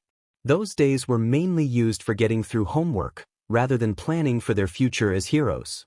Hataru was a cool mom and everything, but even she had her limits when it came to overhearing her only son plan dangerous team maneuvers. They'd all gotten to know Hitoshi's other mom over the first few months of school. She was a novelist who worked from every part of her home, carrying her small laptop with her as she perched anywhere in the house that could help her think, her spots ranging from the top of the fridge to underneath Mikoto's office desk. She said it helped her creative juices to flow unrestricted. So when the 3 boys entered the house and didn't see Hataru, it wasn't exactly unusual. They knew she had to be home, her keys were sitting on the table by the unlocked door. That was good enough for the boys. They set their shoes by the door and walked into the living room, sitting down at the traditional-styled coffee table and dumping their homework on it. What started as an unorganized slew of papers and books got sorted into neat piles, all of their work stacked together by topic. The piles helped them concentrate on each subject they were best at. Izuku would help with history, Hitoshi would help with English language exercises, and Katsuki looked over everyone's math. The system was responsible for the 3 of them getting the top 3 spots in their class, or at least that's what Hitoshi and Katsuki believed. Pens barely touched paper before Hataru bolted out of the guest bedroom and into the bathroom, speed walking back through the hallway with a bright red medical kit in her hands. The door slammed behind her before they got a glimpse of what was going on in the room. A whole sewing machine could have dropped in the silence without disturbing it. Izuku, do you want to test the recon strategy we talked about? Hitoshi asked, setting down his pen and readying his scarf in his hands. It was only a knitted scarf that probably wouldn't do much in a fight, but they weren't planning on a fight. Izuku set aside his work and marked their place in the textbook before shutting it. Are you sure? It's your house. Hataru's demeanor was setting his nerves on edge. That kind of frantic rush never bode well, but this wasn't his call. Hitoshi nodded. Izuku wanted to clarify, but everyone else was up and acting before he could get the words out. They stationed themselves around the bedroom door. Katsuki passed the door's line of sight around a hall corner. He'd watch their backs while they focused on the door. Hitoshi took up a position to the left of the door, within reach of Izuku. Wordlessly, Izuku held his left arm out for the purple scarf to be tied around his wrist. With it snug around his wrist, Izuku made eye contact with his teammates and waited for their confirmation that everything was ready. When it came, Izuku threw open the door without hesitation and stood in the doorway, eyes scanning over the entire room to commit it to memory. Hitoshi would tug on the scarf when it was time to recall after 30 seconds passed. Everyone in the room turned to look at Izuku, but he only had eyes for one person sitting on the bed. He looked tired and nervous, both expressions Izuku was well familiar with on that particular face. The young boy with a head of half-white, half-red hair and off-colored eyes was easily recognizable, even with his face was clear of the burn scar that Izuku had never seen him without. On the bed next to him was a woman with long white hair framing blue eyes. Her wrist held out for Hataru to wrap a bandage around. The scarf tugged at his wrist. Thread, emotions, fall back. He couldn't do it. Shudo looked so sad, his eyes sliding from his mother's injury to the intruder in the room. He was the intruder in this situation. Thread, emotions, fall back. He was starting to hyperventilate. Izuku-kun, what are you doing? Hataru began, turning her body to block line of sight on the guests with her wings. Hitoshi tugged on the scarf as hard as he could, wrenching Izuku to the side. Thread, scarf, emotions, overwhelming, fall back, to the side. He fell into his past consciousness like a drowning man. His eyes were burning bright enough to reflect off the white paper in front of him. He was still hyperventilating. He'd pushed further back than he meant, before they'd made the decision to see what was going on. What should he do? What could he do? He didn't have time to run, and it wasn't like he was the one that wasn't supposed to be here. Why were they here? Hataru knew they probably would be staying over at her house today. She knew, but she didn't know how this would affect him, or why it was important. He couldn't help but feel like he was the one that wasn't supposed to be here. His heart felt like it was going to burst out of his skin, and he just wanted to jam it back down into place. He wanted out of this situation. He wanted out. The lights in the house went out without a sound. Everything turned pitch black, even the gap under the curtains where late afternoon light should have leaked through regardless of power to the house. Marimo? Hitoshi? Kaken threw his hand to the side, and Izuku heard the soft pop of an explosion. It stayed dark. I'm here, Hitoshi said, reaching blindly across the table to grab Izuku's arm. Here, hold onto my scarf. He pushed the soft knit into Izuku's hands. There was rustling, a soft curse, and a worried voice on the other side of the door. Katsuki set off a larger explosion. Still no light. Mom! Hitoshi yelled, sliding on the scarf as he turned to look towards the door where he'd heard the curse from. A door opened, and Izuku heard the soft buzzing sound. Hitoshi-boo! We're at the table! Katsuki yelled. Ah, Katsuki-kun too? Is Izuku-chan with you as well? She asked. He's here. Good, you all stay put. If anything happens, crawl under the table. The buzzing got fainter. Oh good, the emergency kit is still where I left it. The buzzing sound stopped as she closed the door again, but Izuku heard the soft voices better in the dark. It's all right, Miyuki-chan, it's just my son Hitoshi and his two friends. Maybe it's related to a villain attack nearby, but nothing seems to be wrong inside the house. I can't smell anything that doesn't belong here, and none of the doors or windows have been opened. I'd feel it in the air pressure. If you say it's safe, then I believe you. It was just startling that Shudo's flames weren't creating any light. Miyuki's voice was soft, just as it had been when Izuku had gone with Shudo to visit her in the hospital in the past. It hadn't been a regular occurrence, but they tried to make it a point to visit her at least once a month. I'll do better, Shudo said. No honey, it's okay. You don't have to do better. Hataru-chan, can I have the bandage? I can feel where I need to place it. The immediate noise from around the table drew Izuku's thoughts away from the conversation happening in the other room. He hadn't explained anything to anyone, not that he was entirely sure what was going with the darkness. Well, this sucks, Kaken complained loudly. How are we gonna finish our homework now? He opened his mouth to answer, but Shudo's voice drew his attention like an arrow, even rooms away. He couldn't help but focus on it. As timbered and quiet as it was, so different than what he was used to, it was still Shudo's voice. His therapist was going to have a field day with all of this. Mom, is that Mikoto-chan's son? That was probably Katsuki-kun. His quirk is explosion. He was trying to make light for his friends to do their homework with earlier, same as you tried to use your fire to help your mom. Izuku flailed forward, wrapping his hand around Kaken's wrist before the other boy could shout anything else. Kaken pulled back at the unexpected contact, flailed his arms, and exploded out of reflex. Ouch! Izuku bit down on a swear before it slipped out. Hataru hated when they swore around Hitoshi. Kaken had no problem swearing, however. Marimo? Oh my god, holy shit, don't just grab someone that explodes. Are you okay? Mom. Kaken exploded Izuku. Kaken shrieked, it was an accident. An accident. Hitoshi yelled the addition. No, don't. Izuku flailed his good hand out, smacking the side of Kaken's face to try and cover his mouth. He couldn't reach Hitoshi across the table, but he was more likely to actually listen without Izuku taking drastic measures. I jumped back in time earlier and it's Endeavor's wife in there with her son. I think they're waiting for Mikoto-chan, Izuku hissed out, leaning towards where he thought Hitoshi was based on his yelling. Oh shit. Kaken swore again. The door opened behind them. Boys, I told you to sit still. Hataru fussed. Izuku-chan, where are you? I'm over here, he said, shuffling to the side so no one would run into the table. Her wings buzzed, but she stopped before reaching out to him. Okay, can you hear where I am? I have some burn cream and some bandages. Where did you get hurt? My hand. I grabbed Kaken trying to find him, he said, stepping forward carefully with his good hand out until it brushed Hataru-san's arm. Okay, hold it out and try not to move. He opened his hand in front of her, guiding her hand to his palm and trying not to wince when her fingertips brushed over the raw skin. It wasn't the worst pain he'd been in, but he hadn't been in pain, other than his headaches, for over a year. No fighting skills, no pain resistance, he really was starting his hero career from square one. Okay, spread your fingers out. She applied the cream on the front and back of his hand, making sure it covered in between his fingers as well.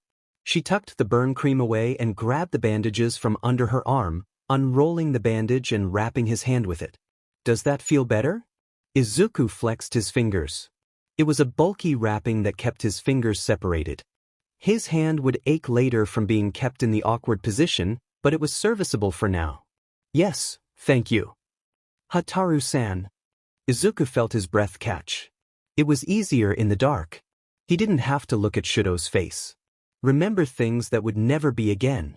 His voice didn't sound the same as when he was older. It lacked a certain calm tone that Shudo had mastered at some point before UA. I can make some ice if he needs it. Thank you, Shudo-kun, but Izuku-chan's going to be okay. Here, why don't you go sit with the other boys while your mother and I figure out what's going on, Hataru said quietly. Suddenly she placed a cold hand in his uninjured one, an action that Izuku had no time to prepare for in the dark. His lungs were a furnace fueling a blush that could power the sun. There's no way that Shudo couldn't feel it buzzing under his chilled fingertips. Squeezing his eyes shut was a moot point in the darkness surrounding them. Breathe in and out, rinse and repeat. Breathe. You two sit down at the table, all right? She said, flying back to the other room. Breathe. That I'm too sure, Shudo, Shudo said after the quiet dragged on for too long. His warmer hand grabbing Izuku's forearm to reassure that he was still there. Izuku couldn't speak. Couldn't think. There was no one here to bail him out this time. No Aizawa to intervene, no mom to cheer him up and pull him out of it, no Hizashi to make him think twice about his decisions, no Mikoto to guide him. He suddenly remembered Yagi Tashinori's remnant, a glowing light in the darkness, reminding him to smile. Shimura Nana reassuring him that he would be all right. Remember to smile, things will be all right. It's nice to meet you, Tushirkan, Izuku smiled. In the darkness one could tell that it was fake. They existed in the darkness, neither of them fully there in the still silence. Where's the table? Shudo asked after another awkward second. Oh right. Izuku took a step backwards into the void, walking until the back of his knees hit the table. Running his injured hand along the edge of the table, he guided Shudo to sit down on the unoccupied side. He cleared his throat. Tushir Shudo, this is Shinso Hitoshi and Bakugu Katsuki. Not that you can see them. Yo. That was Katsuki, Izuku offered. He's blonde and has red eyes, just to help you visualize him. Hello. That was Hitoshi, he has purple hair and purple eyes, like Mikoto-chan, if you've met her before. It's nice to meet you both. Were you doing homework? Shudo asked politely. Well, not anymore, we'd barely started on math and you can't do it in the dark, Kaken complained. I could quiz us on English vocabulary, I've got some of it memorized, Hitoshi offered. Kaken groaned, something thumped down on the table to echo around the dark room. I hate English. We might as well. It's the only thing we can work on in the dark. Shudo-kun, do you want to practice with us? Izuku asked. The endearment slipped out, as well as the use of Shudo's first name. Izuku wanted to kick himself. But no one else seemed to mind, let alone react. The darkness covered his faux pas better than any lie he could have come up with. Sure, I'm good at English. What type of words are you studying? 30 minutes passed as the boys sat in the dark, quizzing each other on English words until they ran out of vocabulary. They started sharing random English phrases that they knew just to stave off the boredom. The two mothers had given up staying in the spare bedroom and were sitting on the couch on the other side of the room. They were speaking softly with each other, but Hataru would sometimes shout out an English word for them to learn. Izuku, are you listening? It's your turn to say a word. Kaken said, poking the other boy in the cheek. Or at least that's what he meant to do.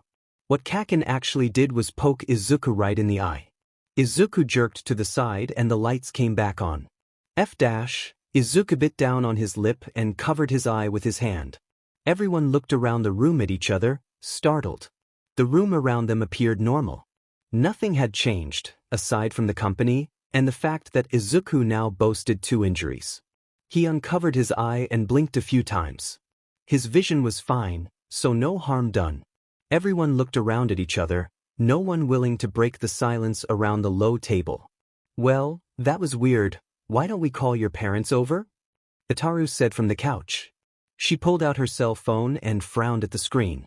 She polished the screen against the leg of her pants, bringing the phone closer to her face. What is it? Did something happen? Miyuki asked anxiously. No, it's not that. Look.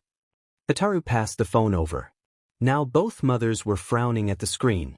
The boys, who were tired of waiting patiently to figure out what was going on, all scrambled over to the couch to see what was wrong. It's only been 3 minutes, Hataru said, showing them all the phone screen. Everyone exchanged a glance. That's weird.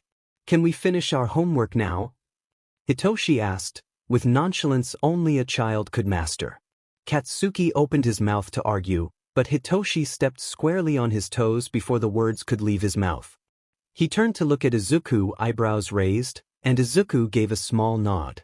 Sure, honey, Hataru waved them off, her purple fingers flying over the buttons of her phone.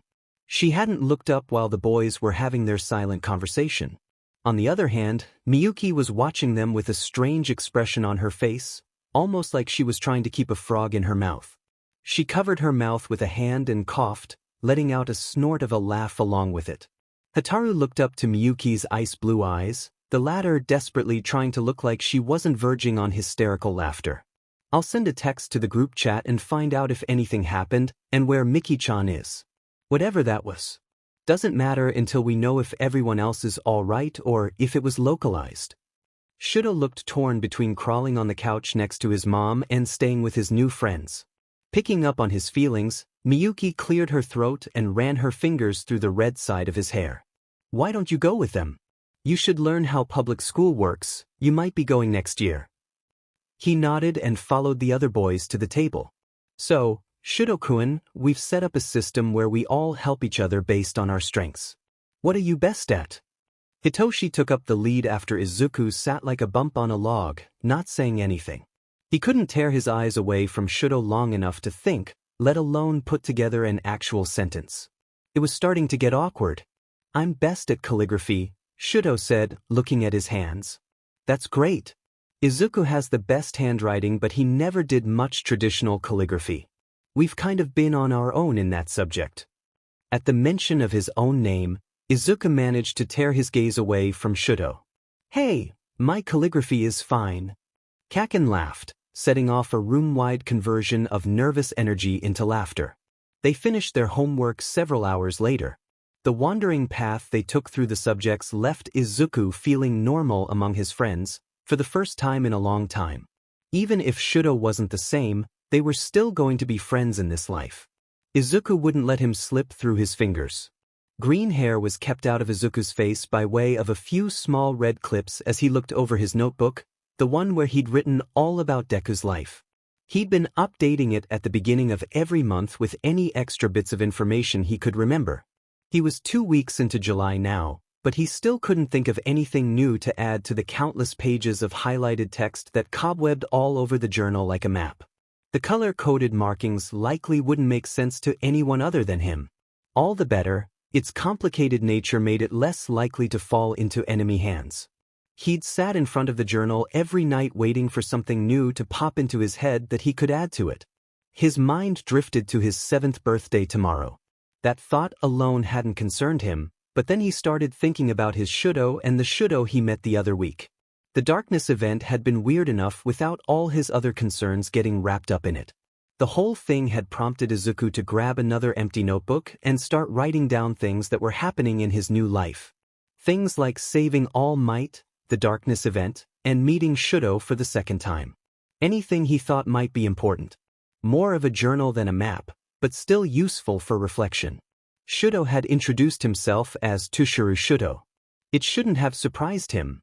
Logically, he knew the divorce was going to change some things.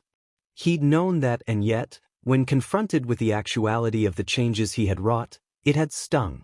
He'd spent over a year calling Shudo by the name Todoroki when they first met at UA.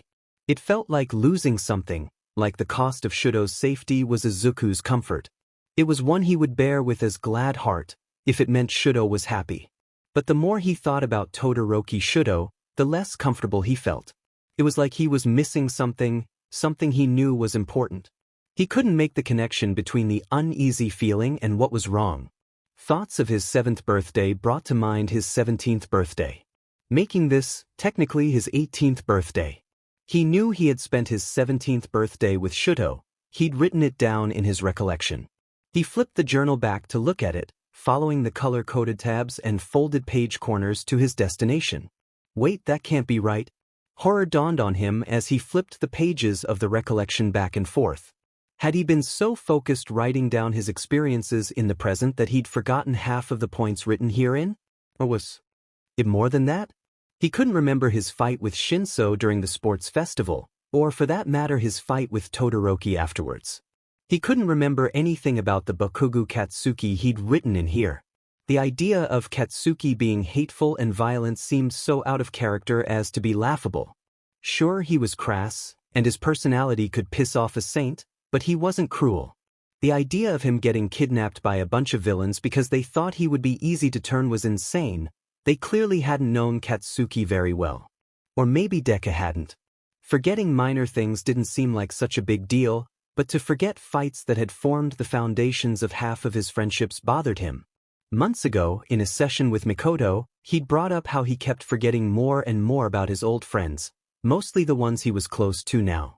There were things he still remembered about the friends he had yet to see in the past. Uraraka's laugh, the way Tsu's hands would get stuck to the ice cream container if she picked it up, Hagakure's hairpins changing every day to reflect her mood, Siro's habit of singing in the shower every morning, Kaminari accidentally murdering the television that one time. All those things he remembered with crystal clarity. The only forgotten memories were the things he'd thought important enough to write down, or worse, he'd forgotten more than he'd thought was important to write down. He didn't remember anything about Kaken in the future. He had the vague impression that he had been mean and arrogant.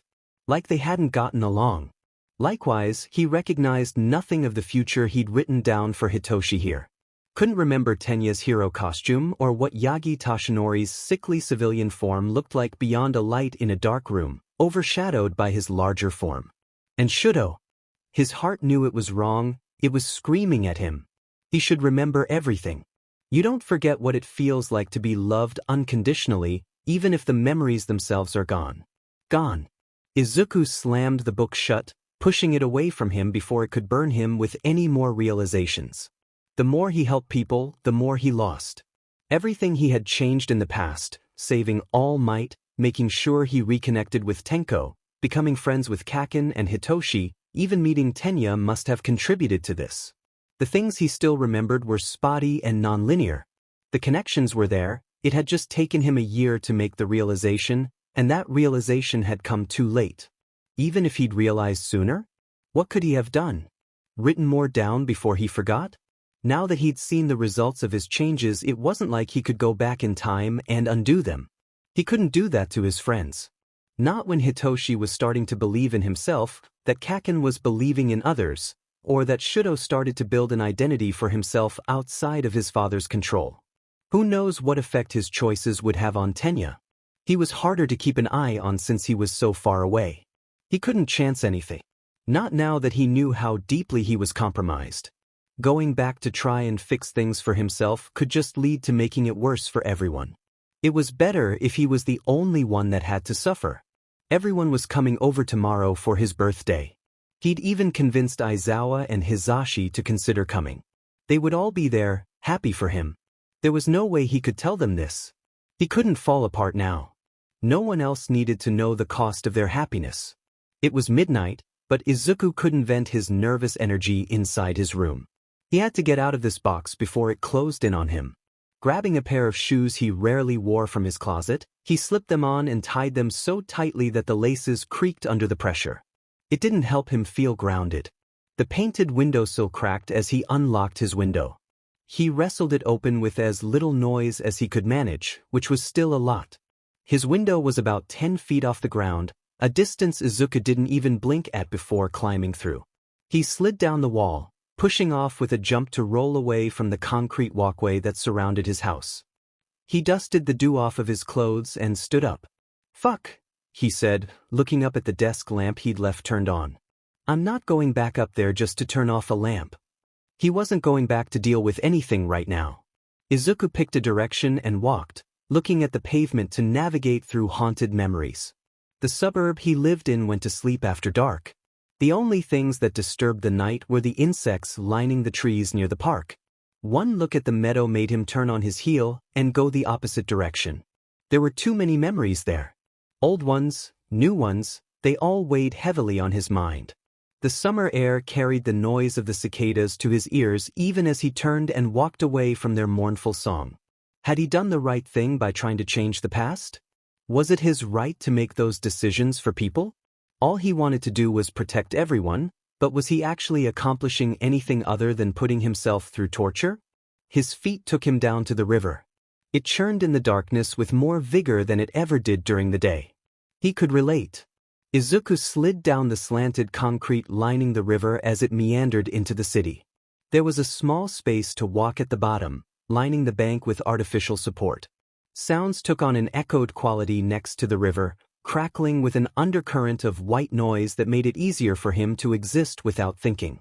He walked with the river, following it down as it flowed out towards the sea. He walked and he walked and he walked, it didn't matter what time it was. He could always just jump back in time to before he had left his house. Or he could just walk back. The exertion felt good. Izuku focused on the burn in his muscles, the slightly parched feeling in his throat. He hadn't thought to bring water when he left the house. By the time he was tired enough to sit down, Izuku was nearly at the ocean. And he could see a beach, covered in all shapes and sizes of trash that his neck hurt just to look at, stacked high over his head as it was. Izuku walked right past it, marched right up to where the water raged against the pebbles of the shore near the river, and then he screamed. He screamed for everything he'd lost, everything he couldn't. Remember, everything he'd have to do over. He screamed until his voice was hoarse and then kept screaming, and when he stopped the scream echoed between the water and the wall of trash behind him until it dwindled from a fire of rage to a soft keen of loss. Maybe there was something to Hizashi's scream until things are better approach to life. Izuku grabbed the nearest heavy object he could, ripping it out of the ground and throwing it further inland and away from the ocean. It landed with a heavy crash, creating a landslide as the entire pile shifted around the disturbance. "Do you feel better now?" Izuku screamed again, a short hoarse noise after everything he'd put his throat through. Off to the side was a boy with hair that looked white in the moonlight, sitting on top of a knocked-over refrigerator. Silver gloves covered his last 2 fingers. They glinted the moonlight like they were begging to be noticed, the bright jewel tones of a venomous snake's scales that screamed danger to other animals. It would have been intimidating were he not sitting on a refrigerator that still had children's artwork attached to it with colorful magnets. Izuku didn't recognize him, but that didn't mean much to him now. For all he knew, this person had been important to Deku. And Izuku wouldn't know. The frustration bubbled up inside his throat, desperate for release, but screaming suddenly seemed childish now that he knew someone else was around. Because of course, even during his pre-dawn pity party, he couldn't have peace for once in his life. "What are you doing here?" His voice was rough. It sounded older. Different than Deku's had. Izuku pushed the thought away but found he didn't mind it so much. "Same thing as you, I imagine." The roar of the waves soothed some of Izuku's frustration and allowed him to focus. This other boy didn't seem to be perturbed by the fact that Izuku had just screamed for what must have been 10 minutes. They might as well talk. "Yeah. Rough time?" Izuku trekked through the sand and kicked a washing machine onto its side so he could sit on it. The opposite, actually. The white-haired boy was older than Izuku by a few years, if Izuku had to make a guess. On his second scrutiny, from what he could see bathed in moonlight, Izuku wasn't sure why this kid had pinged his danger radars so severely. He was just a kid that was a few years older than him, not an incoming tsunami. Izuku nodded and said nothing. "Someone told me this beach used to be beautiful," the older boy continued. "But people started leaving trash and one thing led to another. It was beautiful when it was clean. Like a blank slate. A story that hadn't been written yet. Potential in its rawest form. He'd felt that way once. Half a decade ago or maybe half a decade from now." The other boy nodded, snapping off his glove and setting his hand on the TV next to his foot. The wooden exterior cracked, shuddered, and broke into dust.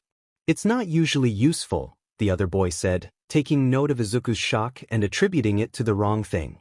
"But maybe it can be." The tsunami warning sirens blaring in his mind suddenly made sense. This was Shimura Tenko, before he'd ever had a chance to become Shigaraki Tamura. Sitting in front of him was the reason this had happened. The reason Todoroki Shudo was dead and lost to time. There was a reason that Izuku had kept his own involvement with changing the fate of Nana's grandson limited. God damn it. He couldn't trust himself to be objective. To not blame him for something he hadn't yet, and might never, do. There was another issue that he hadn't thought of though, not until it was staring him in the face with a wry expression. It wasn't just what Tamura had done to Deku. It was the fact that Tamura was what triggered this jump in time to begin with. Sitting in front of him was the reason Yagi Tashinori wasn't in a hospital bed, the reason Toshiro Shudo was breaking free from his father, the reason Izuku had Hitoshi and Kaken looking out for him.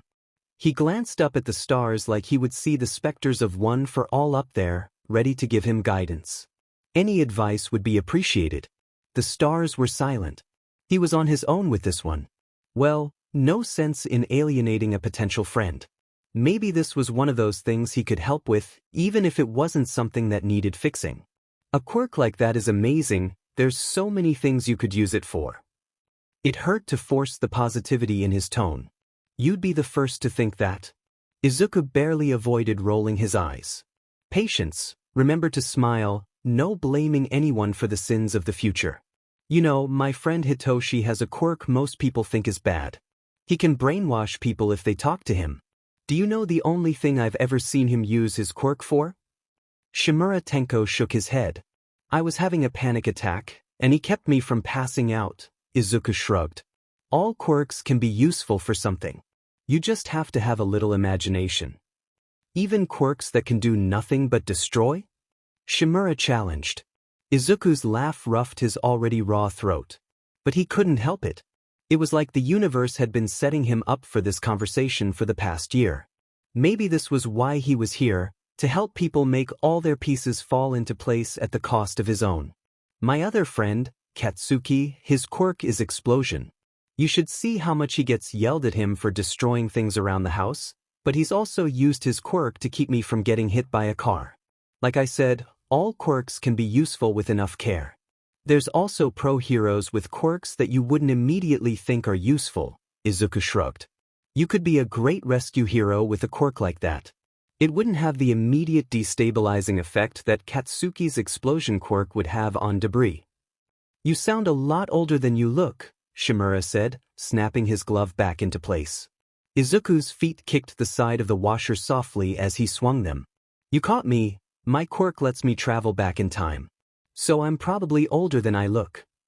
That was the understatement of the year. Oh yeah. Yeah, I've been calling it zero relativity, but I'm not sure if that's the best name for it, Izuku shrugged. And does your quirk let you throw 300-kilogram car engines like they weigh nothing? Izuku's feet stopped. What? The thing you threw earlier. It was part of a car engine. I stubbed my toe on it earlier and it didn't so much as move. I just threw the closest thing dash. Izuku was looking at his hands now. Nothing was broken. He hadn't used anything like one for all. Hisashi had said relativity was linked to several things: light, space, time, and gravity. There was no way that his quirk affected all four of those things though. Absolutely no way. Someone with a quirk like that would be much more powerful than he was. Izuku could barely travel back in time 5 minutes without getting a headache, excluding the decade jump outlier. So that's never happened before? Shimura asked. Izuku answered honestly out of shock. Not like that. So your quirk just evolves randomly? I don't know. Shimura leaned forward. That must suck. Never knowing what's gonna happen to you and when. He paused and looked uncertain. That must make me look pretty silly, sitting here freaking out because good things had been happening lately, huh? The words came easier this time. No, it's not. Change is hard to deal with, Izuku shrugged. Whether or not it's good or bad, it's easier to deal with bad changes because you can vilify them. When the change happens because of something good, you feel pressure to be okay with it. Even if you're not. You sound like somebody I know, the other boy said. I doubt we've met. I'm Midoriya Izuku. Shimura Tenko, at least for a little while longer, the other boy offered. Izuku feigned a furrowed brow because it's what would be expected of him. Why is that? Tenko leaned back to look at the sky. I'm getting adopted soon, and as soon as the paperwork goes through, everything changes for real. That made sense, Izuku nodded. Changes, huh? He asked wryly.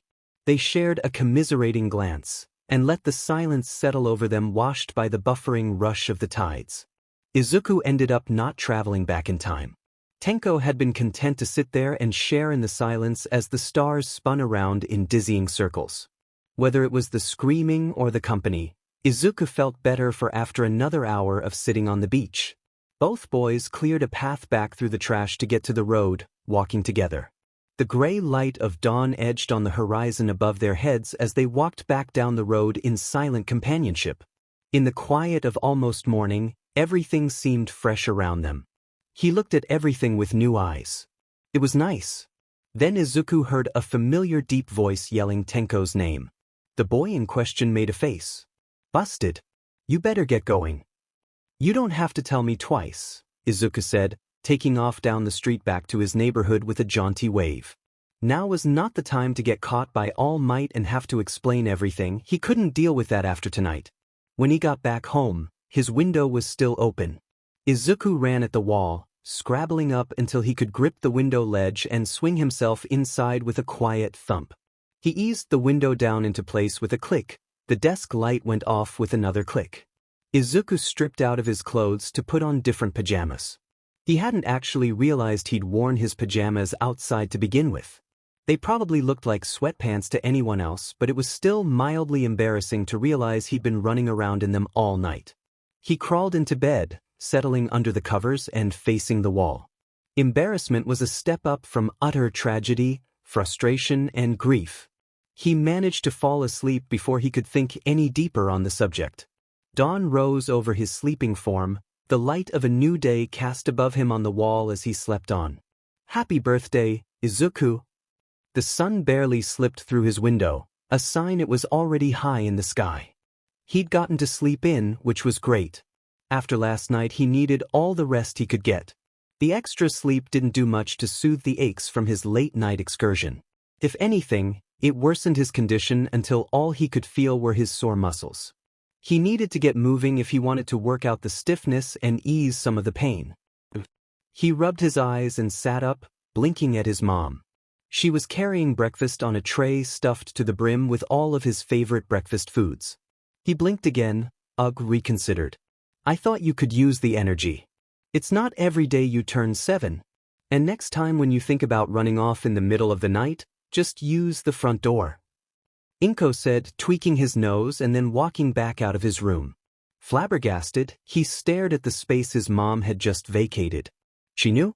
Izuku rubbed his forehead. Of course his mother knew. She was as perceptive as she was caring. It was probably the desk lamp that had given it all away. She would have seen the light and opened his door to see why he was still up. Still he felt bad. Worrying his mother was the last thing he wanted to do. She had enough things to contend with in her life. Izuku picked up his chopsticks and rubbed at the back of his head with his free hand. His hair was tacky with the salt from the shore and he made a face when he pulled his fingers away. The grilled fish and fried rice were both delicious, and miracle of miracles, there was no natto anywhere to be seen on his plate.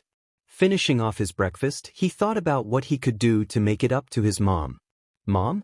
Should I be dressing up? He had no idea what anyone had planned for his birthday, only that the others had planned something as a surprise. The surprise was the fun part, according to Katsuki. Normal clothes will be fine. She was already ready to go in her lavender dress, her hair twisted up into a complicated knot that would have made Tsuyu proud. Are you sure? You look really nice. I don't want to be underdressed, he said, slipping his shoes on at the door. Izuku, it's fine, trust me. You're going to like what everybody has planned. I've got something a little different to do while you're busy. She chided him into the car and set her bag down on the passenger side seat. The engine hummed to life easily under her key. He clambered into the car after her. Something else to do? Izuku rolled that over in his mind. What could she mean by that? Maybe Mitsuki or someone would be watching them while their moms organized something else. The road gradually became unfamiliar, signs and light poles passing the car like a metronome. It gave him time to think, and that was the last thing he needed right now. He distracted himself as best he could with the inane car games he used to play as a child. After about 30 minutes his mom pulled to a stop in front of a giant outdoor obstacle course. There were towers of wood reaching up in the air, connected by netting and traversable by bridges and ropes, sprawling over an open field. The course continued across the meadow for at least a kilometer at different altitudes and difficulties. He opened the door and was immediately mobbed. Happy birthday, Marimo, Kaken said, crushing him in a hug. Hitoshi didn't wait for Kaken to let go before joining in. They both pulled him out of the car like an octopus, all of them laughing as they fell on the ground in a heap. Mom said your presents would be opened back at your house. Hitoshi dusted himself off. Mama's gonna stay here and make sure we don't get hurt or anything. Izuku looked up to find Hataru standing a few meters away. At her side was the red and white head of Tushuru Shuto, nervously clinging to the straps of his backpack. Mom said it was a good idea, something about knowing best as your doctor or something, Hitoshi whispered as they all walked over. Izuku repressed a sigh. Of course she would, this situation had Mikoto's fingerprints all over it. Hataru gave Shuto a little push from behind to get him to walk across the asphalt to the approaching group. Shuto gave a little bow to the pile of puppies on the ground. I hope you don't mind that I'm here, we don't know each other that well yet. They all scrambled to get up, Izuku brushing asphalt dust off his knees. Of course I don't mind. This way we have a 4-man team. He pulled Shuto into a brief hug so he wouldn't feel left out. Kaken and Hitoshi took Shuto's inclusion at face value, orienting themselves around each other so that they could walk together without anyone being left behind. Hataru paid for their tickets and gave them each a wristband, before taking them to the equipment room. Don't pick out anything dangerous, and I want to check your harnesses before you guys get started, she said, turning to look down at her phone as they entered the room to pick up their equipment. That was strange. Did she seem distracted to you? Izuku asked Hitoshi. The purple-haired boy shrugged in response. Surprisingly, Shuto was the one who answered while Hitoshi tried to figure out a way to make his scarf work with all the straps of his harness. My mom told me that Mikoto-chan asked for her help in setting something up today, but I don't know what it was about. He made air quotes around the setting something up part. The boys looked at each other and shrugged. It's probably something about the party at Izuku's house later, Katsuki suggested. He had a feeling that wasn't it, but he wasn't going to voice his concerns. There was no need to get everyone worked up over his suspicions if it turned out nothing was wrong. What could Mikoto need help with that required his mom and Shudo's mom? He shook his head. Today was meant to be fun, no worrying about strange behaviors or last night's revelations. He was going to focus on having a good time. Hitoshi grabbed a rope and a grappling hook in addition to his harness, sneaking it out past his mom under his scarf. The rest of them were kitted out with standard safety measures which Hataru checked thoroughly, pulling on all of their buckles and making sure they were secure. The rules posted on the entrance to the course said that everyone could use their quirks, so long as they didn't permanently damage the course. That must be why his friends had picked this place. He turned to the other boys. Do you want to race to the top as a team or separately? We've got time. Kaken cracked his wrists, a noise that never failed to set Izuku's teeth on edge, and grinned. Let's race to the top individually, that way we have a better handle on each other's abilities for teamwork on the next part of the course. Izuku nodded. Okay, let's all start on a different side of the tower. The boys lined up, all of them looking up at the tower. 3, 2, 1 dash, each of them were off like a shot. In Katsuki's case, quite literally. Izuku clambered up the tower, jumping from one support beam to the other in the way he had when he used One for All's full cowl mode in urban environments. He wasn't as strong, but the movements were the same and he still had a pretty good sense of balance. What did it say that he was used to his center of gravity being similar to that of a small child's? His growth spurt at 16 couldn't come fast enough. Kaken's ascent was explosive and eye-catching, and Izuku tried hard not to be distracted by it. Out of the corner of his eye, he could see Shudo create handholds made of ice, using them to climb faster. The only one Izuku didn't see was Hitoshi. Kaken made it to the top of the tower first, jumping up and sending off explosions into the air, only to be wrapped in a purple scarf and tugged to the floor of the wooden platform. Situational awareness. Hitoshi cheered. It was something that Aizawa liked to tell them and Hitoshi liked to repeat, mainly because it offered a wealth of playful teasing when used against Katsuki's general inattention. Izuku hauled himself over the edge with minimal effort. Kaken was arguing with Hitoshi about how the others scaled the tower in record time. He just rolled his eyes at them and went over to the other side of the tower, leaning down to give Shudo a hand up. I used the grappling hook. But you still had to climb. Shudo brushed the frost off his fingers, looking around the top of the tower. Hitoshi-kun attached the grappling hook to the emergency elevator. Shudo said, point to the trapdoor in the wooden floor. It's probably for getting injured people back down to the ground. That's cheating. Kaken complained.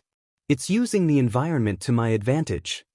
Izuku tapped his chin in thought. As long as he didn't get in the elevator, I think it still counts. Marimo, come on. Izuku shrugged unrepentant, before sobering up. Okay, based on that, before we go up the next tower, I have some notes. Izuku looked at each boy as he spoke. Kaken, your ascension was quick, but your quirk makes it so you couldn't carry anyone with you. What if you were rescuing someone? You need to work on precision. Shudo he paused. The other boy looked confused. What are you guys doing? He asked. Hitoshi, Izuku, and Katsuki looked at each other. They'd never thought to mention to Shudo that they were all working to become heroes. Oops. Also, he hadn't thought about how fresh NG's training would be in Shudo's mind. He didn't want to damage any of Shudo's progress by bringing up anything like his father would have. Actually, he balked entirely at the notion of being in any way similar to Todoroki Enji. If that meant he didn't help Shudo become a hero, then he wouldn't help Shudo become a hero. Not if he didn't want to be one. And Izuku really had no idea if he did. It was Hitoshi that finally broke the awkward silence. We all want to be pro-heroes when we grow up. We've been training together for a year, working on our weaknesses and strengthening our teamwork. We're going to ace the UA entrance exam in 7 years. You 3 are working to pass an exam that you won't take for 7 years, just because you want to? Shudo asked slowly, as if he couldn't believe them. We have a 4th team member, but he had to move away before school started. Kaken said, but you want to do this? He asked again just to be sure. No one's making you? Hitoshi and Izuku shared a commiserating look. They knew enough about the situation to know to be careful of their words. Kaken did not. "No one can make me do anything I don't want to do," Katsuki scoffed. "I'm gonna be the best hero out there because I've got a great team helping me. We're always watching each other's backs." "Huh? Okay, that sounds nice. What can I do to help?" Shudo asked. Maybe it was a good thing to get over this stumbling block early on in their friendship. Considering becoming pro-heroes was the only thing any of them seemed to talk about some days. Maybe they needed to slow down and be normal kids more often. He thought about his words carefully before he spoke. "You used your ice to make handholds, but if you had more stamina you could have built a ladder or even a platform under your feet. And you were limited by your right side trying to melt the ice as you climbed. You might think about creating a costume that could help insulate one side while you used the other. Support items can't be underestimated." Shudo nodded seriously. "That makes more sense than trying to overcome it with training." Izuku almost hissed in sympathy. Of course that's something Enji would say. He mentally vowed to never give that man the satisfaction of being called by his hero name ever again. "I don't know if that's something you can train out. It's not like you can force your quirk to behave in ways it's not meant to." Izuku gave a little shrug. Shudo nodded. Hitoshi won because he brought along a support item. Exactly, that showed thought for the situation he was getting into before he got there. Izuku turned to the purple-haired boy in question. "Hitoshi, you were great at planning on the fly, and you thought ahead. Do you want to take point on strategy for the next one?" "If you're sure." "Absolutely. Alright, so for the next tower I was thinking Hitoshi slipped into a leadership role without trouble, and Izuku stepped back to make room for him in the center of the platform. It was nice to let someone else make the plans for once. The day continued like that until the sun dipped low in the sky. Hitaru called them down from the tallest tower which they had conquered and then started planning defenses for. "Shudo, do the thing we talked about," Hitoshi said, pointing down at Shudo's mom. The other boy nodded, having long since abandoned asking if the other boys were sure about their plans before acting on them. He stepped forward with his right side. Izuku felt his heart stutter for a reason he couldn't identify, and stomped a foot down. From the impact a fracture of ice broke out across the platform, forming a solid shape and leading down off the tower. "We have about 10 seconds before Hataru-san freaks out about this, by the way, so go as soon as it's ready," Izuku said, looking over the edge. It was a long way down, but it would be fun getting there. The boys marveled as the slide grew until it touched the ground. For a second no one moved, and then Hitoshi shot forward with the kind of reckless abandon you can only achieve when your best friend can go back in time to stop dumb shit from happening. He fell from sight with a whoop. Kaken shrugged before chasing Hitoshi. Izuku gestured for Shudo to go next, allowing the other boy a chance to make sure the slide was still structurally sound after Kaken had gone down. Izuku slid down without much fanfare after him. The feeling of free falling was incredible, the wind whipping past his face. He'd fallen like this before, but this time there wasn't a painful end waiting for him at the bottom. The slide's descent was brief and wonderful, until he reached the bottom and slid into all of his friends. They hadn't planned for the bottom of the slide, and Izuku slid right into Shudo's back, barely avoiding kicking Kaken in head as they all tried to free themselves from the mess they'd made. Note for next time, don't forget to plan for the aftermath. Izuku laughed, still exhilarated from the ride. There were various levels of mirth in response to his statement. Hataru was furious, as they expected, but she complimented them on their use of teamwork anyway. She couldn't stop smiling once she had been assured everyone had made it down without injury. To the boys counted it as a win. The staff were less pleased about the giant melting chunk of ice, but they didn't bother reprimanding the children because they had technically followed the rules of the facility. After a full day of adventure, the party at his house felt unremarkable. He opened his presents, most of them containing things that he could use in school or for hero training. Which really, Izuku clearly needed to pick up some other hobbies. It was nice to be around all of his friends, and his mother's touch was visible in the entire event. His excursion from the night before faded away from his memory completely as he spent the day surrounded by the warmth of his family. Maybe it wasn't Deku's family, but it was Izuku's family. One that he built for himself. It might be different from what he expected, but he would guard it with everything he had. Speaking of family, his mother looked just as beautiful as earlier, but she went red in the face every time Mikoto leaned forward to whisper something in her ear. That was a puzzle that he could figure out later, or he could figure it out now with a bit of stealth.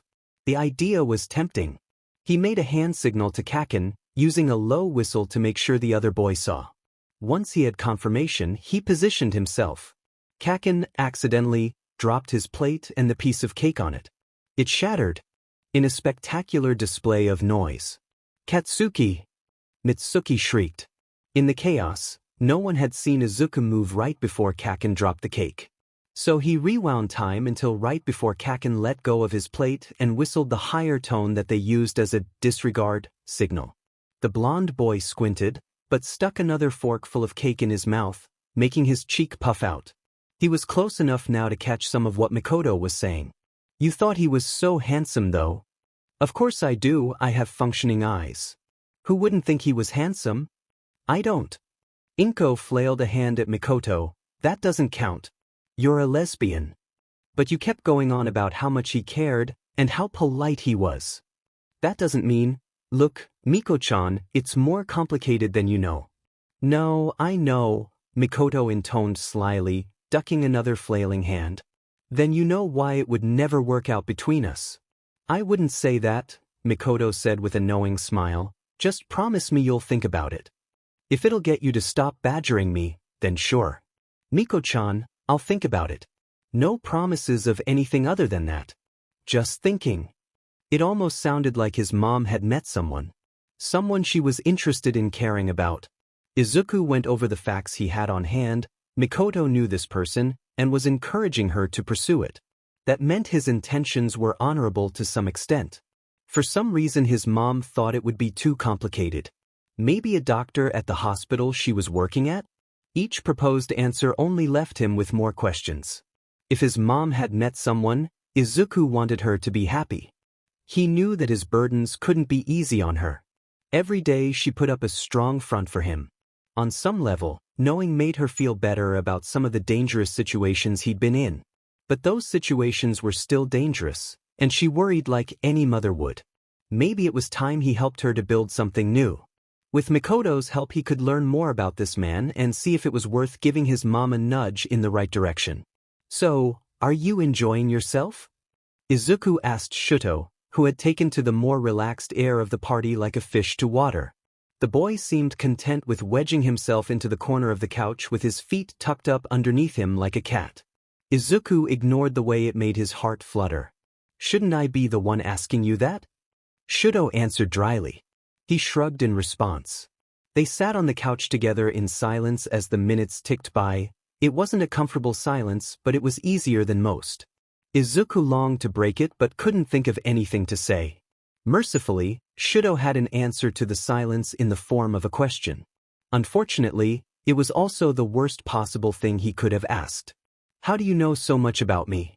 When you're around me I just feel like you already know what I need before I do." Izuku tried not to show any outward reaction, but he knew that he had failed when Shuto's head tilted in concern.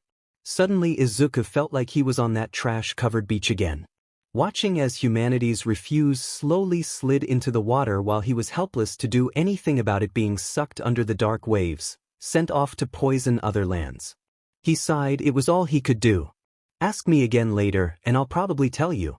Just not tonight, it's not a happy story. You shouldn't ask me about it unless you're 100% sure you want to know. Some knowledge can't be forgotten." Shuto nodded. "Okay. Just okay? Okay, I'll trust you. Someday you'll tell me when the time is right," Shuto said with a shrug. It tore Izuku's heart to hear that from him when he hadn't done anything to deserve that kind of unconditional trust. Not from someone who had their trust taken advantage of so many times. He reconsidered telling Shuto everything for a moment. Then brushed the thought aside with as much vigor as he could manage. It wouldn't be fair to his friend, especially when they had just met a few weeks ago. He wouldn't wish it on anyone. Not even the people that already knew. Izuku looked up to find his mother and Mikoto in the crowd. They were laughing, and Inko was still flushed pink. They didn't look like the knowledge they carried weighed them down, But Izuku knew that kind of strain didn't show on the surface. It lurked underneath and became exposed when you least expected it. "You're looking a little somber for the star of the party," Aizawa said, sliding down next to him to the space that Shudo had vacated about an hour before. "I didn't sleep much last night, went for a walk to clear my head and got caught up in thinking," Izuku confessed quietly. It hadn't mattered much during the beginning of the day, but now that he was getting a chance to rest, all he wanted to do was lean on the arm of the couch and pass out. "Heavy thoughts. Don't think that I have any other kind." Izuku picked at a stray thread on the fabric of the couch. "Want to talk about them?" Aizawa asked, eyes scanning over the crowd with practiced ease.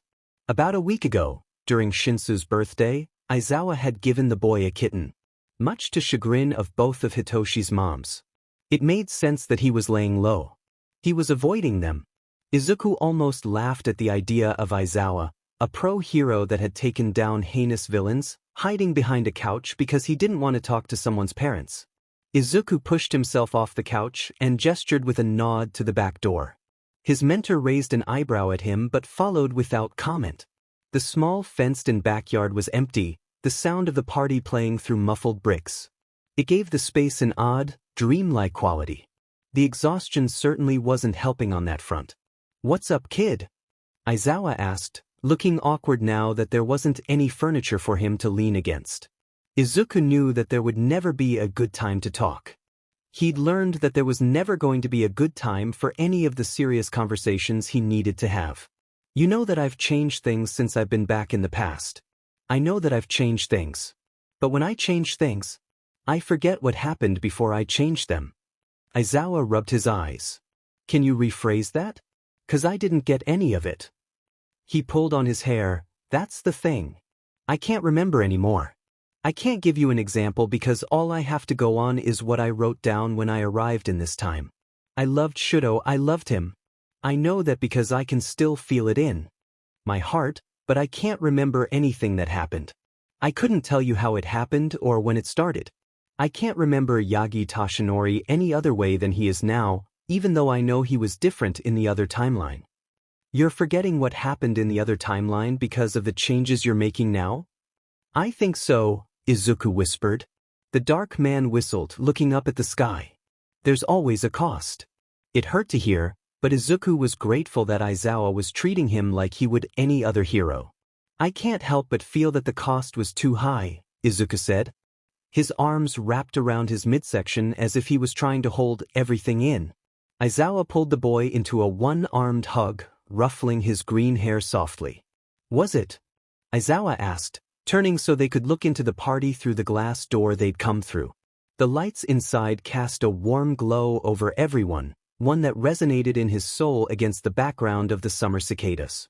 The feeling lodged itself deep in his heart, side by side with all his grief and loss, pushing his other emotions back. Everyone inside was smiling and talking, passing things to each other with small smiles. His family was happy tonight, and they were happy for him.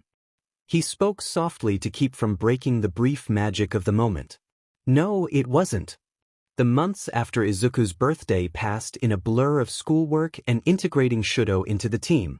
He couldn't meet with them very often due to everything going on with his father, but the team still saw him more often than they heard from Tenya.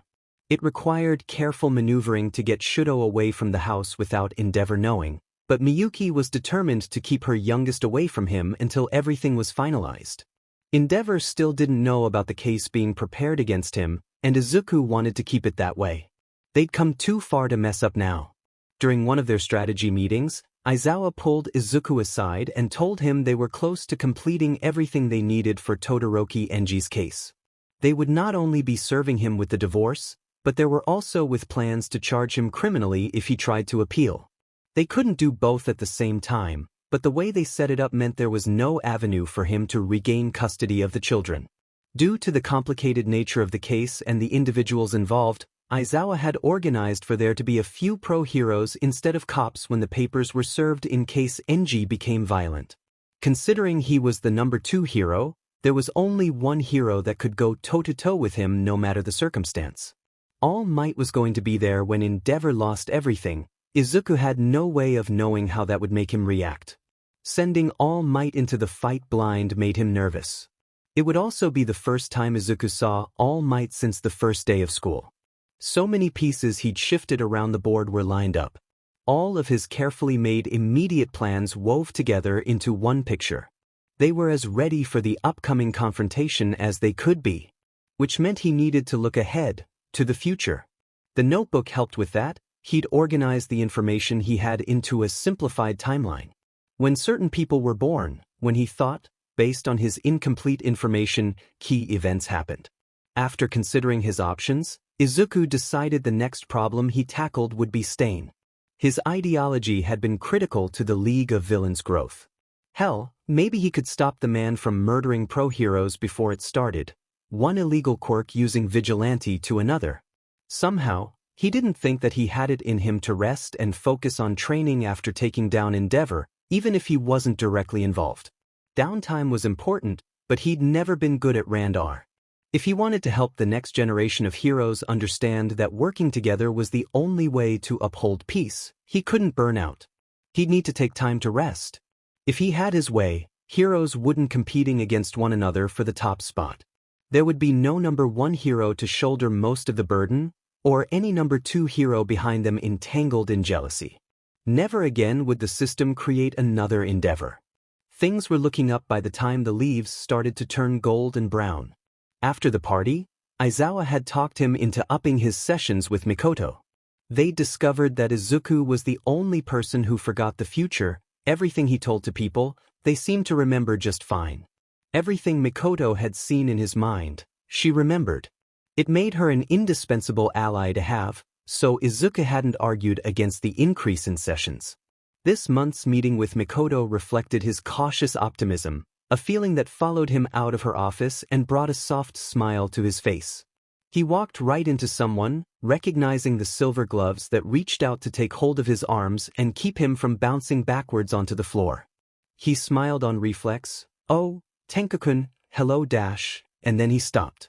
All Might was standing right behind Tenko, mouth hanging slightly agape, the strange expression complementing the clothes he was wearing. This was Yagi Toshinori the civilian, not All Might the hero. Jumping back in time wasn't an option. He'd barely gotten through the door of Mikoto's office before running into them. Going back would land him right back inside the office with no way out. Unless he jumped back far enough to tell Mikoto he needed to go home. Even if he did that, she wouldn't let him get out of it so easy. He'd have to explain everything to her, and by the time she let him leave, All Might would be at the door again. This was the kind of growth moment she'd encourage him not to avoid. He saw no other option than having this ridiculous conversation, right here in this deceptively normal-looking, cream-colored hallway. He liked to think it gave him home turf advantage. There was only one way he knew how to play this. He gave Toshinori a blinding grin. "It's nice to see you again, Toshinori-san, but I have to go." Tenko looked mildly startled. "Izuku-kun, him? Sorry, I'm still figuring out what I should be calling him in public." Acting like he had nothing to hide and that he hadn't been avoiding Toshinori for months, Izuku shifted his smile to Tenko. "Yeah, we've met before."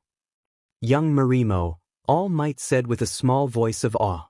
The laughter slipped out of Tenko's throat like a startled hare. "Marimo? I know his hair's a little messy, but isn't that mean?" Izuku rubbed the back of his head. "It's okay. It's a childhood nickname. It's what I told Toshinori-san to call me when we met." It was odd to hear it from him though. He was used to a different childhood nickname being said with that tone of voice. Toshinori looked lost again. "How do you two know each other? I thought you told me to find and help Tenko because you could not." If only Izuku were tall enough to slap his hand over All Might's mouth. He really regretted that his growth spurt was almost a decade away. Tenko rounded on him, a strange fire lighting behind his eyes. "What is he saying?" He settled for slapping a hand over his own face. "Izuku-san was the one who told us that you were in trouble. I owe him a debt of gratitude twice over that cannot be repaid." Toshinori said this as seriously as he had named Izuku his successor in another life. Izuku lit up like a stoplight. "I was just doing the right thing." The glare dwindled into something more like suspicion. Tenko mouthed the words, "time travel," at him with a raised eyebrow. Izuku gave a half-nod, half-shrug that seemed to satisfy the boy. A blue head of hair poked out of the office just in time to rescue him. Izuku-kun, don't forget about the plans for next Friday. Yes, Mikoto-chan, he said, remind Hitoshi to bring bag C, please. She nodded and looked down at her watch when she saw Toshinori standing outside her door. Plans for next Friday, you say? Toshinori scratched the stubble across his chin. Tenko, weren't you just saying you needed to get out more? Dad! Tenko shouted, his tone strained with embarrassment. All Might looked overwrought and over the moon at the same time. He swept Tenko up into a bone-crushing hug, catching Izuku up with his other arm as an afterthought. He could hear Mikoto trying to cover a laugh. This is what he gets for attempting personal growth. Tenko and Izuku made eye contact as much as they could around All Might's rather sizable shoulders. He rolled his eyes as if to say, "Can you believe this?" and Izuku nodded with a wry smile. Toshinori had always been a mother hen to his students. It wasn't that surprising that he'd react strongly to being recognized as a father figure. He'd done much the same when Izuku had called him dad accidentally, in a different time and a different place. That memory seemed clearer than most. Maybe he hadn't changed Yagi Toshinori's life as much as he'd thought? Izuku relaxed into the embrace. Just for a moment, it wasn't really for him. He just happened to be there at the time, but it felt like being given a piece of something he was missing. He felt a memory spark, the second in as many minutes. Just a brief glimpse of All Might, torn from battle and pointing out to the side with one finger. You're next. Izuku returned the embrace because he could do now what he couldn't do then. He could stop the burden of peace from ever falling on one person's shoulders ever again. It felt like sliding a book back into its place on a shelf, the answer to the question that had been rolling around his brain for almost a year. The ultimate goal of why he was given this power to play with time like a child's toy. He'd thought of it occasionally in the past week, but it hadn't hit him until just now. One person couldn't shoulder it alone, he knew that firsthand. There was a reason he'd been so focused on teamwork since he'd been given a second chance, he just hadn't realized what he was doing until now. If the burden of peace was something charged to each hero individually, or even just to one team, they could work together, cover each other, and hold each other up when one of them reached their limit. It seemed obvious when he thought about it, a house with 4 walls would stand far longer than a house with 1. He slipped away from All Might's grip and let the father and son duo have a moment to themselves. There was something he needed to do before he left. When the two separated, Izuku walked up and gave Tenko a hug of his own in order to whisper in his ear. You should come on Friday, but only if you've given any thought to the conversation we had about your quirk. The friends I mentioned are going to be there. If you decide to come, Mikoto-chan can give you the details. Without another word, Izuku gave All Might a quick bow, and then gave a cheeky salute as an afterthought as he walked off to find his mother before the blonde hero could ask any more questions. He didn't hyperventilate when he rounded the corner of the hallway, but it was a near thing. Tenko had arrived before everyone else, just as Izuku hoped he would. He still had some questions that he needed to ask, not limited to what happened last fall when All Might had found the boy. So, how have those changes been? Izuku asked, passing the other boy a painted disc of clay masquerading as a target for him to set up. They were cheap saucers meant to be placed under flower pots, each painted with a set of rings. They weren't at UA yet, and didn't have the funds to throw away on proper targets. Tenko shrugged his shoulders. I started thinking about them your way, and found that it was a lot easier to deal with changes that I wasn't okay with like that. I ended up choosing to keep the name Shimura when the adoption went because of it. Izuku nodded, that made sense. He didn't know what to say in response, so he lapsed into silence. They continued to set up the painted discs around the treeline of the meadow. The boys had started training further away from the playground and deeper into the copse of trees at the edge of it. The seclusion meant less of a chance that they would get in trouble for using their quirks. People tended to be lenient of children showing off their quirks or using them for fun, but Izuku wasn't sure that leniency would extend to a set of kids training to become heroes. Tenko cracked his neck, much like Kaken cracked his wrists, though he had the decency to look sheepish when the sound made Izuku wince. After another beat of silence, he turned a curious eye on Izuku. How about you? Life throw any more changes at you, Mr. Time Traveler? I haven't had time to stop and think about my quirk since the fall semester started. Something's going on with it, but I'm not sure what, Izuku said honestly. It was a lot of work keeping the trio at the top of their class. As it stood now, Izuku was positioned to be first in their year, not just their class. Any other changes on your end? He asked, kicking the conversation back. It was a deflection, but Izuku was prudent enough to know that if he let Tenko pry into his quirk, none of them would like the outcome. The last thing Izuku needed was All Might knowing how he'd gotten here. He knew the hero would just try and take the blame for everything on his own shoulders, and he wasn't about to let that happen. Wantush, Dad, asked me how I would feel if he started dating someone. He apparently met someone earlier this year. Tenko pitched his voice down in an All Might impression, puffing out his chest. Tenko-kun, she is probably the most radiant woman I've ever seen, but I would ask your feelings on the matter first before pursuing anything. The painted target nearly slipped through Izuku's hands as he laughed at Tenko's impression. What did you say? Izuku asked. I told him if he found someone willing to put up with how loud he laughs he should keep her, Tenko said flatly. That time Izuku did drop the target laughing. It chipped on impact with the ground, but didn't shatter. What's all this? Getting started without us this time? Kaken shouted, small explosions powering him forward faster than Hitoshi. Hitoshi raised up a worn green backpack with a large C duct taped on the front. I brought bag C. I don't know why we keep it at my house. If Mama found it, she'd confiscate almost everything in here.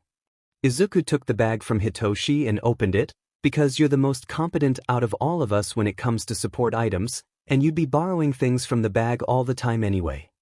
Tenko looked nervously between the two boys. When Bakugu noticed it, he gave the other boy a raised eyebrow. Izuku, did you do it again?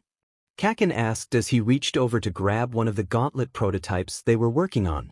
Do what? Adopt another hero to be, he said, leveling him with a look that spoke to the fact that Katsuki had already guessed the answer. He scoffed in response, sputtering. It's not like am I really that predictable? Hitoshi and Kaken both nodded. You absolutely are. Well, Hitoshi and Kaken, this is Shimura Tenko. He has a pretty cool quirk. Izuku said, leaving it up to the other boy whether he wanted to tell the others what it was. Oh yeah. There was Kaken, challenging the older boy like clockwork. Every time someone new joined the team, Katsuki stepped forward to do his own assessment. Did Katsuki even know that he did it? Or was it a lingering distrust of Izuku's judgment? Izuku hoped that it wasn't the latter, and that it was just a manifestation of Katsuki's abrasive yet analytical personality. It's called decay, Tenko said, unsnapping his glove and grabbing one of the targets they had set up. It cracked and crumbled into dust with a snap of noise. Huh, you've gotten faster at that, Izuku said, taking mental note of the increase in speed. Kaken looked like he was considering something heavily. Yeah, that's pretty cool. Great for search and rescue. Or fighting if you're not squeamish. That was something Izuku would rather not think about. He didn't remember why, exactly, but he knew that he must have seen the results of Tenko's quirk more than once. Hitoshi nodded. Those gloves could be adapted better for fighting though. Have you thought about additional support items? Tenko shook his head. Well, you've got 4 years before the exam left to prepare? There's still time. Hitoshi said as he strapped some of his own support items on. What exam? Tenko asked, carefully picking up an unrecognizable item from the bag with his index finger and his thumb. Hitoshi plucked it out of his hand and hooked it to his belt. The UA entrance exam. Kaken said as if it were obvious. Izuku didn't know why he sounded so surprised. It wasn't like Shudo hadn't asked nearly the same question a few months ago. Tenko didn't look very assured by that answer. Practically every pro hero goes to UA before starting an agency or something, so it's the next step for us, Hitoshi said. I hadn't really thought about school beyond compulsory education. Well, it's time to start. Kaken said. You've missed some years that you could use to prepare, but luckily you've got us. We've been working as a team for a year now. Don't forget about Shudo-kun and Tenya-kun, Izuku reminded. Yeah, and them. The team, and it was a team at this point, was really getting out of hand. Originally, he just wanted to make sure all his friends were prepared for whatever life could throw at them, but it had evolved into joint strategies and teamwork-based training. It was almost like they were trying to start their own hero agency before they were licensed. "Who are Shuto and Tenya?" Tenko asked. There was a crash when one of the painted terracotta discs shattered. Hitoshi looked down where the end of the weighted ribbon scarf that Aizawa had come up with rested in his hands.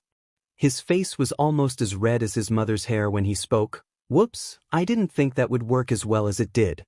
Izuku shook his head. It was best just to let the antics come and go as they pleased. There are other friends and team members. Shuto has a half-cold, half-hot quirk, and Tenya has engines in his legs that let him run really fast and deliver powerful kicks. Shuto-kun can't always show up for training, and Tenya-kun moved away, but we've been talking on the phone and giving him advice.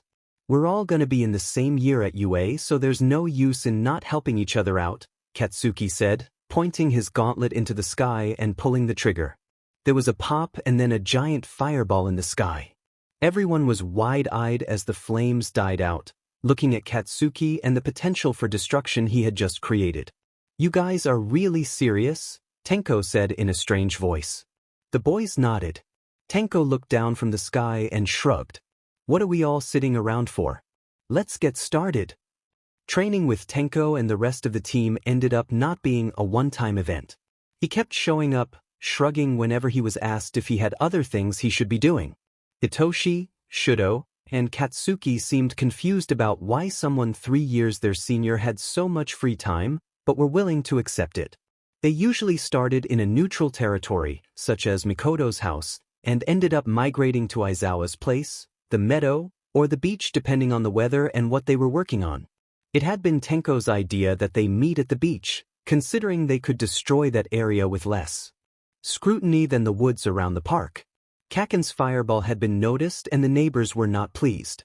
Maybe they could brainstorm team names together next week. He'd have to be careful to call Tenya for his opinion first. As the most level-headed member of the team, Tenya's advice was invaluable and would likely stop Izuku from giving in when Katsuki tried to name them something ridiculous like the Super Awesome Explosion Demo Squad, instead of something sensible. In the time that it had taken to get used to having the older boy around, the final touches had been made on Todoroki Enji's case. Everything was ready to go. Eyewitness testimony, video evidence, sound recordings, and medical records had all been compiled, duplicated, and checked over. The only thing they hadn't been able to track down were the whereabouts of Shuto's older brother. And if Deku had known anything about it, he hadn't written it down. Those kinds of situations were becoming more common as Izuku had to rely on his feelings about the future past instead of solid cornerstones. Maybe Deku hadn't known about everything. After all, the hero couldn't have known he would be going back in time with nothing but his memories. Maybe there were just some things he wasn't meant to know. He shook out his hands. He couldn't let himself fall back into the trap of thinking he had to fix everything. That's why the whole team was training to take on the burdens of the world together. They hadn't even blinked when Izuku brought up his idea of having a group of heroes at the top instead of one. The whole team seemed to embrace the idea at once. The whole team wasn't here, however. The Todoroki family compound loomed over him. It wouldn't make a difference if he were 7 or 17, it would always loom. The place represented Endeavor's self-aggrandizement, the idea that he viewed himself as some noble throwback to a time when compounds like these were kept. It made Izuku ill. He'd talked Aizawa into letting him shadow the adults as they served the papers. He'd had enough stealth training to stay out of sight from everyone. Shuto knew he would be there for moral support, but as far as the adults beyond Aizawa were concerned, he didn't exist. If things went wrong, it was up to him to rewind time and come up with a winning strategy that everyone could follow. Everyone in this case being Miyuki, Aizawa, Toshinori, and Yaoyorozu Ayako. There were plenty of secondary heroes in the backline, most importantly Present Mike, whose job was to record the proceedings in case things went downhill and it was needed as evidence, but they wouldn't be the ones capable of fighting Endeavor if he made things difficult. The tension rolled off of Izuku's shoulders like a thunderstorm. There was a heaviness to the air that he couldn't pin down, like a word was stuck on the tip of his tongue. Understanding in the back of his throat that he couldn't voice. It was All Might who led the charge. walking them through the arch of the compound's fence and up to the front door of the house. They were hoping the confrontation, if there was one, would happen outside where there would be plenty of witnesses. He could barely breathe as they waited. Izuku hadn't noticed before, but the detective was here. The one that he must have known in the past, whose name was missing from his memory. He was the only law enforcement Izuku could see in the main group. The door cracked open. For a full minute there was silence before the door opened wider to reveal Todoroki Enji, hair flaming like some mystical specter of hell. And wasn't that just fucking poetic? Izuku wanted to punch him in the face immediately, before he'd even spoken. Wanted to throttle him into the ground, and he had no qualms about breaking his own arms to do so. Darkness pulled in around Izuku, licking at his heels and shuddering with every breath. That was strange. He had no idea what he was doing. He'd already made the connection between the mysterious blackout caused by Izuku's desperate wish not to be seen by Shudo. Something he had pulled on with his quirk to change the way light interacted with space and time. However, like he told Tenko 2 weeks ago, he hadn't had a chance to practice with it. Looking at Todoroki Enji, he wished he had. What is all of this then? Did I get nominated for an award? Enji sneered like All Might laughed, like it was the only sound his mouth was capable of making. The shadows around Izuku darkened, wrapping around him like a warm wind. Izuku moved closer, dragging the shadows with him. He was concealed in the shade of the wall that surrounded the entire compound. Like a prison. Yaoyorozu Ayako stepped forward, her sharp purple hair drawn up like the blade of a saw. Her movements held no hesitation as she held out a bundle of official-looking documents. Todoroki Enji, you are being served with divorce papers due to serious misconduct, failure to uphold the marriage contract, and other grave reasons. The divorce is effective immediately due to the nature of the parties involved in the case. It has been decided by district court and you may appeal to a higher court. However, if you appeal these decisions, you open yourself up to serious criminal charges. I dearly hope that you decide to appeal. My case is ironclad. Oh, and Tushiro Miyuki is to retain custody of all 4 children. From Izuku's new position he could see Ayako's sharp, snake-like teeth snap together in satisfaction. To be honest, Izuku was tempted to join her. Enji looked like someone poured kerosene on his head and shoved a lemon into his mouth. It was satisfying to finally see the man get what was coming to him. The raging inferno attached to Enji's head caused several members of the primary team to take a step back. Ayako stood her ground, her arms still holding out the stack of papers. Papers that Enji ripped from her and incinerated in seconds. It was expected and they had backup copies. The important thing was that the legality of presenting the papers had been accomplished. It wasn't their fault that he didn't want to read them. Ash fell from careless hands. Like I'm going to let you humiliate me that way. I am the number 2 hero in the entire world. You can't fabricate this shit just because you're scared of competition. No one tells me how to handle my family. I will do as I see fit, Enji said. I'm afraid I can't let you do that. All Might stepped forward. He was in a more subdued costume, not the one he used as the symbol of peace. It was fitting. The darker blue and white of it contrasted Endeavor's orange ensemble. I'd like to see you stop me. This is my home and you are all trespassing, Enji said, each word building up to a roar. For a moment Izuku was reminded of a flaming, constipated lion. He almost laughed. Enji moved, but it wasn't towards All Might. The number 2 hero summoned a wall of flame that cut through the crowd and shielded the front door of the house, separating Miyuki and Shudo from their protectors. But there wasn't room between Aizawa and Shudo for the wall, and Shudo screamed as he got caught in the crossfire. Izuku's entire world ground to a halt. Whether or not time actually stopped, Izuku didn't have the mental fortitude to figure out. Every protective instinct he'd ever tempered with the knowledge that he was too young to fight these battles split apart in an instant like an atom bomb. All he needed to change were a few seconds. He didn't fall through time so much as swan dive backwards, letting instinct take him where he needed to go. He hit his past body like a rocket, going down on one knee and acting before he could think. Not caring if he gave away his position, he whistled one of their codes as loud as he could, the one for protecting the mission asset. Shudo's head whipped around, but he moved, stepping closer to his mother right as NG threw the wall of fire up. Thank God.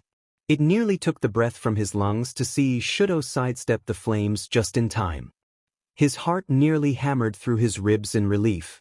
Fuck this, Izuku swore, sprinting out of the shadows, dragging them with him as he ran and slid through the fire, the darkness completely swallowing the flames as he passed through the barrier. He was dressed for combat as much as he could be. His reinforced sneakers sending up gravel as he came to a stop between Todoroki NG and Shudo. He hadn't prepared for what he was about to do, hadn't brought infrared vision goggles that would have made this entire hair-brained plan easier. He should have, and he was kicking himself for not considering it. Get in the house, we're gonna study English vocabulary, Izuku said calmly to Miyuki and Shudo behind him. What? NG looked confused. Good for him. He might have been ready for a fight with All Might, but he wasn't ready for this. The darkness twisted around him tighter as the first timeline of Shudo getting burned dissipated before his eyes. He was mad. No, he was furious. Logically, he knew this wasn't just his anger over Shudo's treatment, but another 9 years' worth of fury over petty hurts and harms erased from memory but not satisfied. Miyuki called her ice around her entire body, turning into a crystal statue of a woman. Her armor reflected the light from the flames into the evening sky. Shudo called up his half-ice, half-fire body shield, and Izuku knew that the shadows he'd dragged from the wall continued to swirl around his body, the absence of light entirely cloaking parts of his body. Miyuki grabbed Shudo and skated across the courtyard. Izuku turned to NG, who made a movement to follow them into the house. I don't fucking think so, Izuku hissed venomously, his tone not at all belied by the smile stretched firmly across his face. The shadows behind him building around him to a much bigger form. A silhouette of a much bigger version of Izuku, of Deku. Deku was still here and he was pissed. It should have surprised Izuku, but it didn't. He drew on that anger that dwelled within him, not fully his own, and slammed it down in the front of the house. The world went dark and quiet, except for soft sounds of confusion coming from deeper in the house. I think it worked. Izuku yelled hoarsely. I had no idea that this darkness was your doing, that day. You didn't seem to know then either. Miyuki's voice sounded slightly dazed. I didn't either, at least not in the moment. My quirk is complicated. You don't need to explain. That was quick thinking to get us in here without violence. I'm grateful, Miyuki said back to him. She sounded different, the reverberation of her voice interacting with her ice. Privately, he was relieved that she wasn't pressing the issue. Shudo would grill him enough to make up for it later. Do we have 3 hours this time? She asked as Izuku pulled up alongside her based on voice alone. I know where the documents case I need is. It has everyone's birth certificates and the original marriage contract. I couldn't take it before today. It would have tipped him off. Everything else might be a little harder to find in the dark. Izuku shrugged, realized that no one could see it, and then laughed a little. I'm shrugging, he said, making Shudo snicker to his left somewhere. Mom? Came a voice from deeper in the house. Fuyumi? Good, come here. We're leaving. The divorce went through today. Is Akihiko home? Miyuki didn't sound stressed, but that might be an effect of the ice form. Cool under pressure in the most literal sense of the word. Mom? A different voice called out from farther into the house. Miyuki went to find her son and begin gathering the things she would need. Izuku, are you all right? That was Shudo's voice. Truthfully, he wanted to find somewhere to sit down. I'm all right. This compound is a lot bigger than Hitoshi's house. I didn't know where anyone was, so I grabbed everywhere except for the front courtyard. I think. There was really no way to be sure if he grabbed everything. I've got my pack, Mom. Mom, are you here? Fuyumi called out. She's helping Akihiko-san, Izuku said softly. Shudo? Yeah, I'm here too. Shudo sounded bemused. Who's that, and also why doesn't light seem to work anymore? She asked sharply.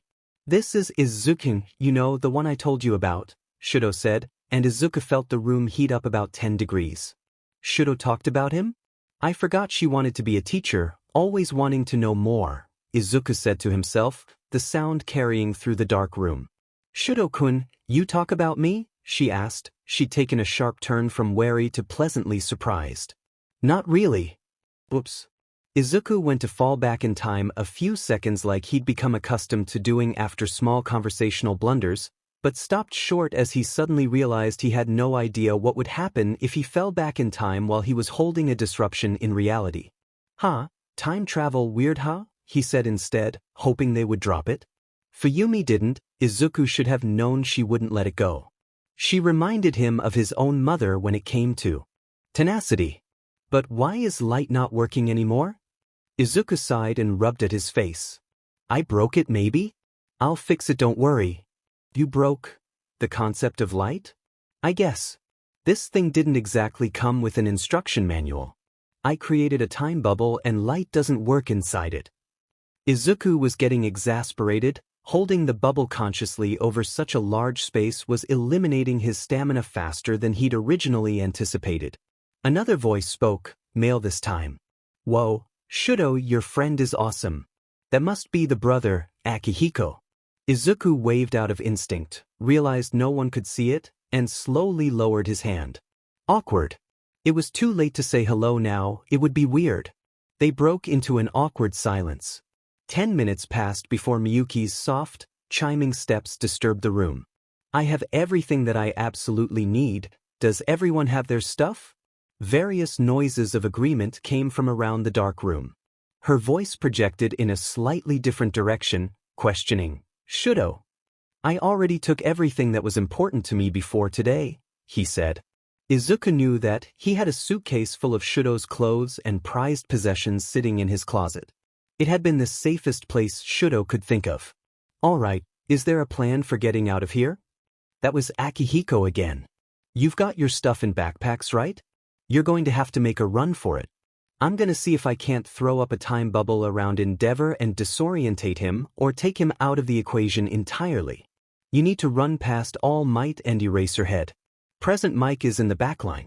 He can help you get to safety from there, Izuku said, using what Ochako had once teased was his authority voice, which was apparently different than his All Might imitation, but pretty damn close, all things considered. Izuku-kun, are you sure that's safe? Miyuki asked. He got the feeling that she'd guessed the part of his plan he wasn't sharing, that he planned to distract Enji personally. He suppressed a sigh. A lot of trust had been given at the start of this half-baked plan, and he had to see it through to the end. No, but it's the best chance of getting all of you out of here in one piece. Besides, everything's gonna be fine. I just need you all to promise you're going to run and not stop. He got verbal confirmation from everyone except the person he was most worried about. Well, if Shudo wasn't going to run, then making him lie wasn't going to get them anywhere. Okay, line up in front of the door, use your quirks, anything you have to your advantage to get away, Izuku commanded, standing at the front of the line. He would have to be out first. He grabbed the shadowy form of the bubble all around him and pulled it sideways like was wrapping it back around his body. When his vision cleared, Enji was looking at the door, right at all of them. Izuku ran headfirst at the overgrown, constipated tiger of a man. Endeavor, to his credit, looked confused by the furious advance of a 7-year-old. The pint-sized hero's sprint morphed into a slide, going right underneath Enji's legs and making the man turn around, putting his back to his family. Izuku pulled at the feeling of shadows around his body, taking the shell that held all of his emotions inside of him and casting it forward like a net to ensnare the other hero. Tendrils of void bled from his shadow into the dense ball of blackness that shrouded Todoroki Enji from the eyes of the universe. He'd done it. He'd thrown the barrier out, not knowing whether he had to physically be inside of it for it to work. Shadows stretched forward from his hand, tethering the void to his body. It wasn't completely separate, but he could work with this. Holy shit, kid, Aizawa said, blinking while he had the chance. The comment made Izuku smile, and he took the brief lull in battle to wipe the sweat from his brow with the sleeve of his green hoodie. He used the arm that wasn't holding the time bubble over Endeavor, of course. He'd almost worn his All Might hoodie, but it would have been too much with the actual man standing not a meter away. Shudo and his family were past All Might now. Out of the corner of his eye, he saw Shudo stop and turn around. Then Izuku felt it. Like a pressure in the side of his head, soft and then unbearably sharp and heavy. There was a beat of absolute silence in the courtyard before something shattered, the rebound from the implosion knocking Izuku off his feet. Not to mention the pain in his head. It felt like something had ripped out his connection to his body. Floating to the ground untethered to the universe, grip on his own body so thin that it felt a small gust of wind would blow him away. He stumbled to his feet, seeing Todoroki Enji standing there with a smug grin on his face. So this is what the #1 hero in the world is reduced to, having a child fight his battles for him. Izuku got to his feet while the man monologued. Every second was another second that Shudo's family had a chance to get away. They were almost safe and he'd fight tooth and nail for even a fraction of improving their chance to get away without injury, questionable connection to reality or not. All he had to do was keep Endeavor's attention him and no one else. "Hey!" Izuku shouted. "Shut the fuck up for once in your life." He was close enough that he didn't have to run to throw a punch to the side of the man's hip with his right hand.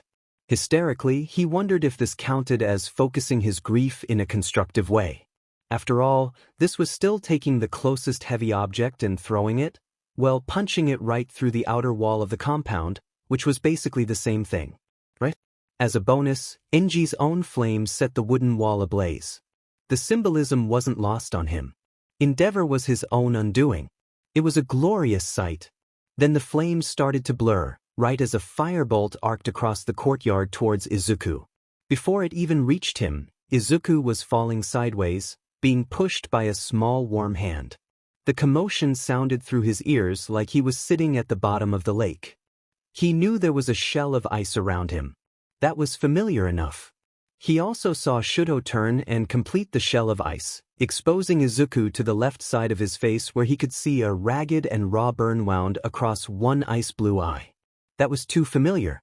No dash, Izuku managed to get out. He reached out to fall backwards in time. A minute maybe.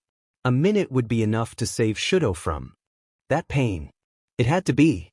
Shudo shouldn't have tried to save him, shouldn't have gotten hurt. Izuku fell back into the water of his mind and didn't resurface. It was dark.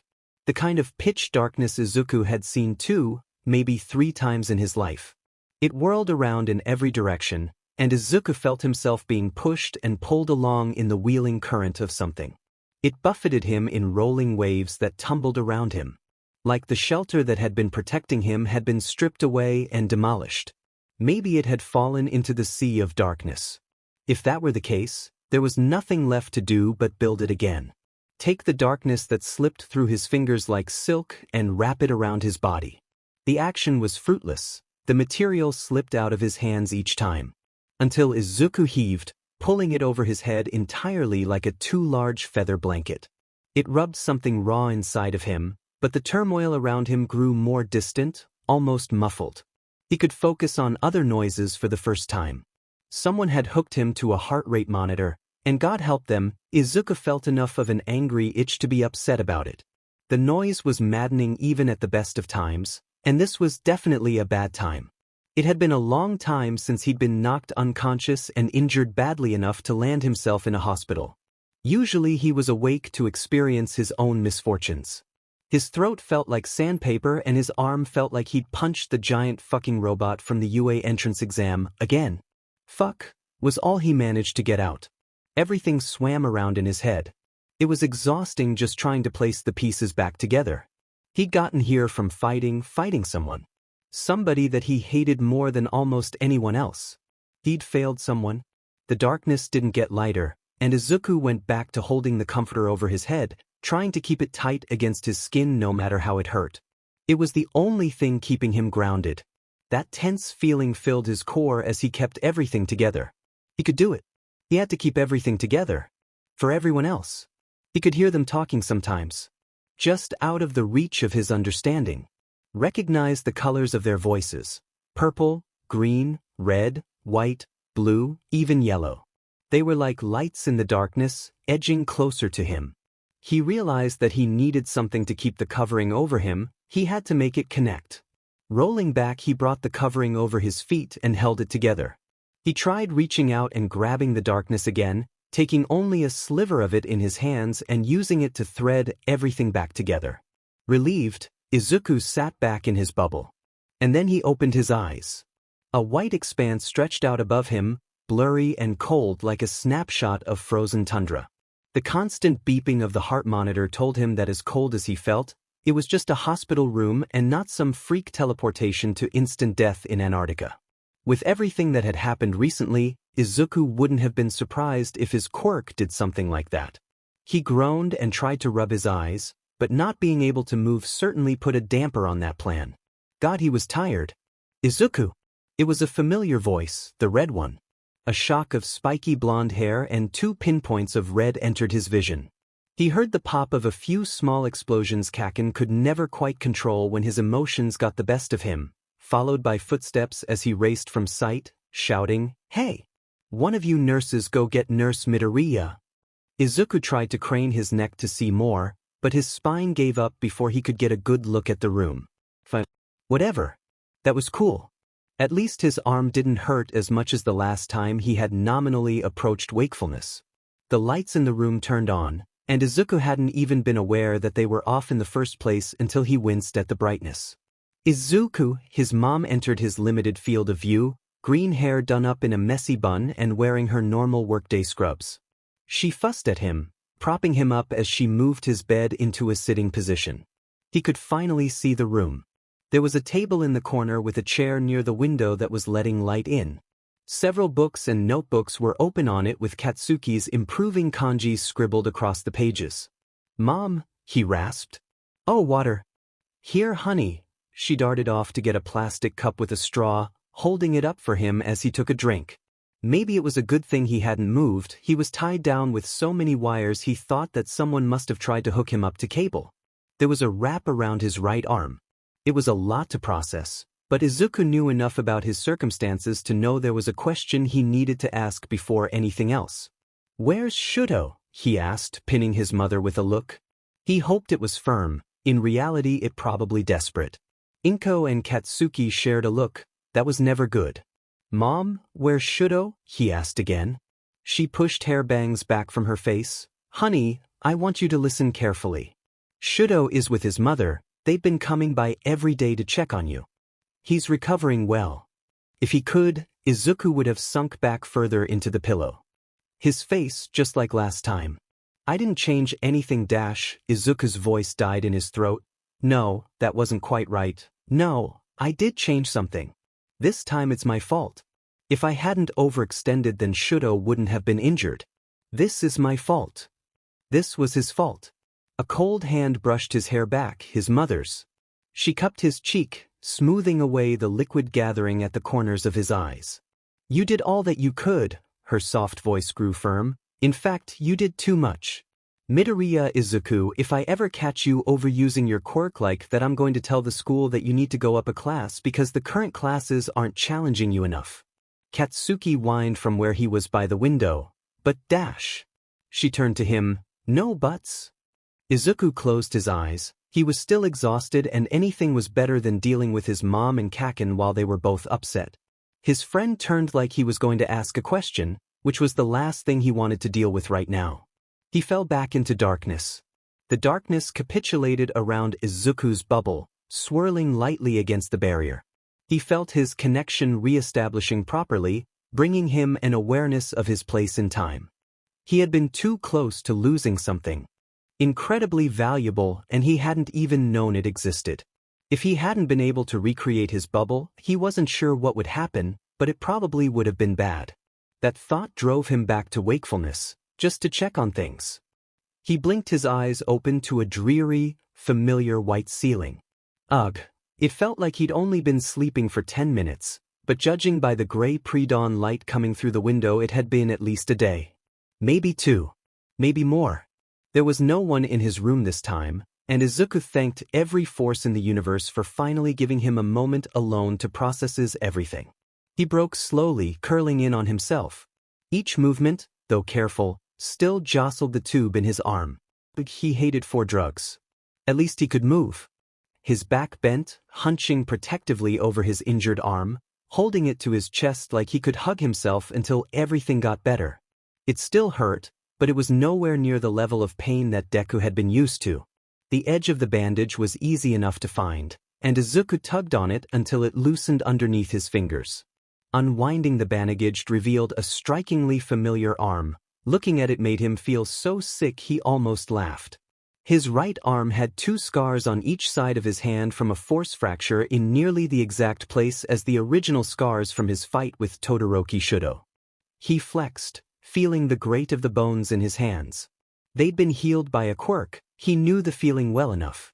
All Might or someone else could have called in a favor from Recovery Girl. It was likely that Izuku would never know whether it was her or another doctor that had healed him. Still, the irony was almost thick enough to choke on. At least this way Shudo wouldn't get any silly ideas about the hand-crushing curse. Thinking about Recovery Girl led him back to thinking about All Might. He'd suspected for a few months that the quirk he was wielding as Zero Relativity was linked in some way to One for All. He'd been able to use it in almost the same way when it came to the increased strength. This scar was proof of that, even though it didn't prove anything except that he could still overdo things. Some of his few precious memories that refused to fade were his previous interactions with the lights of One for All's earlier users. He still remembered them from the fight with Shinso, the first time he'd seen them in the other timeline, back when they were just lights lurking on the fringe of his vision. Not once had he seen them in this timeline. Not since Nana and Tashinori said their goodbyes and their manifestations melted into darkness. Perhaps they were all with Tashinori now. After all, he was still out there wielding One for All. Or maybe they couldn't travel back in time with him. There was a third option, one he refused to consider.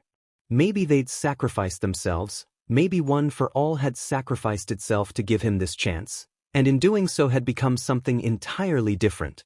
Something untethered to reality. Tashinori had once told him about how One for All was building its power with each person it was passed to. Building for what? This? Izuku wiped his eyes with the heel of his free hand. Some fucking finale this was. He scanned the room. The table in the corner had been stacked with books and surrounded by vases full of flowers. A stuffed bear sat on one of the unoccupied chairs near the table, which had also been covered in get well cards since the last time he had been awake. It was almost worth getting out of bed to see who they were from, mainly to see if any of the cards carried news on Shudo and the rest of the team. He wanted to see Shudo, make sure he was okay. The fuzzy picture of him twisting as he called up the ice to block the second shot told him nothing about how bad his injury had been. His desire to see Shudo was further complicated by the fact that he didn't know how long he'd been out of the loop. In a coma. His mind supplied. As if thinking about it called it back to him, Izuku leaned back in bed to get a few extra minutes of sleep before the sunlight streaming through the window made that impossible. The bubble pulled in closer around him until it was a barrier, clinging to his skin and forming into the shell that protected him. The pain around him soothed to a more acceptable level, almost as if having the shield back around him was a salve to a burn. The burn.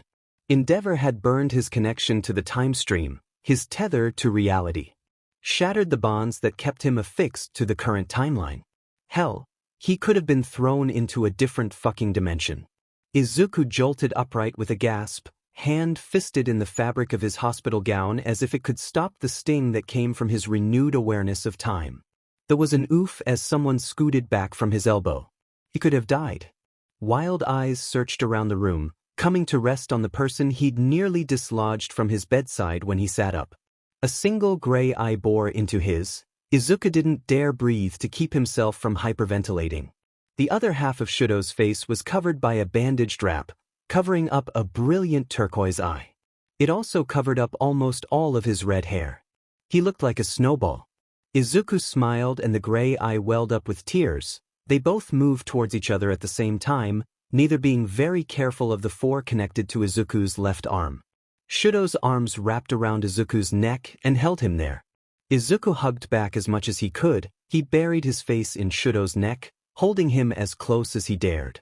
Shudo's soft crying grew into a full-blown sob, soaking into the back of Izuku's hospital gown. "I thought you were dying," Shudo cried. "You're one of my first friends and then you go and almost die on me." Izuku ran his hand through the hair that wasn't wrapped down in bandages, cradling the back of Shudo's head. "I'm sorry. I didn't mean for it to get so out of hand. I just wanted to protect you," Izuku whispered into his ear. "I tried to go back in time and stop him from hurting you, Twice, technically. It doesn't matter. Fuck him. You've been spending too much time around Kakin. They squeezed each other tighter before they started to untangle themselves. Shudo was also hooked up to N4, one with a traveling stand attached to it, full of what looked like saline solution. They spent a few quiet moments trying to free Shudo's 4 from Izuku's heart monitor, neither of them willing to move away once it was done. Their heads bent together over their hands, both reluctant to relinquish the contact with each other. Keeping their foreheads bent together until they touched was the compromise they settled on without words. I can't believe you're the one worried about me, his voice choked up. You're the one who's been asleep for a month. The muscles in Izuku's back tensed. A whole month. They were really worried about you, no one was sure what had happened. You overused your quirk, but that wasn't the only problem. You kept going into shock like you were suffering from a massive injury no one could find. I overheard your mom talk to mine about it. Shudo's fingers picked at Izuku's bandaged hand as he spoke. Izuku grimaced. I'm not sure what happened.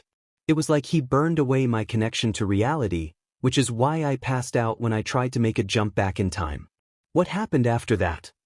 When you went down, I poured everything into creating ice between us and him. Shudo spat the word. I wasn't thinking and ended up giving myself frostbite. That combined with the burn, well, I passed out not too long after you did because my temperature unbalanced badly. Izuku began unwrapping his right hand. He wanted to see if he had more mobility in it than he had the last time he'd woken up. Whenever that was. Is that why you're still in the hospital? Izuku asked, looking up from his hand and into the gray eye centimeters away from his own. The skin crinkled around his eye when he smiled, and Izuku found it to be endlessly charming. Yeah, my temperature wouldn't stop fluctuating and my half-hot part of my quirk kept trying to turn on. I almost burned down the room they put me in a few times because of it.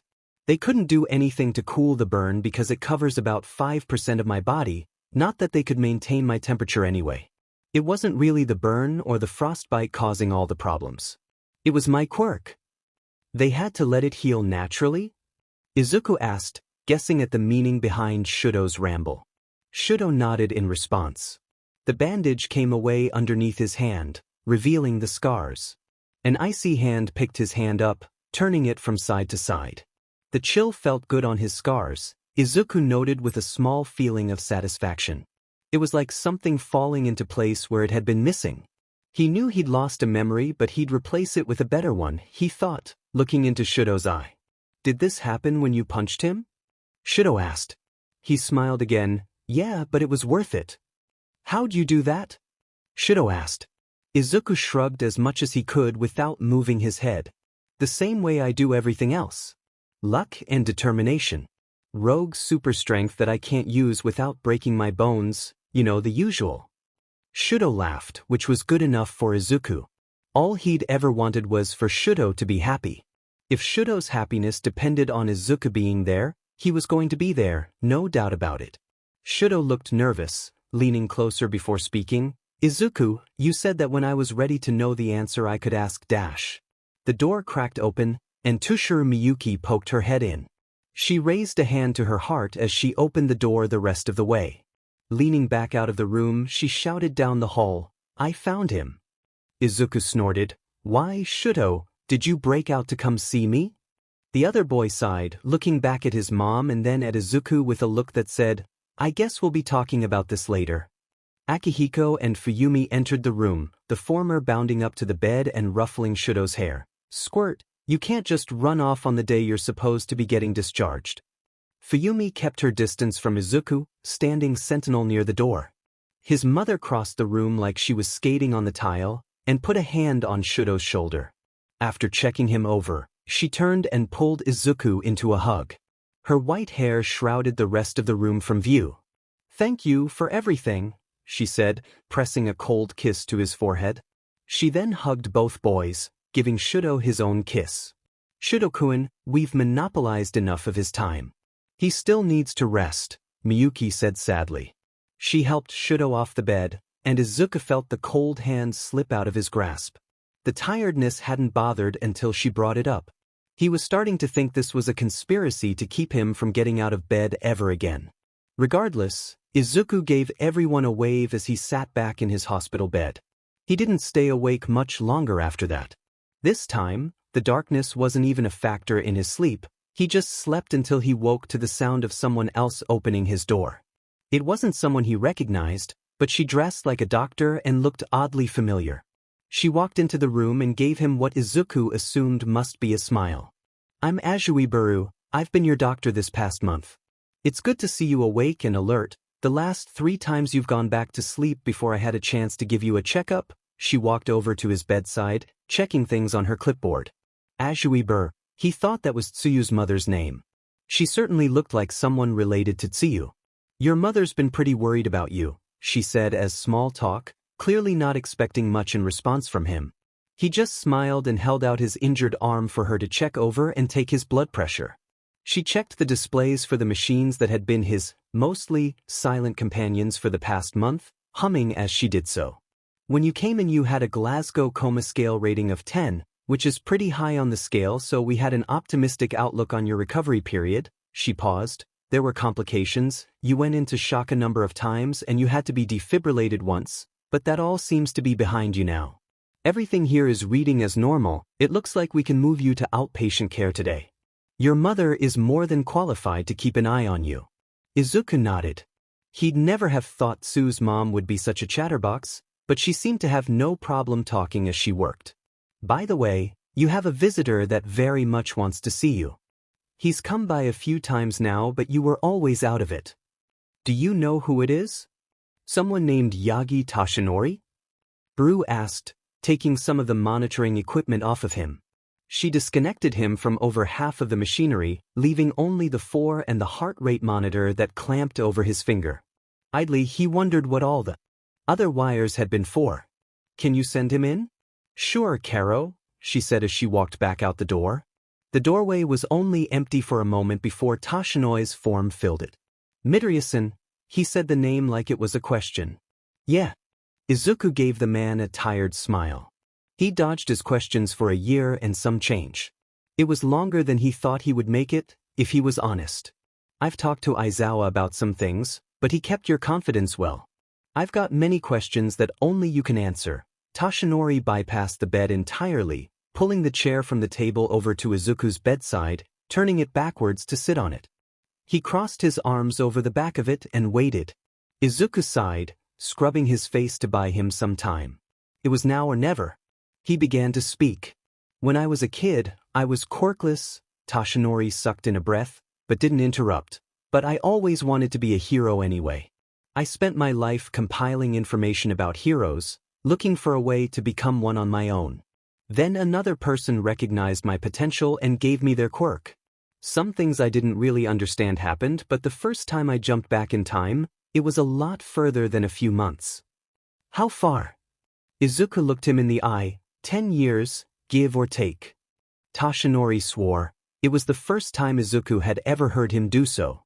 That was answer enough about how well this conversation was going. "And when did I give you one for all?" Toshinori pressed. "You caught that, huh? The day I started at UA, when I was 14, 3 years before my jump back in time." The blonde man blanched. "I gave it to you and sent you off with no chance to adapt to having a quirk?" "We were sort of pressed for time," Izuku said. "Nevertheless, there's no way it would have settled for another year at least." Toshinori frowned. "Yeah, I broke my bones a lot," Izuku said offhand. Toshinori looked horrified. "You broke your bones?" "I didn't really have a year to sit on my hands doing nothing," Izuku shrugged, ignoring the way his 4 pulled on his arm. Toshinori snorted. "Is that why when presented with the opportunity to go back in time 11 years, instead of resting, you immediately threw yourself back into danger? Despite the fact that you were 6 years old." "Well, when you put it like that it sounds reckless. There were extenuating circumstances that you couldn't possibly understand." An eyebrow raised in challenge. "Like how you ran into danger to save me from being gravely injured instead of trying to talk to me about what was happening. Midoriya-san, you should have told me what was going on. I could have done something." "And what about what I could have done? What if I had showed up out of nowhere and told you all about your darkest secrets and then bossed you around? It wouldn't have worked. I'm doing the best with what I've got here." Or at least I was, now I haven't even got that anymore. What do you mean? He leaned forward, the wood of the chair creaking under his weight. When I came back I still had my memories of everything that had happened in my, well, Deku's life. Deku was my hero name by the way, which is a long story, don't worry about it. As I changed things in this time, I forgot the future that would no longer happen because of those changes. I'm to the point where I've made enough changes that my future is one big haze outside of a few key memories. You're sacrificing your own memory to help others, like when you told me that Tenko-kun was in trouble. His response was just as quiet, yeah, like that. Toshinori rubbed at his eyes, dragging broad hands over his face. Okay, that's a lot to take in, he chuckled lightly. It was different from the full-bodied bellows Izuku was used to. He half expected a trickle of blood to drip out of the corner of his mentor's mouth, but that wouldn't have to happen ever again. That's pretty much what Aizawa-sensei said too. I still don't understand, why not come to me? Did I do something in the future to make you not trust me? Toshinori sounded pained. He started at that, how could All Might have thought that? It wasn't like Izuku had thought he couldn't trust All Might. It wasn't like that, except that it was. He didn't trust All Might to make objective decisions after he learned about this. He would insist on trying to atone for things that were not his to atone for. Or, God forbid, try and pass the symbol of peace down to him out of some misplaced sense of loyalty. It wasn't like that, Izuku shook his head. I wanted to protect everyone, that includes you. You'd have tried to take it on yourself. I've been told we're similar that way. Plus, I was planning on trying something a little bit different to your approach. Oh. Toshinori leaned his head on his arm, tell me about it. It surprised Izuku that Toshinori wanted to hear more. The man sat there acting like Izuku hadn't just dumped a huge quantity of information on him. He wasn't sure how much to say. Toshinori wouldn't try to stop him if he disagreed, he knew that much, but the quiet disappointment would be even worse. Toshinori-sensei, no offense, but being the symbol of peace isn't something that any one person should take on. It destroys them, I've seen it happen. The Tlii went unsaid. Wouldn't it be better if a whole team of heroes stood for that symbol? Not just an agency, but a team. People could be added, people could leave when they're burnt out or they need to live their life. I'm sure you've found it difficult to balance having a personal life, having a son, and being a hero. Trying to do everything at once doesn't work. Izuku lost steam after the short explanation, cringing against whatever response would come from it. The quiet of the room itched up his spine, and Izuku wanted to hide under his blanket. No, he wanted to get up and run out of the room, but he wasn't sure how far his legs would take him. He probably should have asked Azui if he needed a referral for physical therapy. When Toshinori finally spoke, Izuku had almost forgotten what a serious conversation they were having. He'd done a great job distracting himself with the horror that was physical therapy. Midoriya-san, may I call you Izuku? Sure. Izuku-san. Izuku bit down on his reaction to the honorific to keep from interrupting. You're still a child, and I don't say that to invalidate everything that you've done. Hear me out. You're only 7 years old in this timeline, regardless of how long you've lived. And before that, I gave you a quirk that would have forced you to grow up at 14. That's no childhood, Izuku-san. You deserve a chance at one. Tears welled up in his eyes, he blinked them back as best he could to keep his vision clear. I don't know if that's possible. It's been too long. Here he was crying when he'd been the one dumping horrifying information on Toshinori. Yet again another instance of the blonde man taking everything onto himself so that others wouldn't have to share the burden. This had been why he hadn't wanted to tell Toshinori. He didn't want to make the others second-guess his actions. Maybe picking him as a successor hadn't been the best option, but it was the option that happened. Now he'd go over everything, wondering what he'd done wrong or if he was making the right choices. Toshinori stood and stepped forward to hug Izuku, and Izuku let go of the stress and the pain of doing everything alone. How hypocritical of him was it to judge All Might for doing the exact same thing he was already doing? He'd learned his mentor's teachings too well. To his credit, Toshinori said nothing and held Izuku while he cried, and what a cry it was. He hadn't cried like this in years, not since he'd returned to his childhood. He cried like someone had turned on a faucet connected to his eyes. There was no way that he was hydrated enough for this. Soft circles were rubbed into his back with a firm hand, but the real calming influence was Toshinori's breathing. A steady rhythm without the catch of a wheeze on each exhale. Izuku pulled away, wiping at his face even though new tears were steadily replacing the old ones. I'll try, I can't promise more than that. That's all I ask. I know I don't have the right to dictate your choices, but I find myself invested. After all, you saved my life, and you saved my son's life. Toshinori was doing the thing where he got nervous and talked loudly. It was enough to make Izuku smile. The tears drying up as they stopped streaming down his face.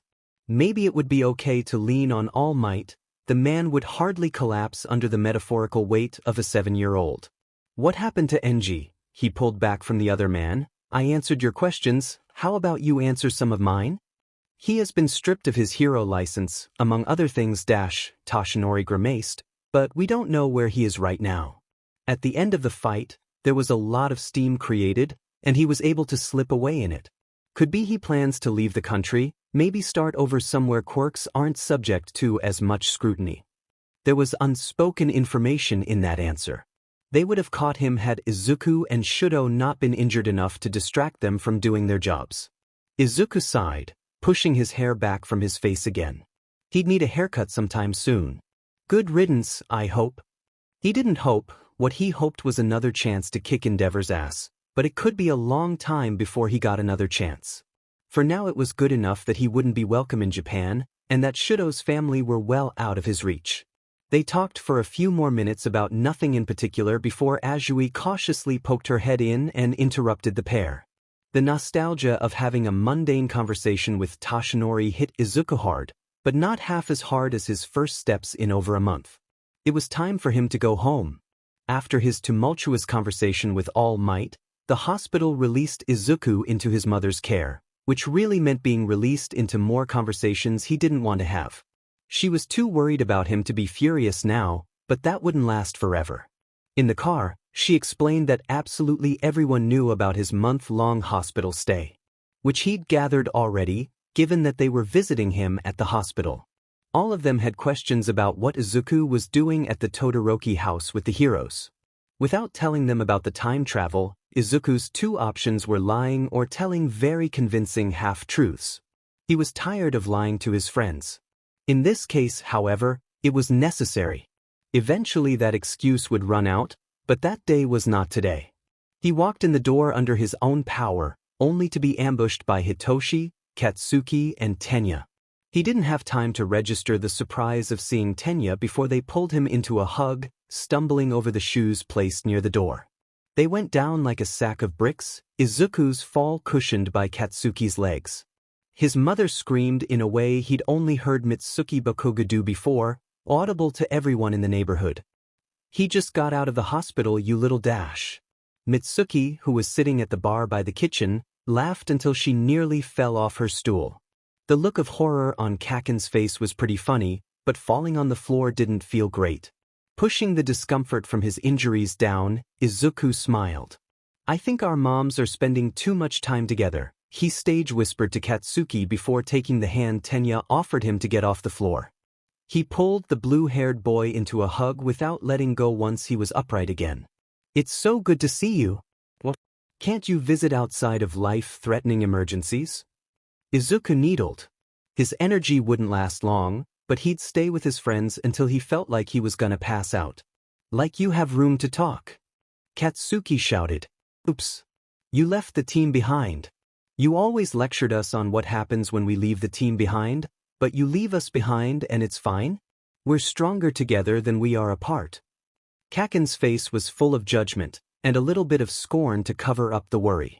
He wasn't exploding, so he couldn't be that angry. Izuku threw a panicked look to the parents in the room, but Mitsuki waved him off. Like we didn't all know. You're not subtle. At least this way you're all looking out for each other instead of running off on your own to get in trouble. He threw a glance to Mikoto and Hataru. They both shrugged. I found the backpack that Hitoshi likes to think he hides inside his suitcase. And I read minds, Mikoto replied with deadpan sarcasm. Well, it sounded silly when they said it like that. So much for being a secret team. The look from his mom told him that they would be having a conversation later. The mood of the room soured over the silence brought on by that, only the sound of the clock ticking from the wall of the kitchen breaking it. Izuku felt if he spoke their parents' acceptance of the team would shatter like a mirror. An broke the silence and everyone turned to the door. It was Tenya who moved to answer it, ducking his dark blue head through the door as he cracked it. "Hello?" he asked. "Is this Midoriya Izuku's house?" The voice was familiar but out of reach, which could be contributed to the fog of the coma still hanging over him. Izuku poked his head under Tenya's arm to see who it was. Standing in dirty snow of the stoop was a boy with blue-white hair. "Tenko!" Izuku exclaimed, worming his way under Tenya's arm. Tenko stepped forward to grab Izuku in yet another hug before he could slip on the ice covering the walkway. "Thank God you're okay, don't scare me like that. Dad showed me the video, which was absolutely crazy by the way, but then he wouldn't tell me what was going on until he came home from the hospital today, and then I find out that the reason you haven't called is because you were in a coma and no one told me."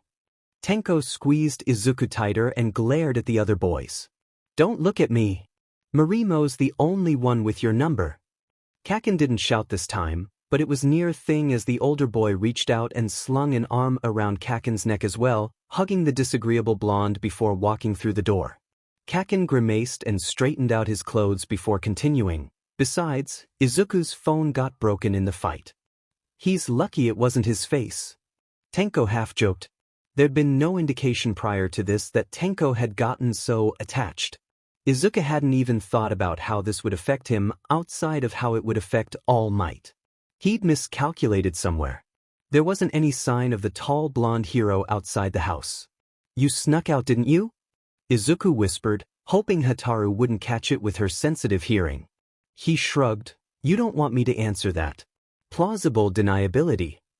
Tenya shut the door behind them, taking one last look for any more last-minute guests. They migrated over to the low coffee table, piled high with various goodies. Inko had stress-baked enough cookies to gift the entire neighborhood several times over, and some of the goods were still warm. He grabbed one of the warm cookies and took a bite, leaning against Katsuki's shoulder. It felt right for all of them to be here together, but it would be better if Shudo were here. Izuku contented himself with the thought that Shudo was surrounded by love and family now that Enji was out of the picture. For the moment anyway.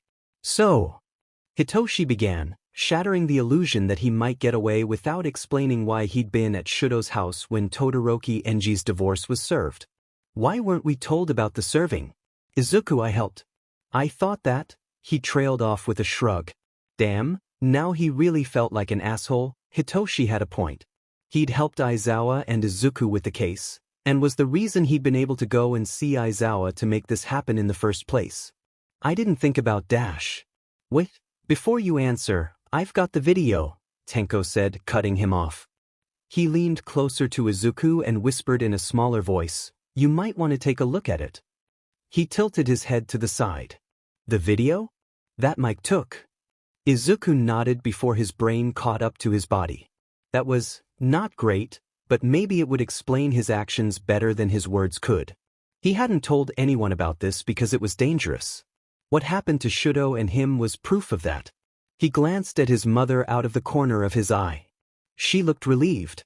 Relieved and tired. "Hey Mom, I'm feeling lethargic, so everyone's gonna go up to my room so I can lay down and talk. Is that okay?" Izuku said, letting Kaken support more of his weight. Truthfully, he wasn't tired. Inko probably knew that, but waved him on anyway. The mothers wanted to have their own private conversation, if the way Hataru kept casting brief looks at everyone was anything to go by. They boys clambered up the stairs like a pack of puppies, leading the way into Izuku's room. All 5 of them climbed onto Izuku's twin bed, legs tangled together until they all fit. Tenko pulled out a sleek silver smartphone, unlocking it with a swift series of taps. The phone background was an image of a coffee cup and green scarf sitting on a table. "Tenko, is this your phone?" Izuku asked as he looked it over. The picture didn't seem like something he would choose. "Absolutely not," Tenko confided. "I just have to scroll through the video files and okay, here it is. Look." He hit play on the video and laid it on the bed so everyone could gather round. Izuku saw himself in very corner of the frame, hidden in the shadows. Suddenly his green eyes lit up the shadows with a glow, and over the phone's tinny speakers he could hear Hizashi whisper yell. "No, get back here." It hadn't caught him swearing, lucky for him since his mom had probably seen this. The Izuku in the video bolted before Mike could stop him, black shapes leaching from the shadows on the ground to collect under his feet, climbing up his legs like fire. The figure in the video sprinted right through the flames, much to the awe of the boys watching the video. His ears burned, but Izuku forced his attention back to the phone. "Get in the house, we're gonna study English vocabulary." "Really? That's what you said?" Katsuki looked unimpressed. "That has to be the worst one-liner I've ever heard." Hitoshi shushed the blonde boy, putting a hand over his mouth. The video kept rolling. "Holy fucking shit," Katsuki cursed around Hitoshi's hand, only slightly muffled. Hitoshi dropped his hand. "What the fuck?" Hitoshi whispered. "That's incredible," Tenya said. They watched as a young boy with glowing green eyes and pitch-black mascara turned to stand between Todoroki Enji and those that he wanted. Miyuki called her ice armor a second later and Shudo followed his mother's lead. But the main focus was on the darkness that crept over Izuku's form, cloaking him in a shadowy form that rose tall enough to look Todoroki Enji in the eye with piercing green light. Shudo and his mother moved, and Izuku kept between them and Enji. The shadowy form grinning menacingly when Todoroki Enji tried to follow them into the house. "I don't fucking think so." It was Deku's voice. Izuku recognized it. After all, it was also his. The darkness exploded out from the shadowy form of Deku, slamming over the house like a tidal wave. Seconds later, it lifted, and a 7-year-old, unhindered Midoriya Izuku sprinted forward to slide through Enji's legs. Their shadows connected. As Izuku slipped under the hulking hero, swallowing Endeavor in black bubble tethered to Izuku's hand. The Tusherus ran towards the camera, everyone except for Shudo, who had turned around after passing All Might. That was when the shadow exploded outward, shattered fragments of darkness dissipating midair before they hit anyone. Izuku in the video felt like his strings had been cut, but everyone else in the frame only got buffeted somewhat by the clap of wind from Endeavor's explosion. So this is what the #1 hero in the world is reduced to, having a child fight his battles for him. The Izuku in the video stood. "Hey, shut the fuck up for once in your life." "That's more like it," Kaken said smugly. "Sure, this is my favorite part," Tenko hushed him. The Izuku in the video slammed his fist into Todoroki Enji's hip, sending the hero flying through his own wall. "He deserved that," Tenya said. Shudo was moving forward, sprinting at top speed with a hand out, shoving Izuku down and taking a glancing blow from the first fireball meant for Izuku. "Ouch," Hitoshi said. Izuku couldn't say anything. He felt sick. The video didn't capture any of the noise, but Izuku could practically hear the battle in his mind. He watched as Shudo spun with the attack, sending out a curved shield of ice to block the second fireball. The ice exploded outward from the shell, colliding with Enji's flames to create steam. Fog covered the camera's entire field of view. When it cleared, Enji was gone, and a small bubble of ice shattered to reveal 2 boys collapsed in an ungraceful heap on the ground. The video ended. No one moved. Izuku flipped the phone over to discourage anyone from hitting the replay button. "It's no wonder both of you were in the hospital for a month. I mean, looking at the video, you two basically took on the #2 hero alone," Tenya said, clasping Izuku's shoulder with a firm hand. Kaken flopped back on the bed and slid halfway to the floor before Hitoshi grabbed his leg and yanked him back up. "What were all the adults there for? They did nothing." Kaken complained. "Dad said that everything happened so fast." Tenko said, grabbing the phone before it got lost in the blankets. Kaken's head popped back up. "Dad." "Shit, Izuku, do the thing." Tenko's teeth ground together. Izuku shrugged. "You brought it up. It's a miracle you managed to keep it secret for this long." "Okay, Mr. Time Traveler, since you apparently can't cover a secret for a friend." Ouch, that actually stung a little. "Yeah, my dad was there. But the only adults were Aizawa-sensei, All Might, Present Mike, Shudo's mom, and that snake-eye lawyer lady, Kaken said, listing them off on his fingers. Hitoshi loudly inhaled, All Might. What? Tenya asked. All Might, think about it. We'd know if Aizawa-sensei or Hizashi-san had kids. We practically started a school club in their living room. Hitoshi leaned forward as he spoke. Tenko shrugged, but didn't deny anything. Kaken spluttered, fully falling off the bed when Hitoshi let go of his leg. He's not my biological dad, but he's been my dad for like a year. Tenko shrugged again. My grandmother was his mentor. Wait, how come Izuku knew? Kaken said, sitting up on the floor. Well, here was a chance where he could tell the truth without really telling the truth. Time travel, Izuku shrugged. Kaken snorted, okay, let's pretend I buy that. What was that Shadow Y thing about? Let's go back to talking about Tenko's dad, Izuku said, weakly trying to deflect. Tenko's dad was a really strange way to refer to All Might, but it was a soft kind of strangeness. One that he could get used to in time. Not going to work on us, Hitoshi said, pushing Kaken's leg off the bed, leaving the other boy spluttering indignant on the floor. It was another chance to tell the truth. How many of those had come and gone by now? Each opportunity to share his burden that he passed by would only increase the resentment from his friends when they inevitably did find out the truth. And once the team knew, pretty much everyone else would know as well. Once 5 people knew a secret, it was bound to get out. Especially when those 5 people were under the age of 10. Maybe he'd try to tell everyone when they turned 10. Well, my quirk is zero relativity, it's not time travel.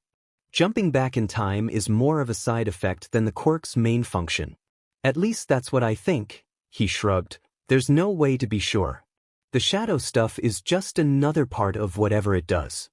That can't be all there is to it, Tenko said. The older boy was fishing for information, and Izuku had to question how much All Might shared with his son. Did Tenko know everything? Know about the decade he'd lost?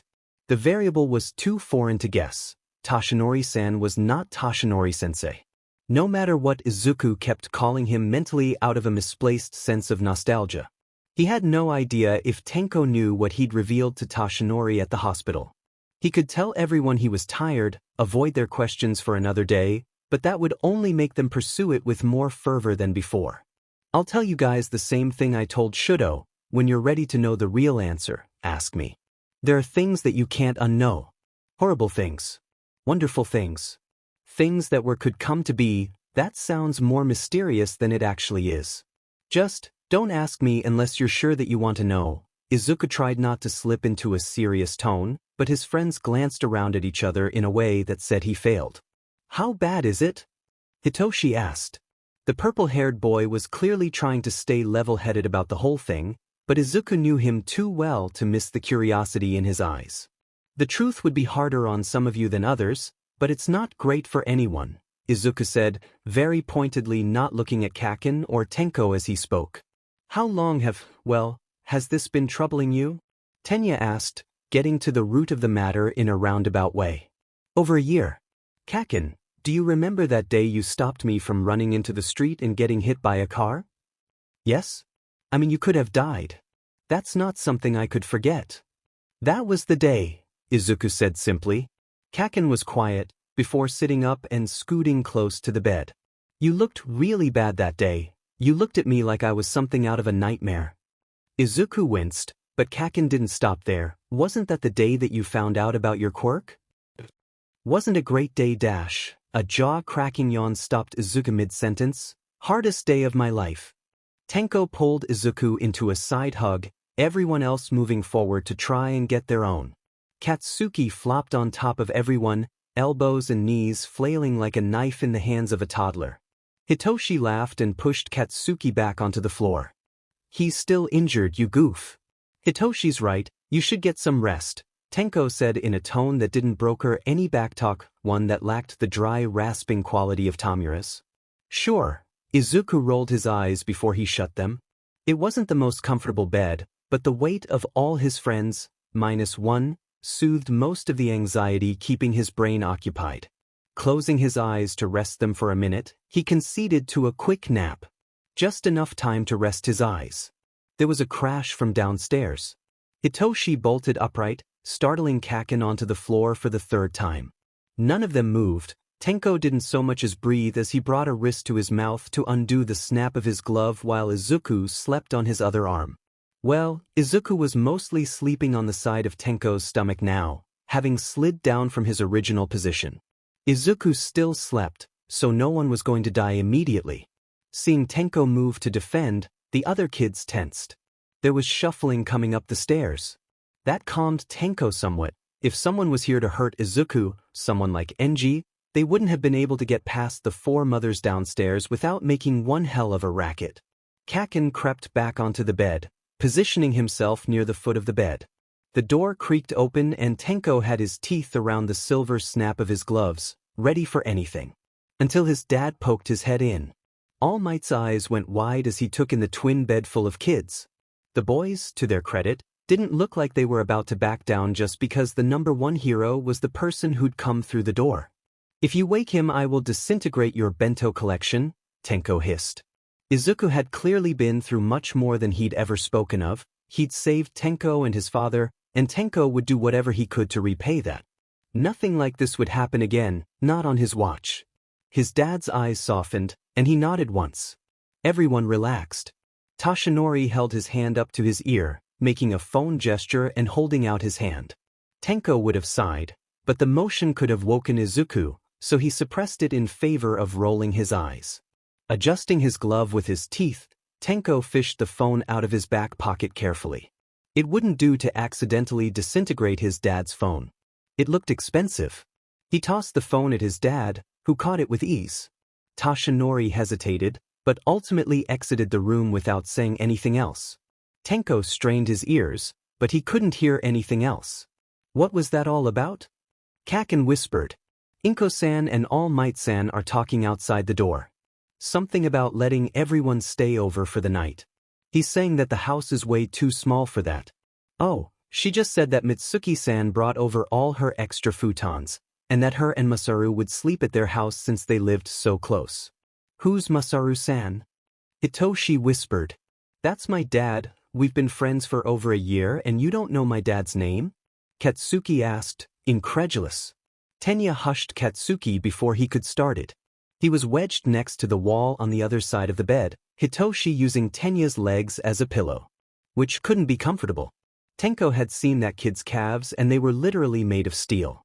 None of the boys seemed bothered by the cramped conditions. Without a word, Katsuki climbed off the foot of the bed and went to the closet to retrieve extra blankets and a pillow. He passed one to everyone on the bed, and took his own over to the window next to the desk. He spread it out underneath and curled up on it. Hitoshi followed him off the bed a second later. He made no noise as he crept out the bedroom door, returning minutes later with more pillows and a futon. The pillows he handed out to everyone on the bed, but the futon he dropped unceremoniously on Kaken. There was a soft oof as Katsuki scrambled out from under it with his blanket before Hitoshi flopped down on it. Tenko muffled a snort when he realized that the boys were trying to cover the entrances and exits. Without the other two boys, the bed was a lot more comfortable, and Tenko managed to stretch his legs out and shift position without waking Izuku. These kids were all right, and he was going to try and keep it that way. It's what any future UA student would do. That impromptu sleepover set a trend for everyone on the team. Every night, one of them would find a reason to end up at Izuku's house and keep him company. Privately, he wondered if they were worried he would sleep for another month if no one was there to wake him in the morning. It worked out all right though. He had company and they had reassurances. If Izuku was a little quieter than before, no one really minded. Everyone favored giving him space to heal over pressing him for information. A blessing that he wholly appreciated. Christmas passed without fanfare. The team met up and spent the night together, minus Shudo, an absence that felt like a splinter in Izuku's soul. Christmas had always been a holiday full of warmth. If only he could remember the reason why. It wasn't traditional to celebrate the day in Japan, and his family had never done much for it, preferring to save gifts for New Year's instead. Still, he felt like something important slipped away from his memory during the holiday's passing. Days later, the whole team, parents included, crammed into the Midoriya house for the biggest celebration of the year. Not everyone could stay for the whole week of festivities, but those who couldn't still made an appearance. Aizawa and Yamada had shown up for soba a few days before and teased their favorite student before leaving. They had plans to go visit a shrine near Aizawa's parents that they couldn't cancel. The absence of Tenya's father was conspicuous, but his brother promised to drop by when he was off the holiday shift. Mitsuki had offered up her house as a place for people to stay for the next few days, an offer that Hataru and Mikoto were glad to take her up on. After all, that would leave Inko and Toshinori alone in the house together to watch the kids, which would be terrifying if it wasn't so funny. Mikoto had pulled the other adults aside and forbade the other parents from offering to lend a hand. On the last day of the year, the two adults were dancing around each other for reasons only they knew. Awkwardly sidestepping each other in the kitchen, separating soba into bowls and grabbing the boxes of osuchi to bring to the living room. They worked without speaking, giving each other the occasional glance before looking away. It went mostly unnoticed by the children, who were focused more on each other. Mostly. Every so often Hitoshi would pause and tilt his head to the side, on the verge of connecting two pieces of an even larger puzzle. In a flight of genius, Tenya suggested they carpet the living room in futons. It gave them ample space to spread out, but they all ended up gathered around the TV on one futon anyway. The TV was on full blast, with a smattering of adults watching it from the couch and other miscellaneous chairs pulled around the futon forest. It was tuned into Kahaku Yuta Gassen at Inko's request.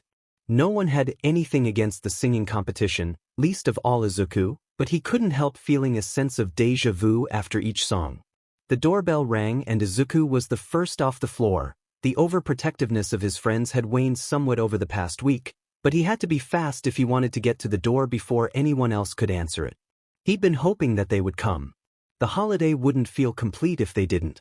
Outside the door, standing on the crust of freshly fallen snow was entire Tushiro family, but he only had eyes for Shudo. His bandage had been removed and Izuku could see the bright red scar over the left side of his face. He moved without thinking, pulling Shudo into a crushing hug. The other boy moved to catch him immediately, pinning him in place. His hand flit to Shudo's face, tracing over the jagged edge of his new scar. He knew it was shaped differently, even if he couldn't remember the exact form it had held in the past. The scar under his fingertips was sharper, and spread over the side of Shudo's face to kiss past the tip of his ear and into his hairline. His red hair had been completely shaved, leaving a shock of white hair on top of his head. It was a good look. Izuku almost told him so, but bit down on it at the last second. They were already close friends, there was no need to push things any further. Shudo wasn't the only one sporting a change in hairstyle. Miyuki had cut her hair in a short bob, and Fuyumi and Akihiko had cut every piece of red out of their hair, giving Akihiko an undercut and Fuyumi a set of layers. "I'm so glad you guys could come," Izuku said, going pink in the face as he reluctantly stepped back out of Shudo's embrace. He held the door open for them. Mom's got soba noodles and Toshinori-san's got most of the osuchi out on the dinner table for whoever wants some. Fuyumi toed her shoes off and looked at the TV. "Oh good, I was worried that you would be watching sports." She walked forward without hesitation to take a bowl from Inko and settled down near the arm of the couch. Akihiko leaned over and stage whispered, "She's really picky about what we watch for New Year's," before making a beeline for All Might and the feast laid out on the dining room table. Izuku shook his head when Shudo laughed. He could listen to that sound forever. Looking around the room, Izuku took in the sight of his friends and their families. It felt right. They were all together for the first time. Smiling, he took Shudo's hand and led him into the fray. They took slow measured steps across the uneven floor of futons, Izuku's pace matching Shudo's cautious ones. As far as he knew, Shudo hadn't seen the team since the hospital and they could be overwhelming in their affections. Katsuki obviously didn't get the memo. He bolted up and threw an arm around Shudo, nearly shouting in his ear. "Finally! We missed you!" The blonde wrestled Shudo to the ground in the middle of the futon, Hitoshi jumping up to grab Shudo a bowl of soba. Tenko gave an awkward wave. Right, they hadn't met yet. "Shudo, this is Tenko, he's Toshinori-san's son." Izuku nodded towards where a casually dressed All Might was sitting at the table chatting with Mikoto and Miyuki. Shudo sat up and nodded at Izuku's words. Tenko nodded. I mean, we technically have met in passing but we weren't introduced. Any friend of Izuku's is a friend of mine though. Apparently, that was enough common ground for Shudo. His face lit up and he answered likewise. The evening continued on much the same as it had before. Tenya was the first casualty of the night, passing out propped up against the couch with 3 hours still to go till midnight. It wasn't a big deal, everyone would wake him for the countdown anyway. This time, everyone studiously avoided laying on his legs, but Hitoshi still managed to stub his toe on an engine trying to free himself from the pile for a snack. Izuku found himself yawning with his head on Tenko's legs, Shudo leaning on his arm, and Katsuki propped up against his knees. Surrounded by his friends, Izuku settled in for the night, letting the sound of the singing competition wash over him. He looked forward to meeting his second new year in the past. Things were looking up. It was a simple moment that meant so much more. Last year he'd barely realized it was New Year's. He caught his mother and Toshinori-san with their heads bent together, speaking in a way that projected an ease and familiarity with one another. It looked like they'd worked out all the differences causing friction between them earlier. Maybe they bonded over what it was like to have a child upend your life in ways you never expected. Though to be fair, that was the fate of parents all around the world. Izuku fell asleep 10 minutes before midnight thinking that it had been a good day. Silver gloves slid through green hair as Tenko absently watched the TV finish its countdown to the new year. Toshinori and Inko tipping their glasses together in a soft clink in the background.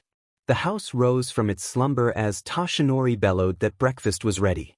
No one, Tenya excluded, had gotten enough sleep the night before. A march of sleepy kids led their procession down the stairs to the table and blinked at the American-style breakfast. A few looks were exchanged, but everyone sat down and piled their plates with food. It wasn't a traditional New Year's breakfast, but it was loaded with sugar. The sugar helped them shake off the haze of sleep, conversation around the table picking up its pace until everyone was chatting happily. "We're gonna have mochi, right?" Hitoshi asked suddenly, eyeing the adult that would give into his puppy dog eyes the quickest. He looked right at All Might with the most plaintive eyes he could muster. "You just ate," Toshinori said, looking around for backup. Tenko shrugged at him, shoulders shaking with silent laughter. "We haven't made any dash." Toshinori turned his own sad eyes on Inko for help. She huffed and rolled her eyes. "You could take them to fly kites in the park. Mitsu-chan and I should have time get them ready since we're not visiting the shrine until tomorrow. That woman is a terror in the kitchen." "Yes." Hitoshi cheered, but Katsuki plunked his head down on the table with a groan. "Marimo, I'm moving in with you. There's gonna be rice flour all over the whole house." "I mean, won't Mikoto-chan and Hataru-san be there to dash?" Izuku trailed off when Hitoshi shook his head. "My moms are hopeless when it comes to cooking." Toshinori and Inko were talking quietly to each other. Izuku caught the tail end of Toshinori's, "If you're sure we're not imposing," before the conversation fizzled out. "All right, all of you go change and don't forget your coats," Inko said, shooing the boys upstairs to get dressed. Snow blanketed the ground of the park. Usually on the 1st of January the snow covered the ground like powdered sugar. This year the ground held a thick slurry of wet snow with patches of powder that were still decent enough to pack snowballs with. Izuku grinned at the sky, watching all of the kites float across. There were so many more than he was used to, but less than there had been the year before. Over time, kite flying had fallen out of favor as a New Year's tradition, especially when it was this cold outside. The tradition meant a lot to his mom, so they kept it up. The other boys didn't seem to be worried about participating in such an outdated tradition, and he caught more than one older couple smiling at the troop of kids racing across the snow to keep their kites in the sky. They'd chosen the most eye-burning brightly colored kites they could find from the stalls on the way to the park, holding squares of neon green and red to their chests. Things were going well until the red kite wheeled through the sky, taking a sudden nosedive into the snow. Izuku completely let go of his kite, the string slipping away from his frozen fingers. He was unable to rip his eyes away from the red kite to watch the wind carry his away. Red on white. Red encased in crystals that would freeze it in time forever. Izuku tripped to his knees, looking down at the blank expanse of whiteness in front of his face. There was a memory all about a dot of red in an expanse of white. Maybe he should take comfort in the fact that he couldn't recall the specifics of it. He knew which one it was, he'd written it down before things started to slip away. The thought of it happening to his Shuto, was agonizing. His breath fogged in front of his eyes, puffing like a train. It wouldn't happen this time, the fact that he'd forgotten meant it wouldn't happen. It couldn't happen anymore. Tenko would never willingly lay a hand on Shuto, he wasn't Tamura. Tamura was dead because he would never exist in the first place. Izuku was here now. He had to focus on the present. Toshinori squat down in front of Izuku, but only his shoes were visible from Izuku's position on the ground. "Izuku-san," he said. There was a large hand in his field of view, not grabbing anything, just sitting there, bare and exposed to the January air. Green eyes flicked up from the ground. Toshinori's body blocked his view of almost everyone else in the clearing, his friends included. He had to get up. For them, they couldn't see him break like this. But it's the damn first day of the year, it's all supposed to be about luck and beginnings. But maybe he wasn't allowed to be happy. Powerful quirks always had their price. He'd thought it was the amnesia, but maybe it was the misery instead. He took Toshinori's hand, letting the man haul him to his feet. Their eyes met, steadiness and panic crashing together in an instant. "How long do you need?" Toshinori asked, casting his gaze back at the other children. One of them, he wasn't sure which one, had realized Izuku was having a panic attack. Instead of all rushing over, they were holding each other back. The two kites still in the air were let out to the extent of their strings, soaring high above the turbulent drafts of air near the ground. "Just a minute, I'm fine," Izuku said with a rougher voice. It pitched down deeper. "You'd think amnesia means that the memories aren't there to hurt you anymore, but apparently fucking not when time travel is involved." Izuku spoke quietly, but Toshinori noticed Hitoshi rub the back of his head and look over sadly. That boy was too much like his mentors for his own good. He watched as Izuku took in a deep breath, shrugged his shoulders back, and looked at All Might with a nod. "When you want to talk about it, the 'I'm here' went unsaid." "No, I'm going to be fine." Izuku looked out, eyes landing on the pure white of Shuto's hair, the red hair buzzed short to his head. "Things are going to be different." After that interruption, the team resumed flying their kites with less vigor. Toshinori was on his phone every 5 minutes, texting Inko to see how the Machi were coming along. He'd updated her on the situation, but her responses didn't reassure him very much. The kites were quickly abandoned in favor of playing in the snow, splitting into teams and launching projectiles at each other. He could see experience in how Izuku commented on his friend's techniques, which ranged from beginner suggestions to advanced tactical maneuvers that pro heroes wouldn't even think of. If he had any doubts about Izuku's story, this would have put them to rest. He was training his friends. They must have noticed because they took his advice seriously. Even Tenko, who Toshinori struggled to impress the seriousness of any situation on, took Izuku's comments and applied them. They were going to be a force to be reckoned with when they hit the pro scene. He had no doubts all of them would make it to the top. If he wasn't convinced of the merits of Izuku's idea of building a team to become the symbol of peace, he had damn well get ready in the next 10 years, because it was going to happen whether he liked it or not. Toshinori resolved to like it. Even if he didn't like how young they all were. He texted Inko a final message, "They're coming in hot." Shuto broke out the big guns in a snowball fight. His phone buzzed before he could put it in his pocket. "Don't tell Miyuki that, he's not supposed to use his quirk for another month." Toshinori snorted. If Inko thought he was going to lie to Tushiro Miyuki, well, he didn't have a death wish. Looking at the team sporting wide, toothy smiles in spite of the stumble earlier, Toshinori figured he was strong enough to bend the truth a little bit. Mitsuki sported an entire outfit covered in rice flour to show for her efforts. It looked like it might have been a yukata before the flour attacked it. "You all better appreciate this.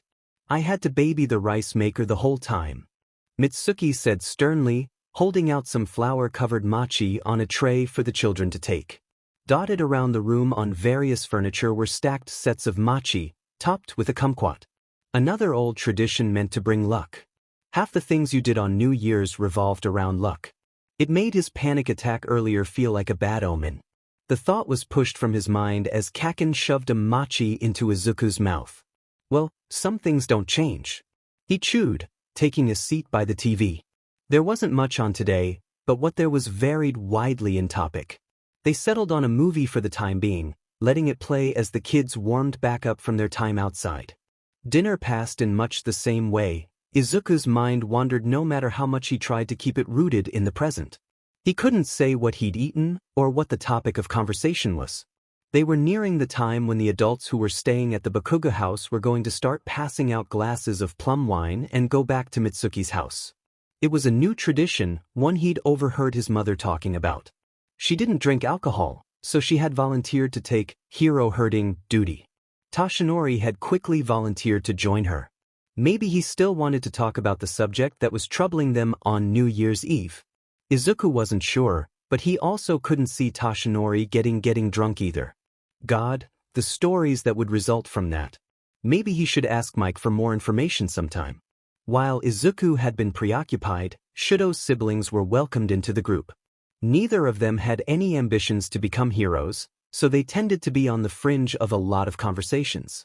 Hitoshi made a concentrated effort to keep them included as they flipped through channels and settled on a compromise to watch. It was a nice gathering. Akihiko helped Inko keep the boys in line far more than Fuyumi, who was curled up in an armchair with a book she'd brought with her New Year's money. To be back in the too cool for school teenage years. Add a lot of food to a group of kids that had spent the day running around and you had the recipe for a floor full of napping kids. Which wasn't a good idea if you wanted more than one of them to sleep through the night, but Toshinori was too soft-hearted to try and keep them awake, not matter how many times Inko huffed and rolled her eyes at him. He shrugged shamelessly at her, giving Izuku's mother a bring grin. That was different. Izuku chewed on his lip. Why was it different? He suddenly got the feeling he was missing something obvious. They were being friendly, but there was something else going on. He shook his head. Maybe he'd been meddling too much. It clearly wasn't anything bad or his mom would have sought his help. Toshinori turned back to the TV, his bulk taking up a good portion of the couch not covered by a lounging Tenko, out cold across two cushions and the floor. Tenko snored, a sound which would have been hilarious if it didn't sound like a rasping ghost. It was keeping Izuku from taking a nap. The only other one of them awake was Hitoshi, who was currently laying across his legs, cutting off Izuku's circulation without a care in the world. Every so often he would glance at Izuku with a strange look on his face. "Hitoshi, what is it?" he sighed. Hitoshi gave soft snort. "You should talk to All Might." Izuku flinched, and Hitoshi raised an eyebrow when he felt the tremor of it roll through his legs. "Talk to him about what?" "The thing you don't want to tell us about." Hitoshi rolled off his legs, sitting up. Izuku felt his heart rate skyrocket at that simple action. What if he asked? He'd promised to answer. Could he? If it came down to it, could he tell Hitoshi that he died without ever being recognized as a hero? He wasn't sure that he could. Hitoshi studied his face for a moment. He already knows, doesn't he? The thing you can't unknow. Confronted with a direct question, Izuku just nodded, thankful it was one he could answer without speaking. Well, good, you should talk to him. How'd you figure out he knew?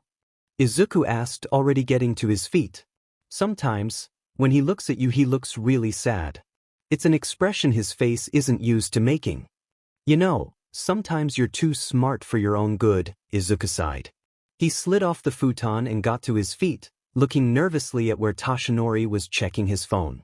Glancing back at his friend, Izuku shored up his resolve. Hitoshi watched him go with his own sad look on his face. Once he was out of earshot, Hitoshi whispered, "Yeah, sometimes I am."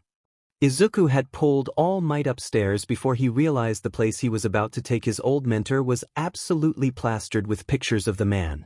Too bad he didn't realize that before he turned on the lights to a visual assault of red, blue, and yellow. Toshinori scratched the back of his head with a weak chuckle as he stepped inside.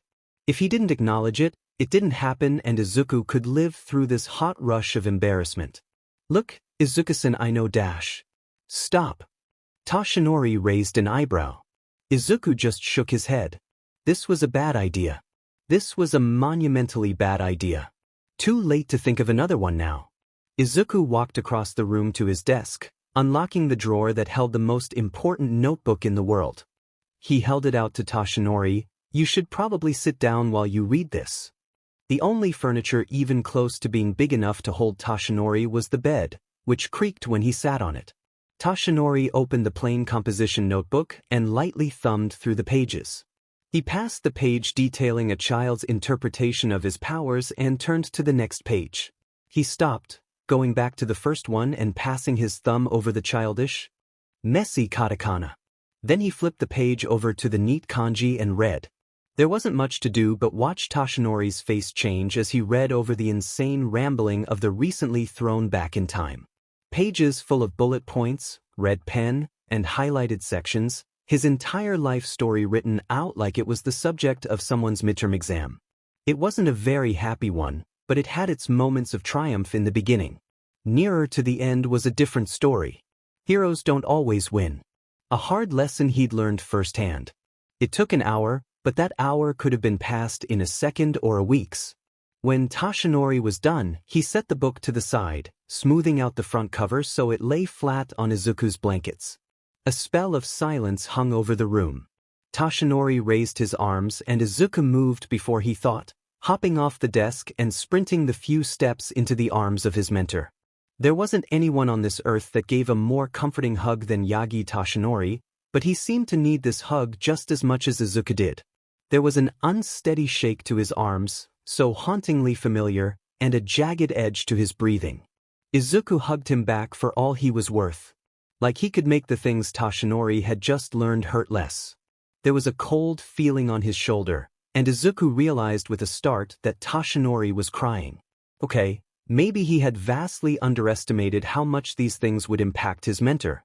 He knew better than to believe the number one hero was invincible. He'd know that since he was so, why had he decided laying everything out on the table was a good idea? What was it earlier? Toshinori asked through the wetness in his throat. Red on white. Shuto's sacrifice. He refused to say death. So much white with just a dot of red. Red I wasn't even sure was there or if I was imagining it because it wanted to see anything of him. I don't remember exactly what happened, but I wrote that much. Izuku would have shrugged if he weren't being hugged. Toshinori nodded, running a hand through Izuku's hair like mother henning him was the only thing that could cheer him up. If it made him feel better, Izuku wasn't averse to letting Toshinori fuss over him. Just this once. It's not the first time? Toshinori asked. Well no, but dash. Did you ever tell Mikoto-chan? Not specifics, but she does the dash. He tapped a finger against his temple, the mind-reading thing. That doesn't help you work through it? Toshinori prompted. Izuku shrugged and Toshinori pulled him into a second crushing hug. You can always talk to me, okay? Toshinori said, ruffling his hair. I didn't want to, I didn't know what to do. You adopted Tenko and I know that he's not Tamura, but I didn't want to tell you about it. I felt like it would have sounded like I was jealous or something like that. I don't know. It's okay, Izuku, you don't need to worry anymore. I don't actually think I can stop, Izuku smiled, grinding the heel of his palm into his eyes to wipe away his tears. I didn't want to burden you with this. I'm glad you did, it was partially my fault. Don't protest, you cannot take all the blame for what happened any more than I could. I made poor decisions that put you in a very difficult situation, Toshinori tried to reason, but Izuku pulled away. If you don't blame Tenko for the things Tamura did, then you shouldn't blame yourself for the choices you were forced to make. We all did the best we could, sometimes there isn't anyone to blame. Izuku took the notebook and locked it back in the drawer. That was the safest place for it right now. You should take some time to think on things. I'm going to check on everyone else downstairs, Izuku said, giving Toshinori a pat on the arm as he fled from the room. It took seconds for Toshinori to shake Tenko awake and leave him with instructions to watch the kids, but it took much longer for Izuku to stop glancing his way every few minutes. It was almost like he didn't think Toshinori could process everything and was waiting for him to blurt it out to everyone. As soon as he had the chance, he grabbed Inko's arm gently, inclining his head to the staircase. She nodded, wiping her hands off on a dish towel. She'd gotten most of the rice flour off the kitchen appliances. How it got there was a feat in itself considering all the mochi had been made at Mitsuki's house. They walked up the stairs, Toshinori giving a glance over his shoulder to make eye contact with Tenko. His son looked concerned but didn't move from the couch as they ascended up the stairs. Inko dash. She held up a finger and opened the door to her room, ushering him inside. The door shut with a light click, a second click following as she locked it. "He told you everything this time?" she asked, standing up on her tiptoes to brush her fingers across his face. His eyes were swollen. They always swelled like balloons when he cried, shading his deep-set eyes to make them look black. "I don't know how he bears all that weight dash." Toshinori valiantly tried not to cry, but rolls of tears escaped from the corner of his eye. "Toshi, he's so much like you sometimes. It's a wonder you're not his biological father." That at least made him laugh. "Well, he seems to already look for me to be in that role. It helps that I think his mom is the most stunning woman I've ever met." Toshinori leaned forward, pressing a kiss to her cheek. They'd agreed on holding off until after the holidays to tell everyone.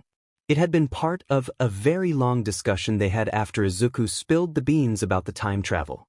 "We have to tell him. We've been dating for half a year dash." Toshinori sat down on the bed, so Inko wouldn't have to stand on her tiptoes anymore. Easier said than done. "I don't know how to bring it up," Inko sighed. Her hands were still on his skin, fingertips touching the shallow planes of his face. How he looked so dramatic when he was off being all might was beyond her. Right now he just looked soft and scared. He leaned into her touch. It helped him to gather his thoughts back together. "After everything he told me, we have to tell him. I couldn't bear keeping anything from him."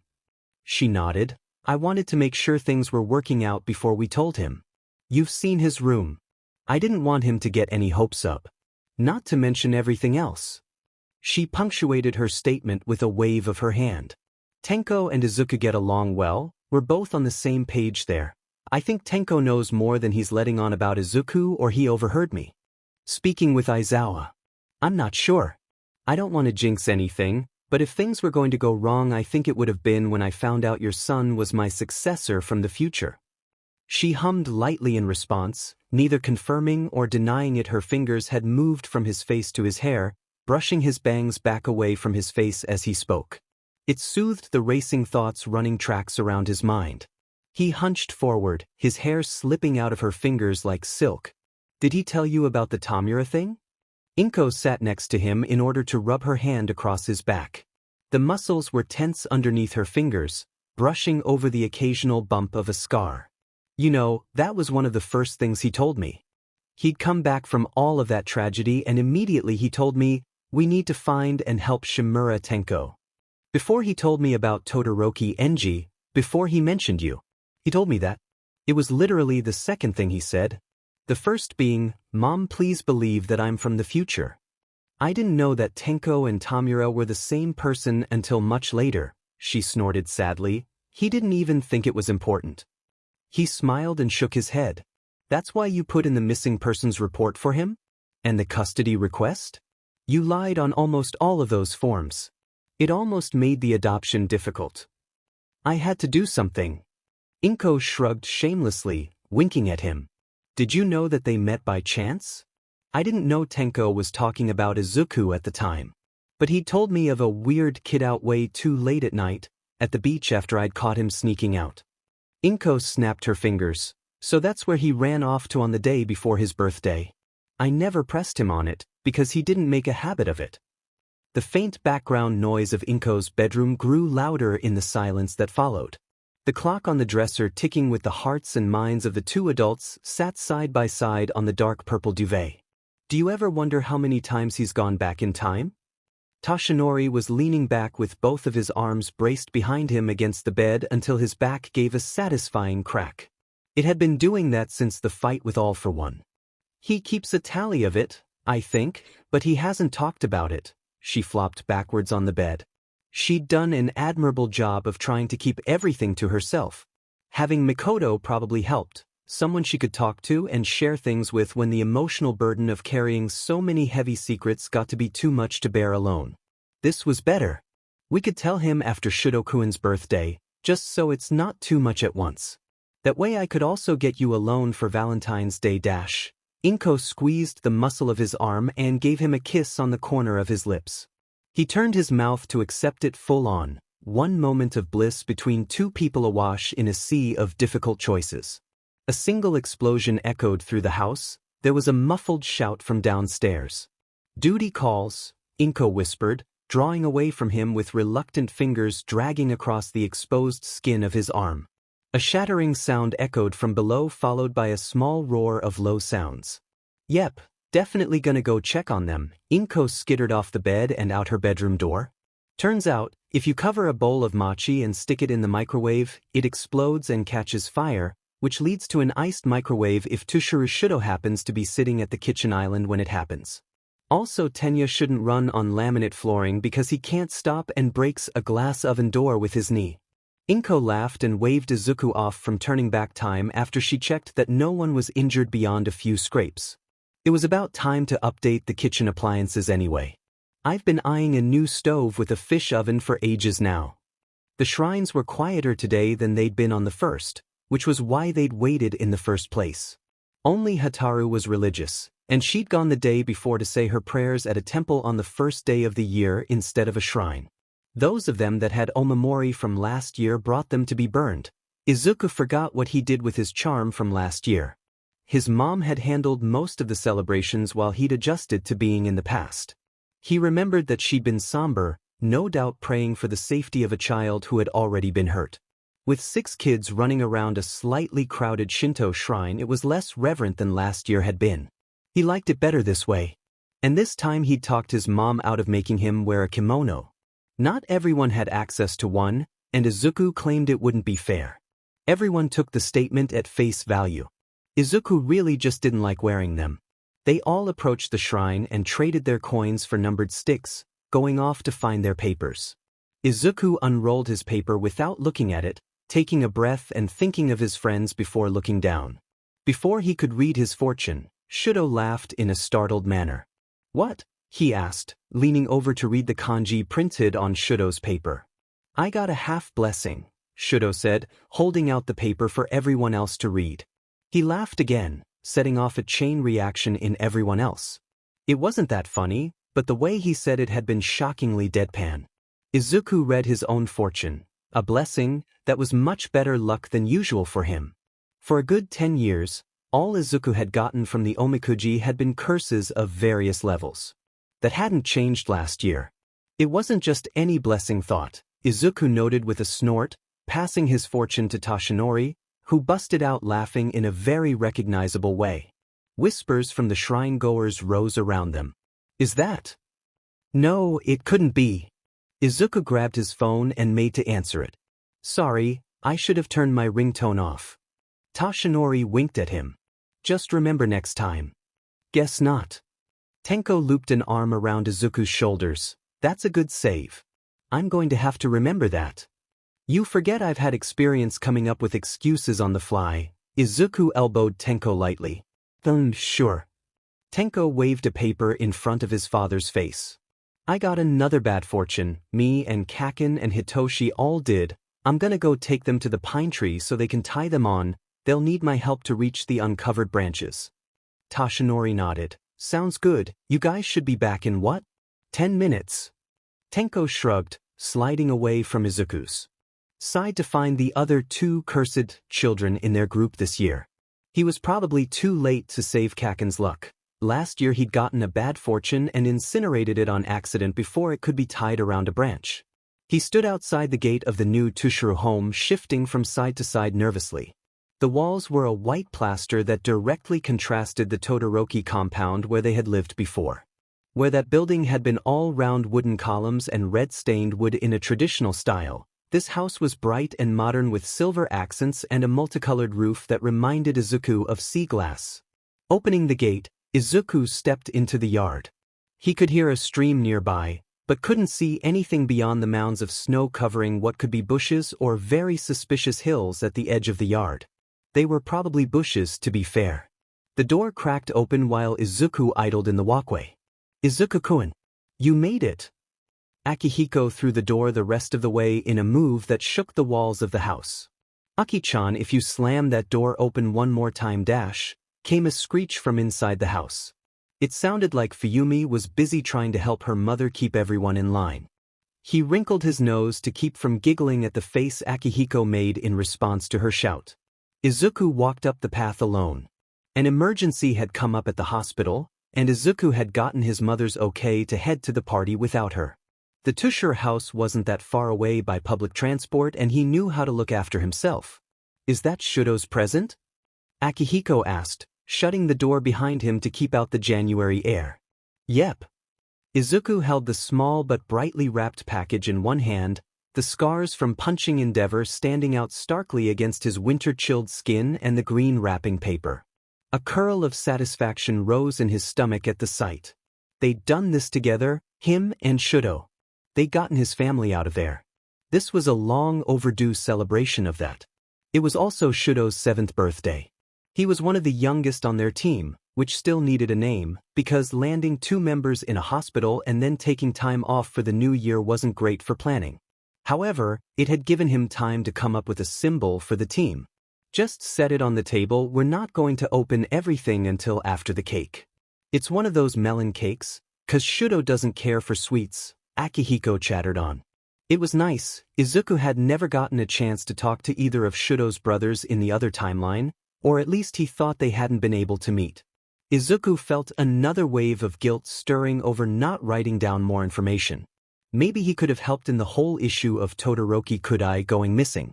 All he'd been able to find out was that Kudai had a flame-based quirk like his father and that Miyuki or Aizawa had once called it degenerative.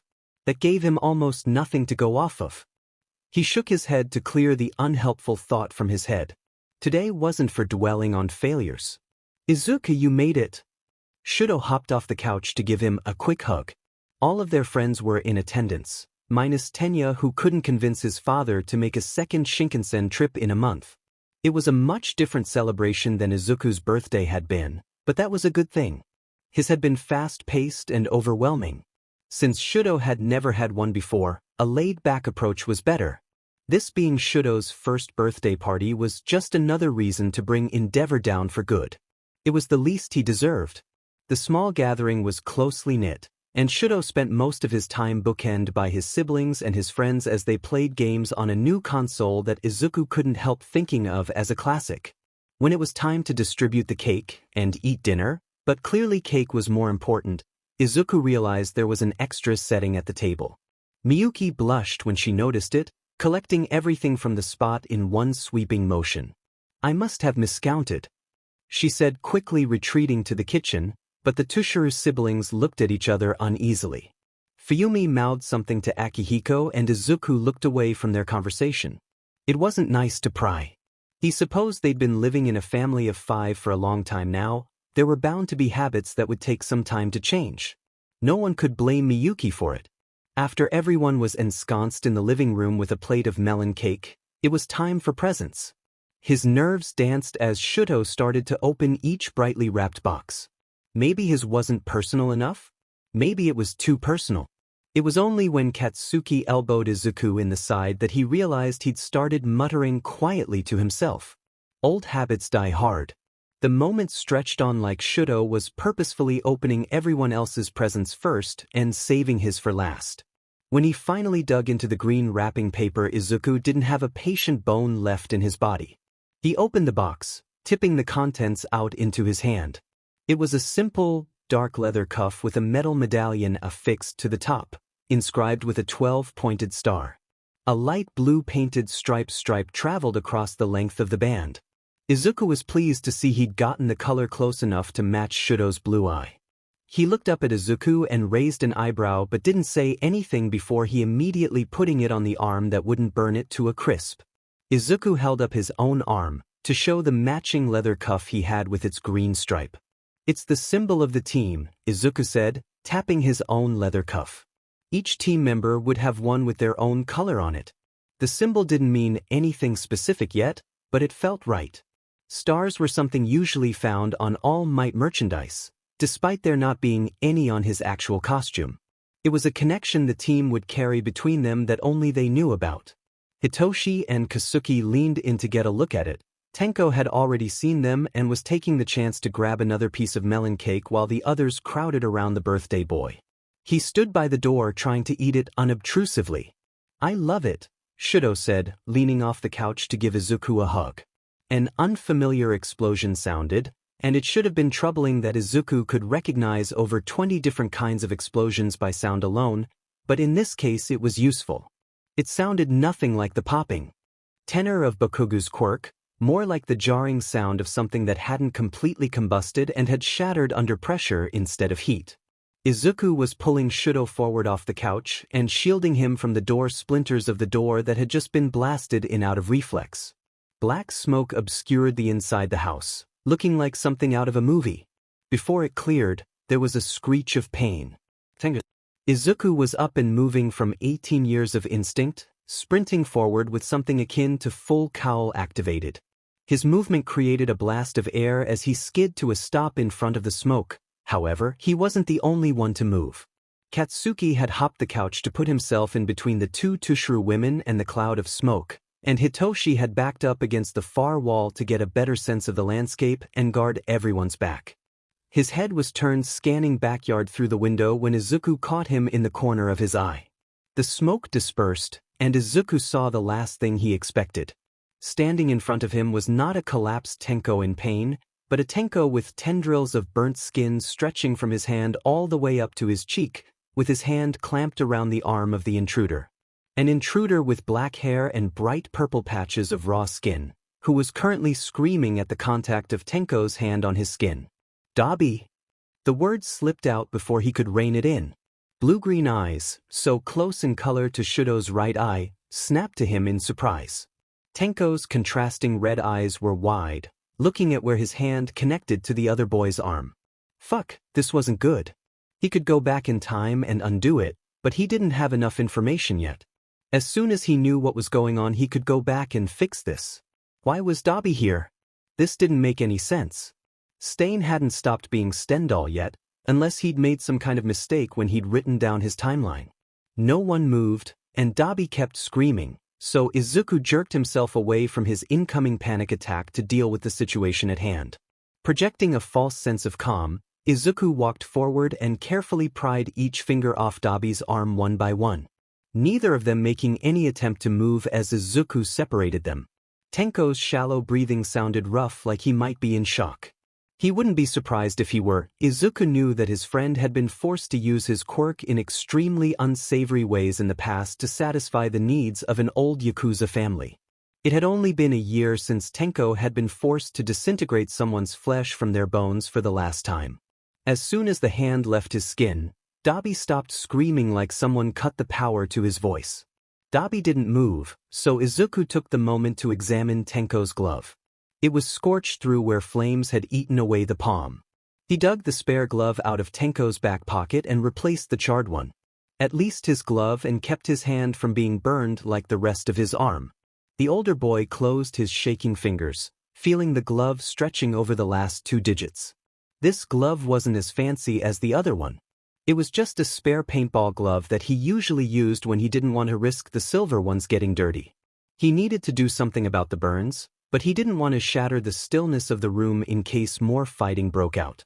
Izuku's only comfort was that everyone else seemed to be as stumped by the situation as he was.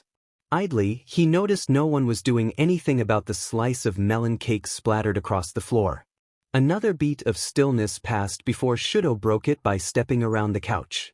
He walked forward, past Katsuki guarding his mother and sister, past the shocked face of his siblings, and came to a stop right in front of Dabi. "How dare you?" Shudo asked. There was a storm of emotion in his eyes that Izuku couldn't read. The two stared at each other, one incredulous, the other bordering on furious. The ends of Dabi's hair were blackened, but the roots showed a deep red. One Izuku had never been close enough to notice before. "What?" Dabi squawked, voice breaking over the word. Izuku subtly ramped his calculation of Dabi's age higher. Shudo poked him in the chest and stepped forward, forcing Dabi to take a step back. Re-evaluating the situation, Izuku abruptly dropped the thread of the time he'd been readying. Things were coming together in his mind, but not quickly enough him to intervene. He simply didn't have enough memories left from the future. "We thought you were dead. What happened to you?" Shudo was yelling, which wasn't great, But he was also crying, which, also not great but... Okay, this wasn't clarifying anything. What the fuck is going on here? Like I would come back when he was still around. Dabi shouted. Is that the only reason? Because he's been gone for months, could I? Shudo shouted. Oh fuck. Everyone was thinking it, but only Katsuki had the balls to say it out loud. Shudo's second oldest brother. The one that had gone missing. The one with the degenerative fire quirk. All the pieces fit. God, wasn't it stupid of him not to see it before? Quirks had a genetic component, which is why so many people in the first timeline thought All Might was Izuku's absentee father no matter how much he tried to dissuade them. That brought Dabi, to Shurikadai, up short. I didn't know that. It was all over the news, Shudo persisted. Listen. I wasn't with good people, and we didn't have a lot of things. I only heard because I was where I shouldn't have been. Dabi looked askance and fidgeted. On closer inspection, Kodai looked different from the Dabi he knew. The purple marks were in different places, less around the face and his eyes, mostly on his arms and his neck. They were less defined from his healthy skin. The burnt skin cracked slightly with his movements. Izuku knew from experience that quirk-related injuries hurt far worse than the alternative. The amount of pain he must be in was insane, even by Izuku's standards. There were only a few metal piercings in his skin, but they were in mundane places like through his lip or eyebrow, nothing like the staples he'd written about in the journal. The overall effect was that of someone who had been living on the streets at far too young an age. Could I dash? Shudo frowned, his overall emotion state doing a complete, listen, if you didn't want me to come back then just say so. Shudo stepped forward again and grabbed his older brother before he could take another step back outside the door, or what was left of it. Kudai was pulled into a crushing hug that Izuku knew from experience would be difficult to escape from. Like Shudo's actions shattered some kind barrier, the rest of his siblings launched off the couch to grab onto Dabi Kudai. That was going to take some getting used to. They pulled their brothers into a hug, Akihiko standing taller than all of them. Of course we wanted you to come back, Shudo said quietly, something wet in his throat. That finally shook Miyuki from her frozen state near the couch. She walked forward with trembling limbs, gathering up all her children in her arms, and pressing her cheek to Kudai's spiky, soot-filled hair. Izuku took a step back, guiding Tenko to do the same.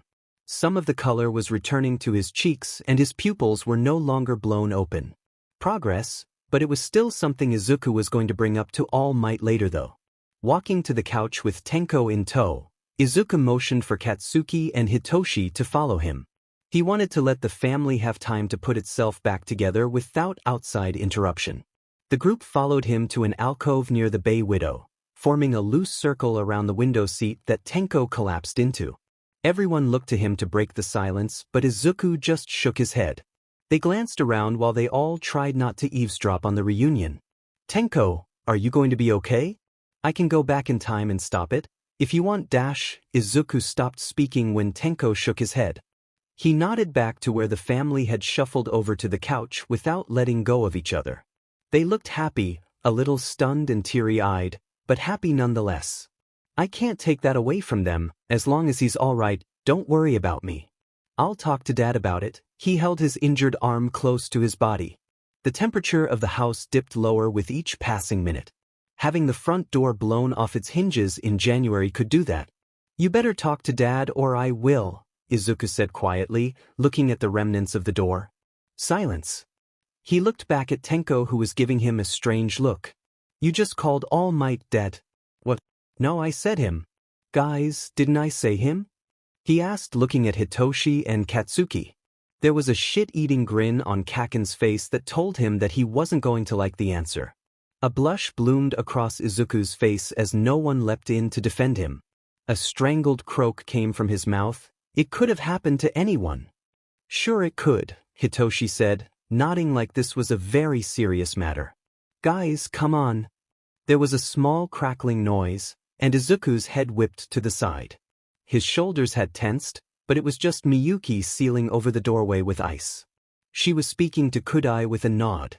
Time to deflect. He nudged Tenko with his knee. You might feel better if you talk to him. And say what? An apology usually works. Izuku shrugged and poked Tenko in the shoulder to punctuate his point. You know that's what Katsuki does whenever he accidentally burns someone. You might even get one in return. How's your arm feel? Tenko rolled his eyes. My arm is fine. It's not a bad burn. I'd be more worried about what damn, there goes my excuse. Tenko shifted his weight but didn't move. He leaned closer to Izuku to whisper his next words. I wasn't the only one to react though. You recognized him. Izuku nodded, later. He knew it hadn't gone unnoticed. Everyone else might have heard, but Tenko was the only one close enough to see how Kudai reacted to being called Dabi. Tenko was old enough for Izuku's warnings to fall on deaf ears. He already suspected something was off. If he wanted to know the truth, Izuku would tell him. People were gradually settling back down from the explosive reunion, but Tenko didn't move to talk to Kudai. Watching the family with guarded eyes, he put off the inevitable and winced as pain radiated from his arm. He took his hoodie off the hook by the door and pulled it on to hide the injury from everyone. He'd deal with it later. He grabbed a roll of paper towels and went to clean up the splattered remains of his second slice of melon cake. The white icing disguised itself against the light wooden floors, and nothing he seemed to do got all of it up. After cleaning up as much as he could, he grabbed the broom to sweep up the remains of his plate. Maybe he could talk to All Might about getting Miyuki a new set of plates for her birthday. Hey! The boy kneeling on the floor didn't flinch at the sound of an unfamiliar voice. He set the broom and dustpan aside, banishing all thought of cleaning up the shards with his quirk. It wasn't something he was comfortable doing so soon after hurting someone with it. Figures, the one time it was useful he didn't feel safe enough to use it. He looked up into Tushiru's eyes. They were guarded, but mirrored his own. The eyes of someone who had seen far too much shit in a short life, just like Izuku. He pushed back his hair, wishing he had a headband. It was getting too long to leave it be. He'd have to cut it soon or it would be a liability. Yeah. It was more of a statement than a question. Tushiru knelt down, taking a seat next to him. They were out of sight from everyone on the couch, except Izuku, who had stationed himself in the corner near the stairs. It was about as private as a conversation between them was going to get. He didn't say anything more after sitting down. So Tenko shifted off his knees to sit down comfortably. Look, I'm sorry. Also I'm Shimura Tenko. Hi, he said awkwardly. He had no idea what Shudo or any of his family members had told Tushiru about him. If you held out a hand for me to shake, I would have seriously questioned your choices, Tushiru teased. Tenko was so startled that he didn't laugh, just made a wheezing noise like someone stepped on a rubber chicken. He coughed to cover it up. I'm sorry about your arm, is it all right? Tenko asked. Tushiru shrugged his shoulders. I've had worse. It was startling more than it was painful. I'm used to pain. It's healed over pretty much the same way overusing my quirk does. He held out his arm for Tenko to take a look for himself. On the already reddish-purple skin was a dark purple handprint. It wasn't recognizable, most handprints look the same after all, but that didn't stop Tenko from knowing he'd put it there. It doesn't hurt? Tenko pointedly kept his hands to himself. No more than my arm normally hurts, Tushiru shrugged. To be fair, who blasts a door down just to make an entrance at their little brother's birthday party? I thought we were being attacked, Tenko tried teasing back. The face opposite his flushed with color and he looked away. I thought it would be dramatic. I didn't think it through all the way. Have you thought through anything all the way? Tenko asked, curiosity getting the better of him. Tushiru groaned. No, I haven't. It's not safe for me to stay here, but it's not safe for me to just leave either. I'm going to have to make a choice. I know the one I want to make, but I don't know if it's the best one. You want my advice? I get the feeling you're going to give it to me anyway. Stay. What? Stay with your family. Keeping yourself distanced from the people you love for their protection never works out. Best case scenario, they forget about you. Worst case, you're too late to protect them. It's one of the cruelest mistakes someone can make. Tenko gripped his knees, feeling the fabric of his jeans underneath his bare fingers. You speakin' from experience? Tushiru asked, leaning back on his good arm. My grandmother made a similar mistake and it almost cost me my life, Tenko shrugged. It seemed easier to talk about this than it usually was. She kept herself away from my father, but he died anyway, and then there was no one who knew to look for me. That's rough, buddy. Tushar delivered the line seriously, but Tenko cracked a smile at him anyway. He shrugged. If you want more advice you can ask Izuku. He's a fountain of annoyingly helpful anecdotes. And which of my little brother's friends is that? He scanned the room. Green hair, freckles. Looks like he couldn't hurt a fly but is actually terrifying. Tenko wasn't talking Izuku up on purpose, but he was proud of him.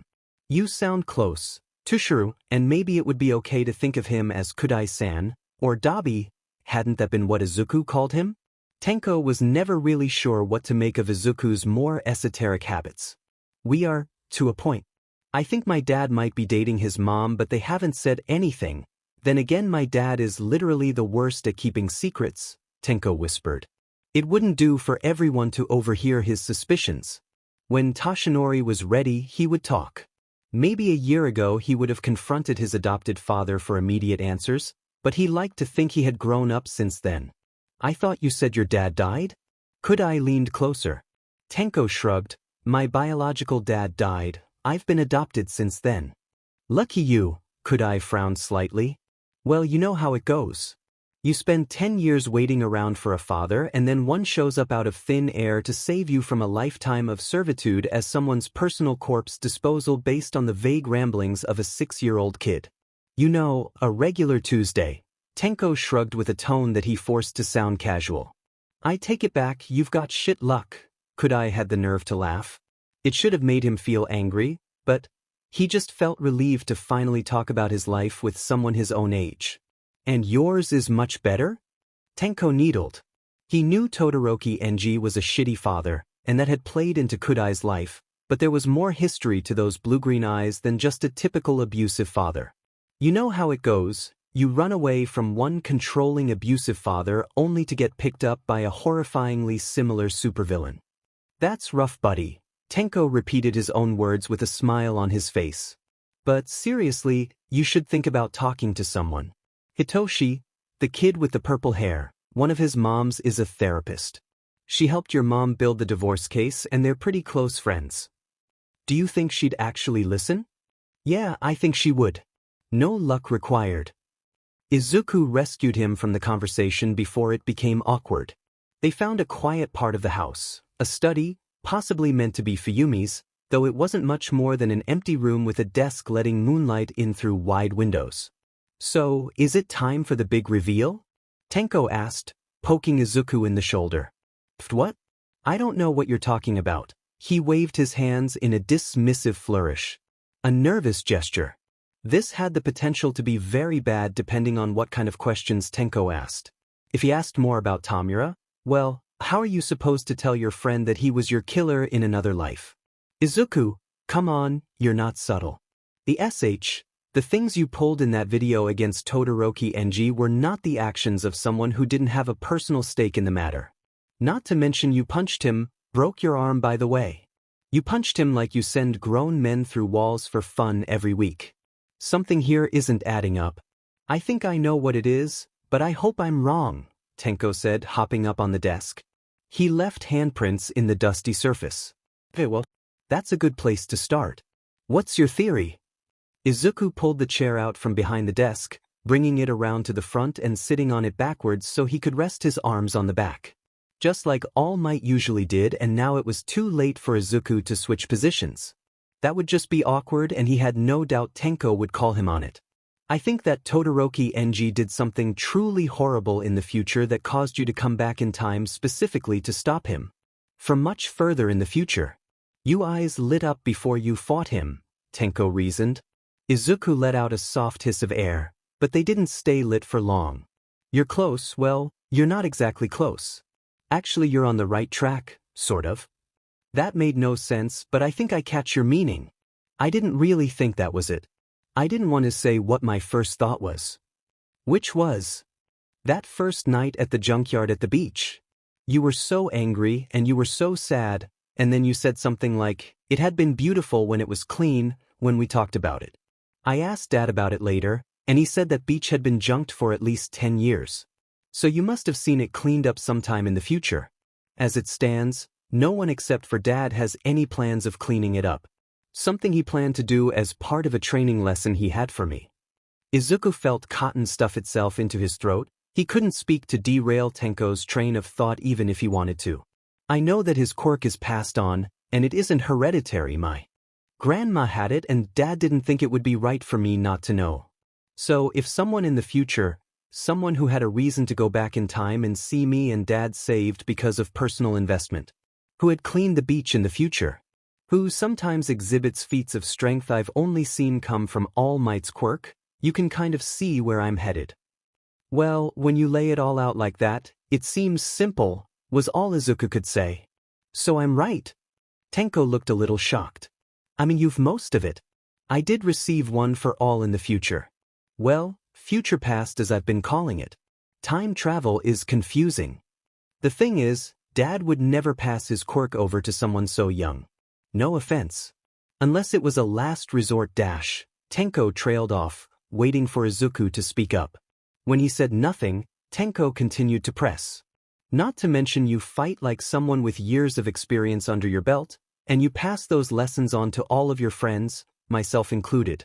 Izuku, how far ahead in the future did you come back from? I was 17 years old, Izuku said simply. You went back in time 11 years? Why the hell would you do that? You dash, Tenko spluttered in shock. You sacrificed 11 years of your life. Why? Izuku frowned. I didn't exactly do it on purpose. How do you accidentally travel back in time 11 years? Tenko's voice took on a shrill quality. Keep it down. I had a very firm brush with death. You might even call it a shove with death. A push with death. I just feel back out of instinct. It wasn't even something I knew I could do. Otherwise, I would have gone back a shorter period. Tried to fix the immediate problems. I might not have saved as many lives, but it would have been saving the lives of my loved ones, Izuku shrugged. He liked to think he was selfless enough to save everyone, start from the beginning on purpose, but his heart was unsure. We all died. No, not everyone. Some of the people I'm close to now, I wasn't very close to then. So what, you're just running around as a 17-year-old in a 7-year-old's body? Tenko asked, eyeing Izuku up and down. That sounds like hell, no offense. It's more complicated than that. I've changed so many things by being in the past that I've erased a lot of events that lead up to things that I remembered. I've effectively given myself amnesia by twisting the future. Who all knows? My mom, your dad, Aizawa-sensei, and Yamada-sensei. Mikoto-chan too. I didn't guard against her quirk and she saw something that happened to Hitoshi that she never should have seen. Izuku's tone took a turn for the dark. In the future, Tenko trailed off. He shifted his weight and twinning his fingers together and then apart before picking at the edge of his gloves where they got in the way. There it was the last question he wanted to answer. What happened to you? Yeah. I mean, you don't have to tell me, but I know that Dad only knew to look for me because of you. So I have to assume things didn't work out very well for me.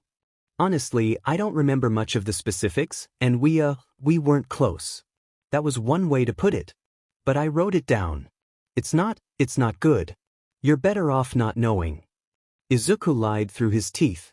He could see very clearly in his mind's eye the outline of a bedraggled Tamura, hands clasped around his body like victims desperate to drag him down to hell with fires burning out of control all around them. A ghostly laugh that cut Izuku to the core. One of the last things he'd seen before he died. Tell me. Tenko dash. No, I need to know. You went by the name of Shigaraki Tamura, you were a prodigy. Just like I was. You were in a unique position for all for one to take advantage of. Your resentment over what happened to you as a child. The fact that Nana was both your grandmother and All Might's mentor. I'm sure you can put it together. So I was a villain. Tenko didn't sound very surprised. What do you say to something like that? Izuku just nodded, hoping he wouldn't press further. If All for One had me and All Might had you, we would have fought. Tenko's face twisted into a deeper frown, lines dragging down between his brows. He looked upset about this revelation, more than he had about the whole being a villain part. We did a lot. There was an unspoken understanding that passed between them hidden in that phrase. Does Dad know that? Izuku, does he know that we dash? It looked like they weren't going to get through this without talking about it. Tenko would ask All Might, and All Might would tell him everything anyway. This way, he could spare All Might reliving a horrible future he'd helped create. He knows everything. I told you I'd written it down well. I had him read it after he figured out enough on his own. I owed him that. He was very upset. He cried. I can count on one hand how many times I've seen that happen. Izuku pushed the words out before he could stop. He knows. And he doesn't blame you. Hell, I don't blame you. If anything, I'd have to thank you if I held you responsible for Tamura's actions.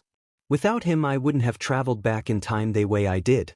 I wouldn't have saved your dad, or you. Shudo wouldn't be free of his father, Dabi wouldn't be home with his family, Kaken wouldn't have friends, and Hitoshi would be surrounded by peers that labeled him as a villain without giving him a chance. Tenko nodded, sliding off the desk. Dust whirled into the moonlight around him as he stood. He pulled Izuku out of the chair and drew him into a crushing hug. He was tall enough to rest his chin on the top of Izuku's head. Thank you, I don't know if anyone's thanked you. Izuku, so thank you. Izuku's frame shook as he took in a gulp of air. He wasn't gonna cry. He wasn't. So he was. It bubbled up from his lungs in a sob. Racked his frame with each heaving breath he took to quiet his lungs. Tenko just pressed his face closer into his shirt, muffling the noise in the cotton of his hoodie.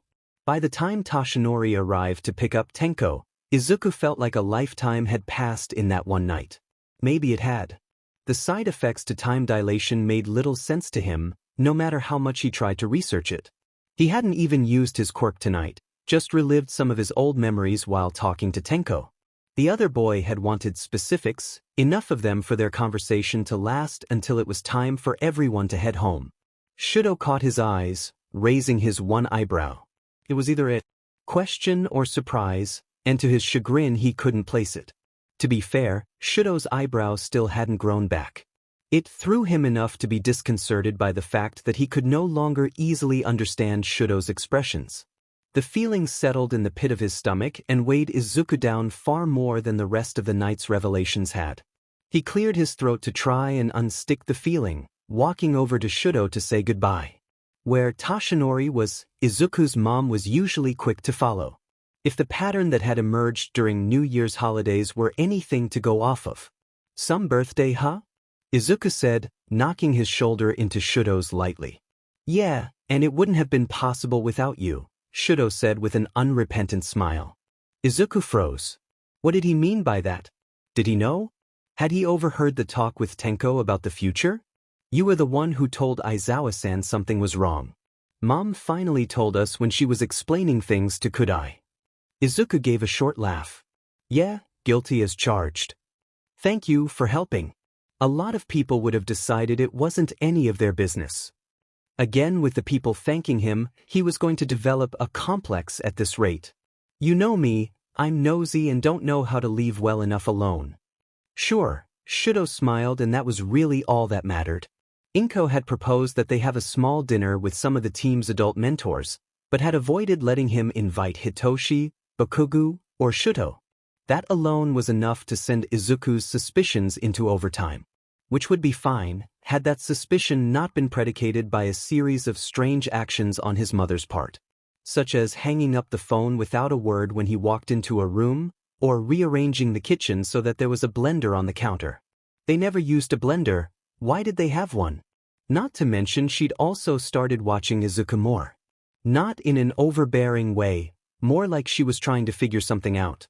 The lines between her eyebrows almost seemed permanent as a result of how often her attention wandered to him while she was deep in thought.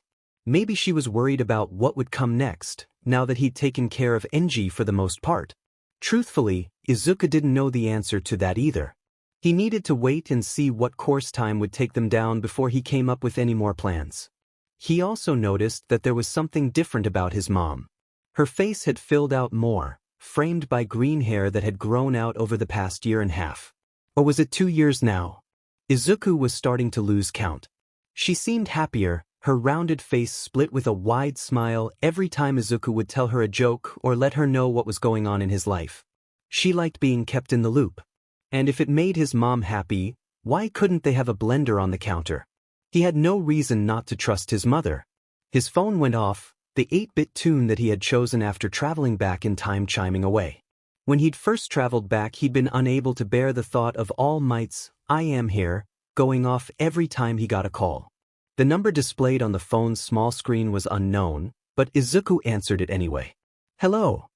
"Oh, thank God, I didn't know if I could remember the number." The tinny speaker made it difficult for Izuku to pick out who it was, but he made a guess anyway. "Tenko? Whose phone are you calling me from?" I'm using a payphone. I didn't want Dad to know that I'd called." "Listen, Izuku. There's something that I have to tell you. I don't think it's anything bad but dash." "Slow down, what's happening?" "Our parents are dating." "They were doing what?" "What?" It wasn't much of a shriek, but it still made Inko jerk her head up from the pan to look at him. He waved his hand in the air in what he hoped was a dismissive manner. He waited a second before bolting up the stairs and through his room to the window. He climbed from the sill to the roof where the conversation would remain mostly private. This was not a conversation that he wanted to have inside of the house. Tenko had been rambling on the other end of the line the whole time. "That's what dinner is about. They're going to tell you. Dad just told me because he didn't want me to be blindsided. And I told you because who else am I going to tell?" He snorted, still slightly out of breath from his mad scramble onto the roof. "Yeah, who else are you going to tell?" "They're dating." "You're sure?" "Yes, Izuku." I barely got away from the conversation without getting the talk. He was so serious, and he's probably looking for me now because I slipped away while we were shopping. I think he's buying a gift for your mom, and it's a little weird. I'm kind of freaking out here. You know how I do with change. Is it a change? How long has this been going on? Izuku asked, trying to slow Tenko down. For all Tenko was technically older than him, he didn't have anywhere near the amount of patience that Izuku held in reserve for situations like this. I asked and all he said was, "A while." That could be anything from a month to a year. "I don't think so." "How did he say it?" "What do you mean how did he say it?" He sounded sheepish. "Okay, so it's definitely longer than a month. Do you remember what they were like at New Year's?" "That was over a month ago." "Is that when it happened?" Izuku paused. "Was it?" "No, I don't think so. There was a lot of stuff going on, they wouldn't have had time to ask each other out, but Tashinori did volunteer to help Mom watch us a lot of the time." "Do you remember when everyone was falling asleep after we went kite flying?" "Vaguely. So much else had happened that day. Dad and your mom went upstairs for like an hour." He remembered that. It had been after Izuku revealed everything about the future to Tashinori. A thought struck Izuku with more than a little bit of second-hand embarrassment and no small amount of horror. "You don't think that they—" "How should I know? I'm 10 years old, Izuku. You're the one who's technically like 18 or something. That doesn't count. I've got amnesia. And you're almost 11. Tenko scoffed, and Izuku could just imagine the affronted face he was making. Izuku kept speaking. "They wouldn't have while the house was full of children. Right? You tell me you're the one from the future." Izuku could hear the sound of Tenko dropping more coins into the payphone. The future, right?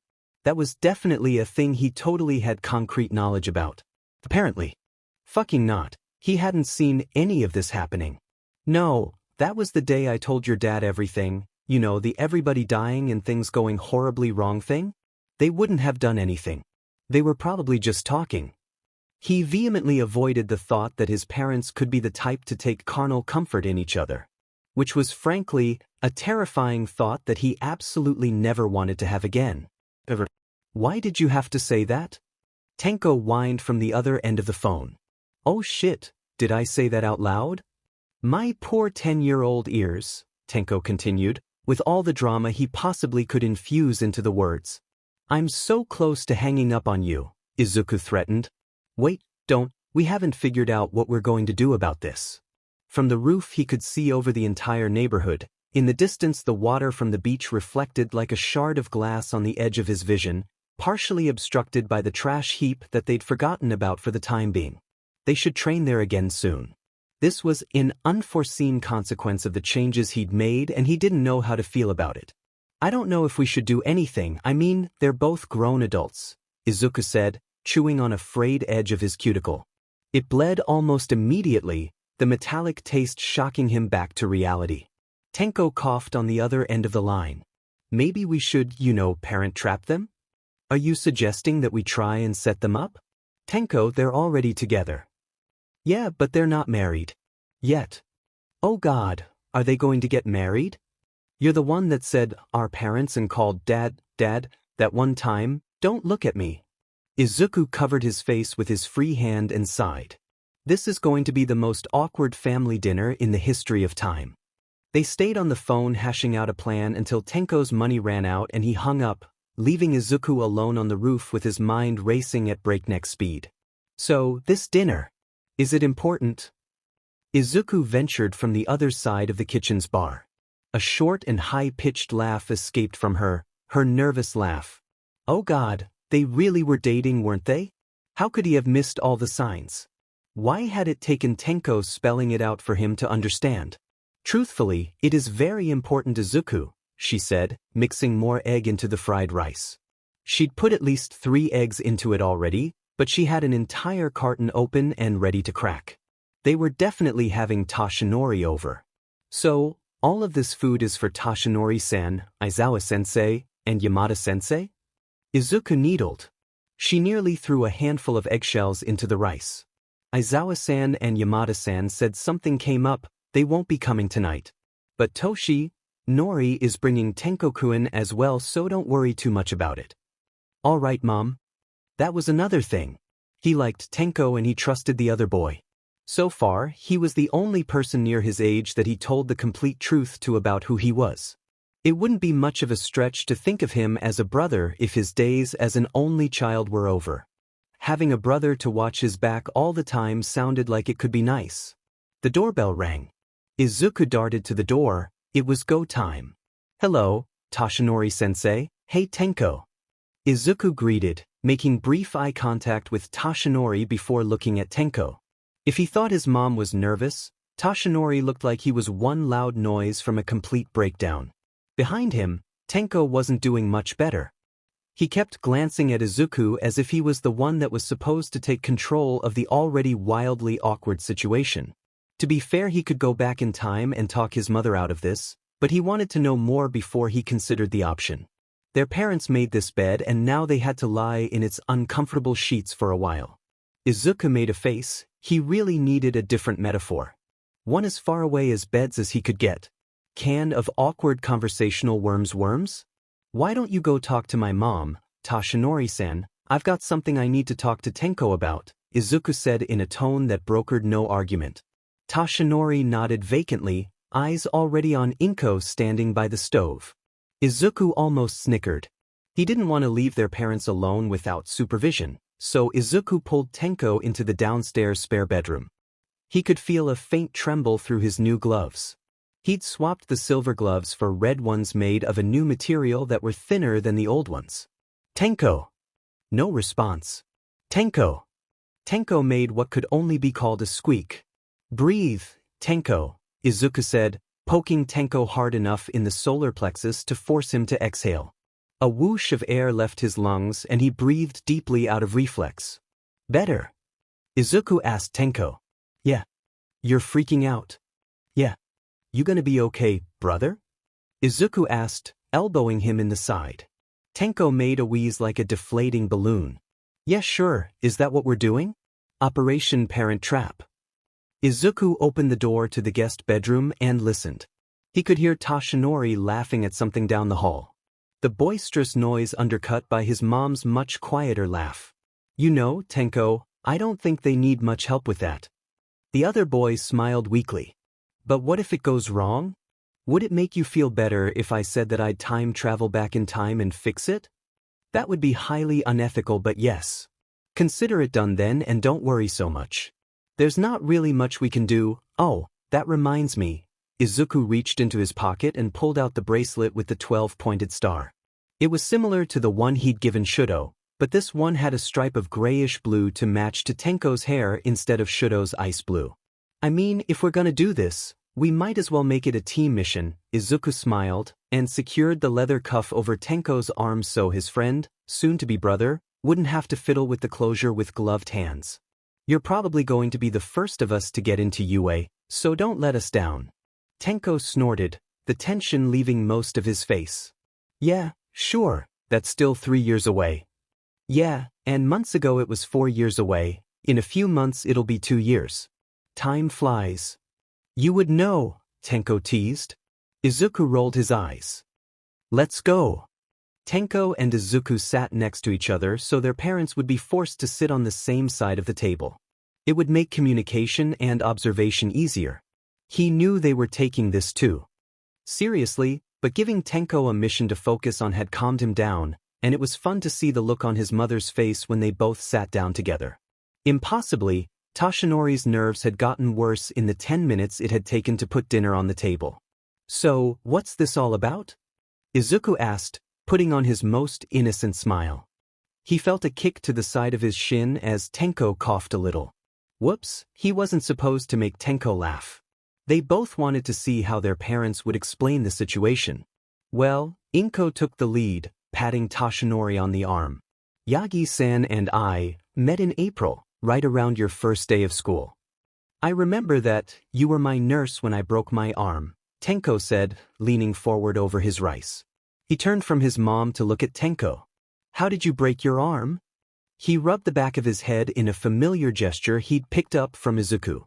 I accidentally decayed the bunk bed I was sleeping on and fell to the floor. Izuku nodded, and turned back to his mom. We already knew that was when you guys met. Why is that so important? Well, I already knew that he was a good man, you told me as much yourself, and he was quite nice to me. Usually worried parents don't care about stepping all over a nurse's opinions when they think they know what's best for their children, but he wasn't like that. Then he asked me to get coffee later, and I wanted to go so I did. I had a wonderful time, so when he asked me on another date I said yes to that one too. Then one date turned into another, and then suddenly 2 months had passed and I was starting to worry about where our relationship was going. Izuku mock gasped, Mikoto-chan was encouraging you at my birthday party. I thought you'd met some fancy doctor. Inko flat out laughed. I'm not about to start bringing my work home with me. Right? So you decided to bring my work home instead, Izuku joked. Tenko lost his battle with laughter after that. His father turned a rather alarming shade of pink. Izuku started to worry that he'd have to call the paramedics because he embarrassed All Might so much he passed out. You're not upset? Inko asked. She shifted, and Izuku caught the line of her arm reaching down to hold Toshinori's hand. For the love of, Izuku shook his head. Why would I be mad? Mom, I want you to be happy. Me coming back from the future dash, that got a reaction from the two adults and a shit-eating grin from Tenko, means that you've had to deal with a lot in the past 2 years. What's more than that, Toshinori-sensei already knows about the time travel. And so do I, Tenko shrugged and grinned in a way that bared his teeth. Toshinori's eyebrows shot up under his bangs. Do all of your friends know Mitter, Izuku-san? Not the san thing again. No, just Tenko. He shook his head. Why? Toshinori leaned closer. For a moment, he was reminded of one of those huge American dogs, a golden retriever. At least his color was returning to normal. He's the only one who asked. Izuku sat back, his plate largely untouched. The thought of food right now didn't settle well. I've told everyone that if they really, absolutely, certain that they wanted to know, they can ask and I will answer. I'm not going to lie to them. The any more went unsaid. You're selling yourself short, Tenko said. Izuku Inko's eyebrows shot up to match Toshinori's at the lack of a suffix, told us all that the knowledge he had was serious. That once it was known it couldn't be unknown. I needed to know, so I asked and he told me everything. Everything. Toshinori repeated. Yes, including the Tamura stuff. Tenko stabbed at his plate, which was pretty ineffective against fried rice. I'm not going to lie and say it was fun to hear, but I needed to hear it. I haven't known for that long, but it's gone a long way towards me understanding more about this knucklehead. He knocked his shoulder into Izuku's. Izuku shrugged. What did they want from him? He was weird before he went back in time. Well, that's Inko started. One less thing to worry about, Izuku cut in. If you had to pretend to keep a secret around your son, it would have lasted. What? A year max, and you would have felt horrible about it the whole time. He'd been speaking mainly to Toshinori, but it was his mother who started to blush. That officially turned the entire dinner back on their parents. Izuku and Tenko shared a quiet fist bump under the table. Mission success as far as Izuku was concerned. Tenko leaned over and threw an arm over Izuku's shoulders. Izuku raised an eyebrow. Tenko just nodded at him before looking over at their parents. Don't worry about us, we'll talk things over, but I'm not opposed to gaining a brother or a mom. After all, I didn't have a father last year, and it's turned out pretty well for me so far. Both parents seemed stunned by Tenko's words. Inko opened and closed her mouth before speaking. And you, Izuku? Her tone was pitched, like she was struggling to keep up with how fast the conversation was running off the rails. She'd probably been so worried about the possible bad outcomes of the situation that she hadn't stopped to consider what she would do if there was a good outcome to the situation. It's what Izuku would have done. He shrugged. You already know that I've thought of Toshinori-sensei as a hero, then a mentor, then, well, like a father. He'd never told him that. He should have told him that. He wondered if the old Toshinori had known before he died. He probably did. Izuku had to believe that the alternative was too depressing to consider. I wouldn't mind it if we could grow to be that close again. Especially if he makes you happy. I'm also not about to leave Tenko out in the cold when I could make him put up with an annoying younger brother. He stuck out his tongue at Tenko, who scoffed. He looked back at his parents, their parents, his parents? Well, might as well get a head start on claiming both of them. God, this was going to make going to UA interesting. He'd been All Might's secret student last time, and now he would likely go in as All Might's son. If people hadn't seen the similarities in their quirks before, they would now. His train of thought was derailed by the tears welling up in Toshinori's eyes. Thank you for giving me this chance. Izuku froze. He didn't expect Toshinori to start crying. Tenko's arm shook with silent laughter, and he whispered, he did basically the same thing when he adopted me, just roll with it. He stepped on Tenko's foot under the table, who responded with a quiet snort. Still, he couldn't just sit here and do nothing while Toshinori cried. Slipping out from under Tenko's arm, Izuku was out of his chair and stepping around the table to hug Toshinori. Once he managed to get an arm around his mom's shoulders, he pulled her in too. He heard Tenko stand up and join them more than he saw it. This wasn't an outcome he'd expected when he realized he'd traveled back in time, but it was a good one. School was still ridiculously easy. Izuku had expected it to be more difficult as he forgot more things about the future, but the things he remembered seemed to be things he hadn't changed with his actions in the past. He hadn't broken science or changed history beyond the past 2 years. Those things he still remembered enough for class to be simple. One odd side effect of that was that he'd gotten better at math after having more time to focus on it. He'd been okay at it, but now he was great at it. He decided to give Hitoshi and Bakugo their leather cuffs, with purple and red stripes respectively, before their exams. He would have felt guilty waiting to give them out on a special occasion when half of the team already had theirs. He had a feeling Katsuki was going to regard it as a lucky charm if he did well on his exams. Hopefully he didn't blow it up soon. There was one other thing bothering Izuku about school that had nothing to do with class. He hadn't told either of his friends about All Might dating his mom. He didn't know where to start with that conversation. Tenko hadn't mentioned it either, but both of Izuku's year mates had noticed that Tenko was attending almost all of their practices now. It helped that Toshinori and Tenko had all but moved into their house. Of course, he'd be thinking about all of this the day before Golden Week started. If he waited any longer, his friends would find out from another source. That wasn't how he wanted them to hear about it. Everyone's families had decided on different ways to spend their vacation time, but many of them were traveling. Hitoshi was going with his moms to see Hataru's parents in Taiwan, Katsuki was going with his mother down to Okinawa to see her sister, Tenya was still with his father and brother and couldn't travel back down, and Shudo, well, Izuku wasn't sure exactly what the Tushira family was planning to do, but he didn't want to intrude on them until things were more settled with Kudai. Hey, do you remember how to break into the roof? Let's do that. Izuku said, grabbing his unopened bento and looking to his friends.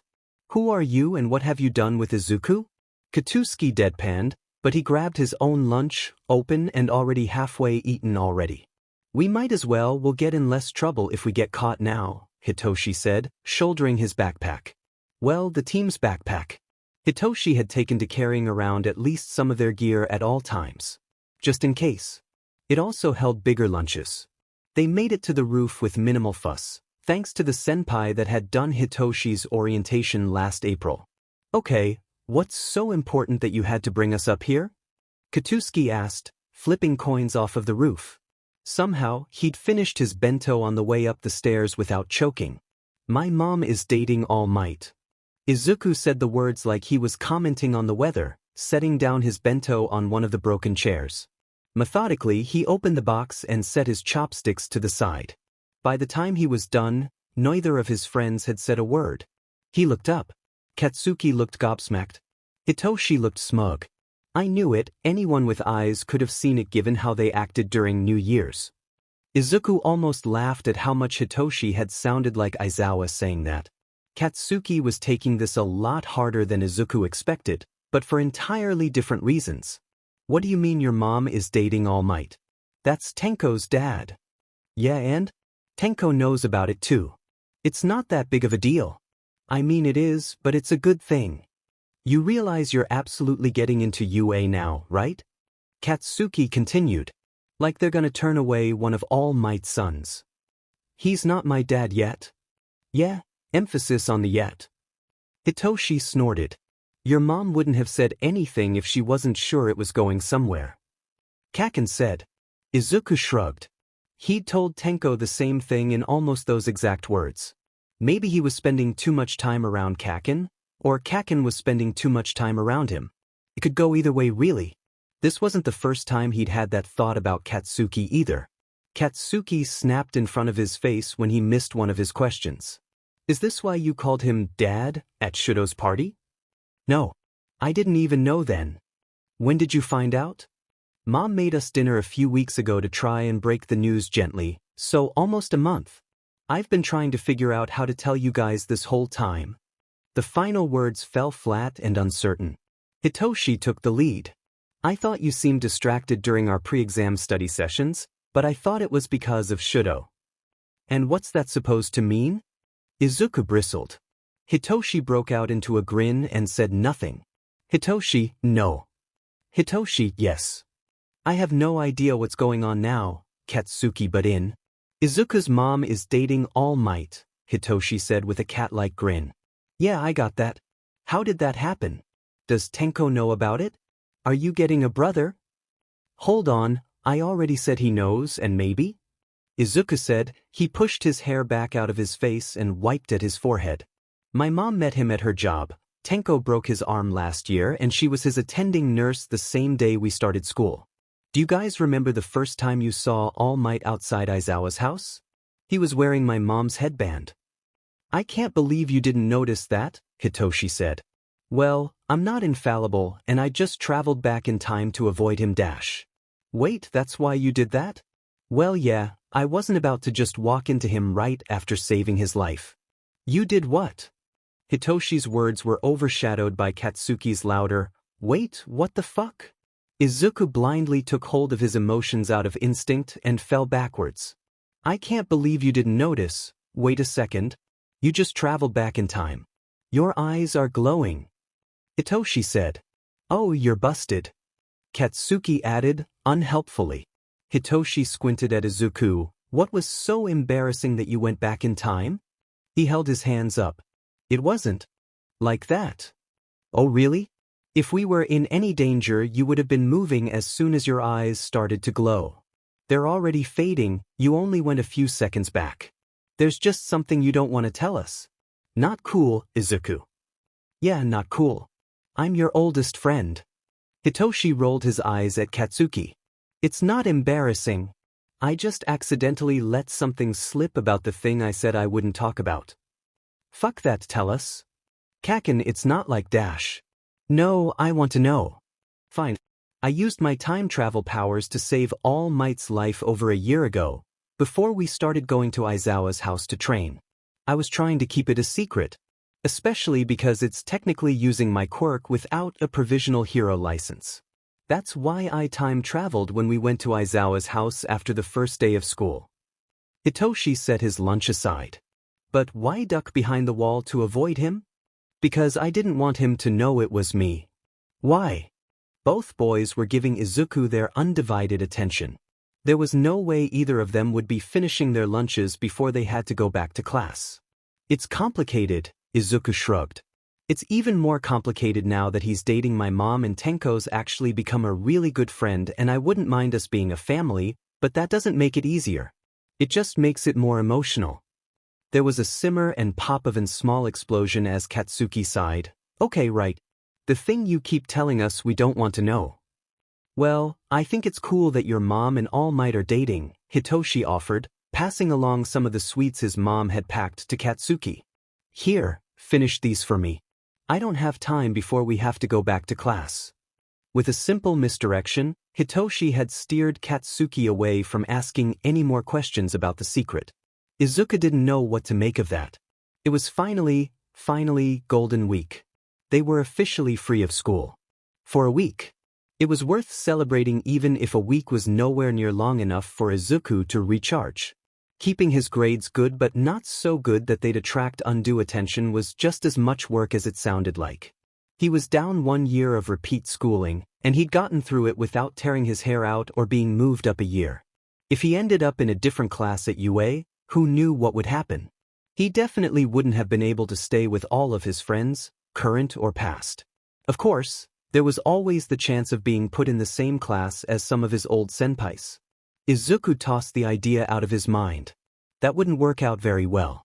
He knew very little about Nijire, Mirio, or Amajiki when it came down to it. Nor would he want to overshadow Mirio's career if he could help it. With his quirk being flashier than ever, it was only a matter of time before people took note of Midoriya Izuku again.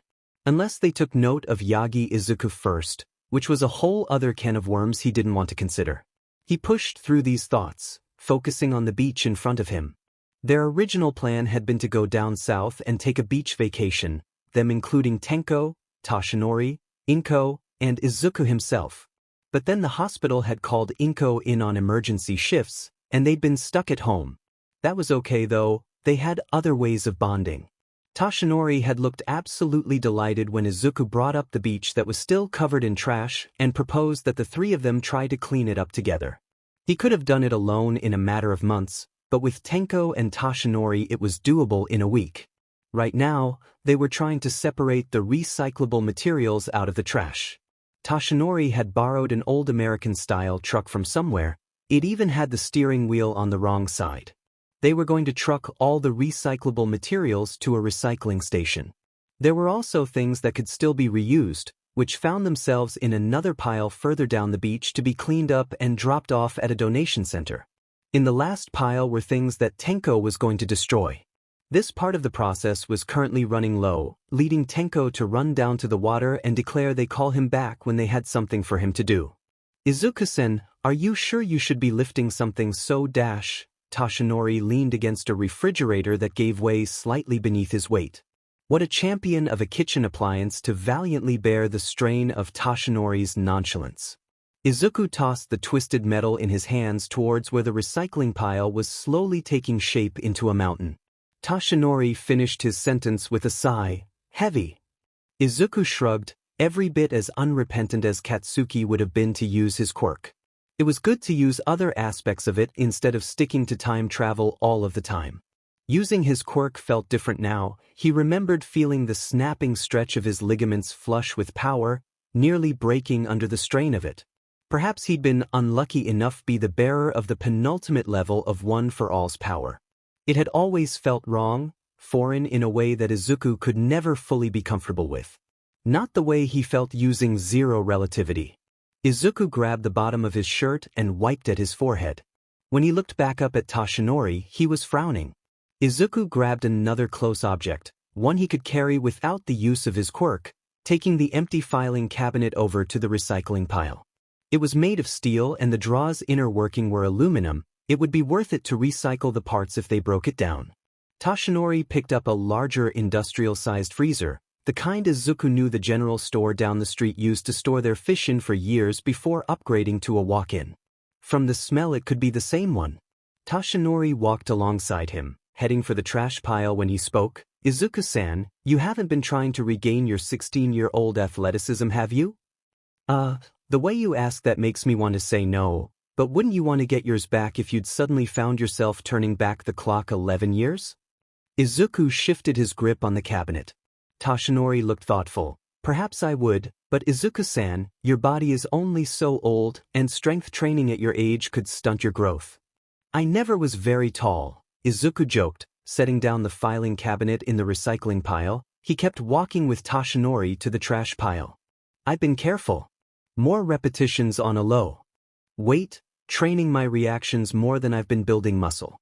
You know, I cleaned this whole beach in a month when I was 14, no quirk at all. I think I'm doing better pacing myself this time around. They stopped so Tashinori could set down the freezer at the edge of the trash pile. He could have tossed it on top, but who knows what it would have sent down. As long as you're being careful and safe. Your physical therapy with Bar-sensei went well. Do you think you'd keep her on as a doctor? Tashinori said, adjusting the trash pile so nothing would fall the next time something was placed on top. You know, I knew her daughter. Fu-chan was in our class as well. She was an amazing hero in her element, Izuku said, taking the time to pick up smaller pieces of metal from around the pile and put them in a rusted-out bucket to be taken away with the rest of the garbage. To his credit, Tashinori nodded like he hadn't already read this information in a book. Izuku appreciated his tact. Gulls cried out above the beach. Life was already starting to return, even though the sands were still stained with all sorts of oils and other unidentifiable liquids. The glass would be a problem, at least until the water stole it all away to blunt the sharp edges with time. It all came back to time. Tenko walked back from where he'd been cooling off in the water. Are you two old men done yet? He teased, slinging an arm across Izuku's head and dripping water all over his shirt. He rolled his eyes. It is getting pretty late. Why don't we go see if we can beat your mom home from work and make dinner for her? Tashinori said your mom in a way that could have just applied to Izuku, but he couldn't shake the feeling that it was directed to both of them. Dinner sounded like a great idea. Sure, Izuku scrambled into the back of the pickup truck, Tenko hot on his heels. They made it home with plenty of time to spare, which turned out to be a good thing. Tashinori was okay in the kitchen, but Tenko was a disaster. He actually decayed the entire pot when he tried to grab it after washing his hands. They'd stared at the splatter of pasta on the floor, free of its metal confines. Izuku laughed until he cried. They just finished the second pot of pasta, after cleaning up the mess from the first one, when Inko walked in the door. Now, if this isn't a sight for sore eyes, she exclaimed, ditching her shoes at the door. Welcome home, Mom. Izuku called out, winking at her. I could get used to coming home to this. She winked back at him and pulled Tashinori down into a quick kiss. I can't believe you three made me dinner. She ruffled Tenko's hair as she passed him on the way to the kitchen, helping everyone to grab plates and silverware. It was nice. He wasn't spending Golden Week with his friends, but he was spending it with his family. It was still a little messy and uncertain, but Izuku knew it would work out in the end. The first time Izuku called Tashinori Dad was a carefully calculated moment. He'd done it in front of his friends plenty of times. Those were just trial runs. They'd teased him about it at first, but as time went on their reactions faded. Now they regarded it as normal for him to refer to All Might as his dad. He'd been calling Tenko his brother for nearly as long as Tenko had known about the time travel thing. There were certain things that bonded two people together, and shared knowledge of a life where both of you turned out miserable because you were on opposite sides of a conflict was one of those experiences. At least as far as Izuku was concerned. So, for all his careful planning, Izuku waited until his mom and Tenko were both out of the house. Tenko was over at Shudo's house, and getting him to go visit Kudai alone had been the hardest part of the plan. Because his feelings were apparently that transparent to his brother and Hitoshi, but his brother was the biggest problem. There wasn't anything Tenko believed could keep Izuku from a chance to visit Shudo. Tenko talked with Kudai often. Sometime during Shudo's party they'd had a heart-to-heart and bonded over their pasts. They hung out together. It was nice to see Tenko make friends with people that were his own age. It made him feel better about sending him to UA all alone. Back to the mission at hand though. Tashinori was on the couch, his side leaned against the arm and reading a book. It was high fantasy, different from the urban fantasy that he usually preferred. He leaned against the couch. "Hey Dad, are you enjoying the book?" "Yeah, it's got a sort of melancholic tone to it. Also the fact that it really plays with the expectation of the genre is a plus." Tashinori adjusted his glasses and looked up from the book. "Thanks for the recommendation, son." He looked back down with a smile on his face. Izuku laughed, feeling the emotion well up from deep in his body. "Turnabout's fair play.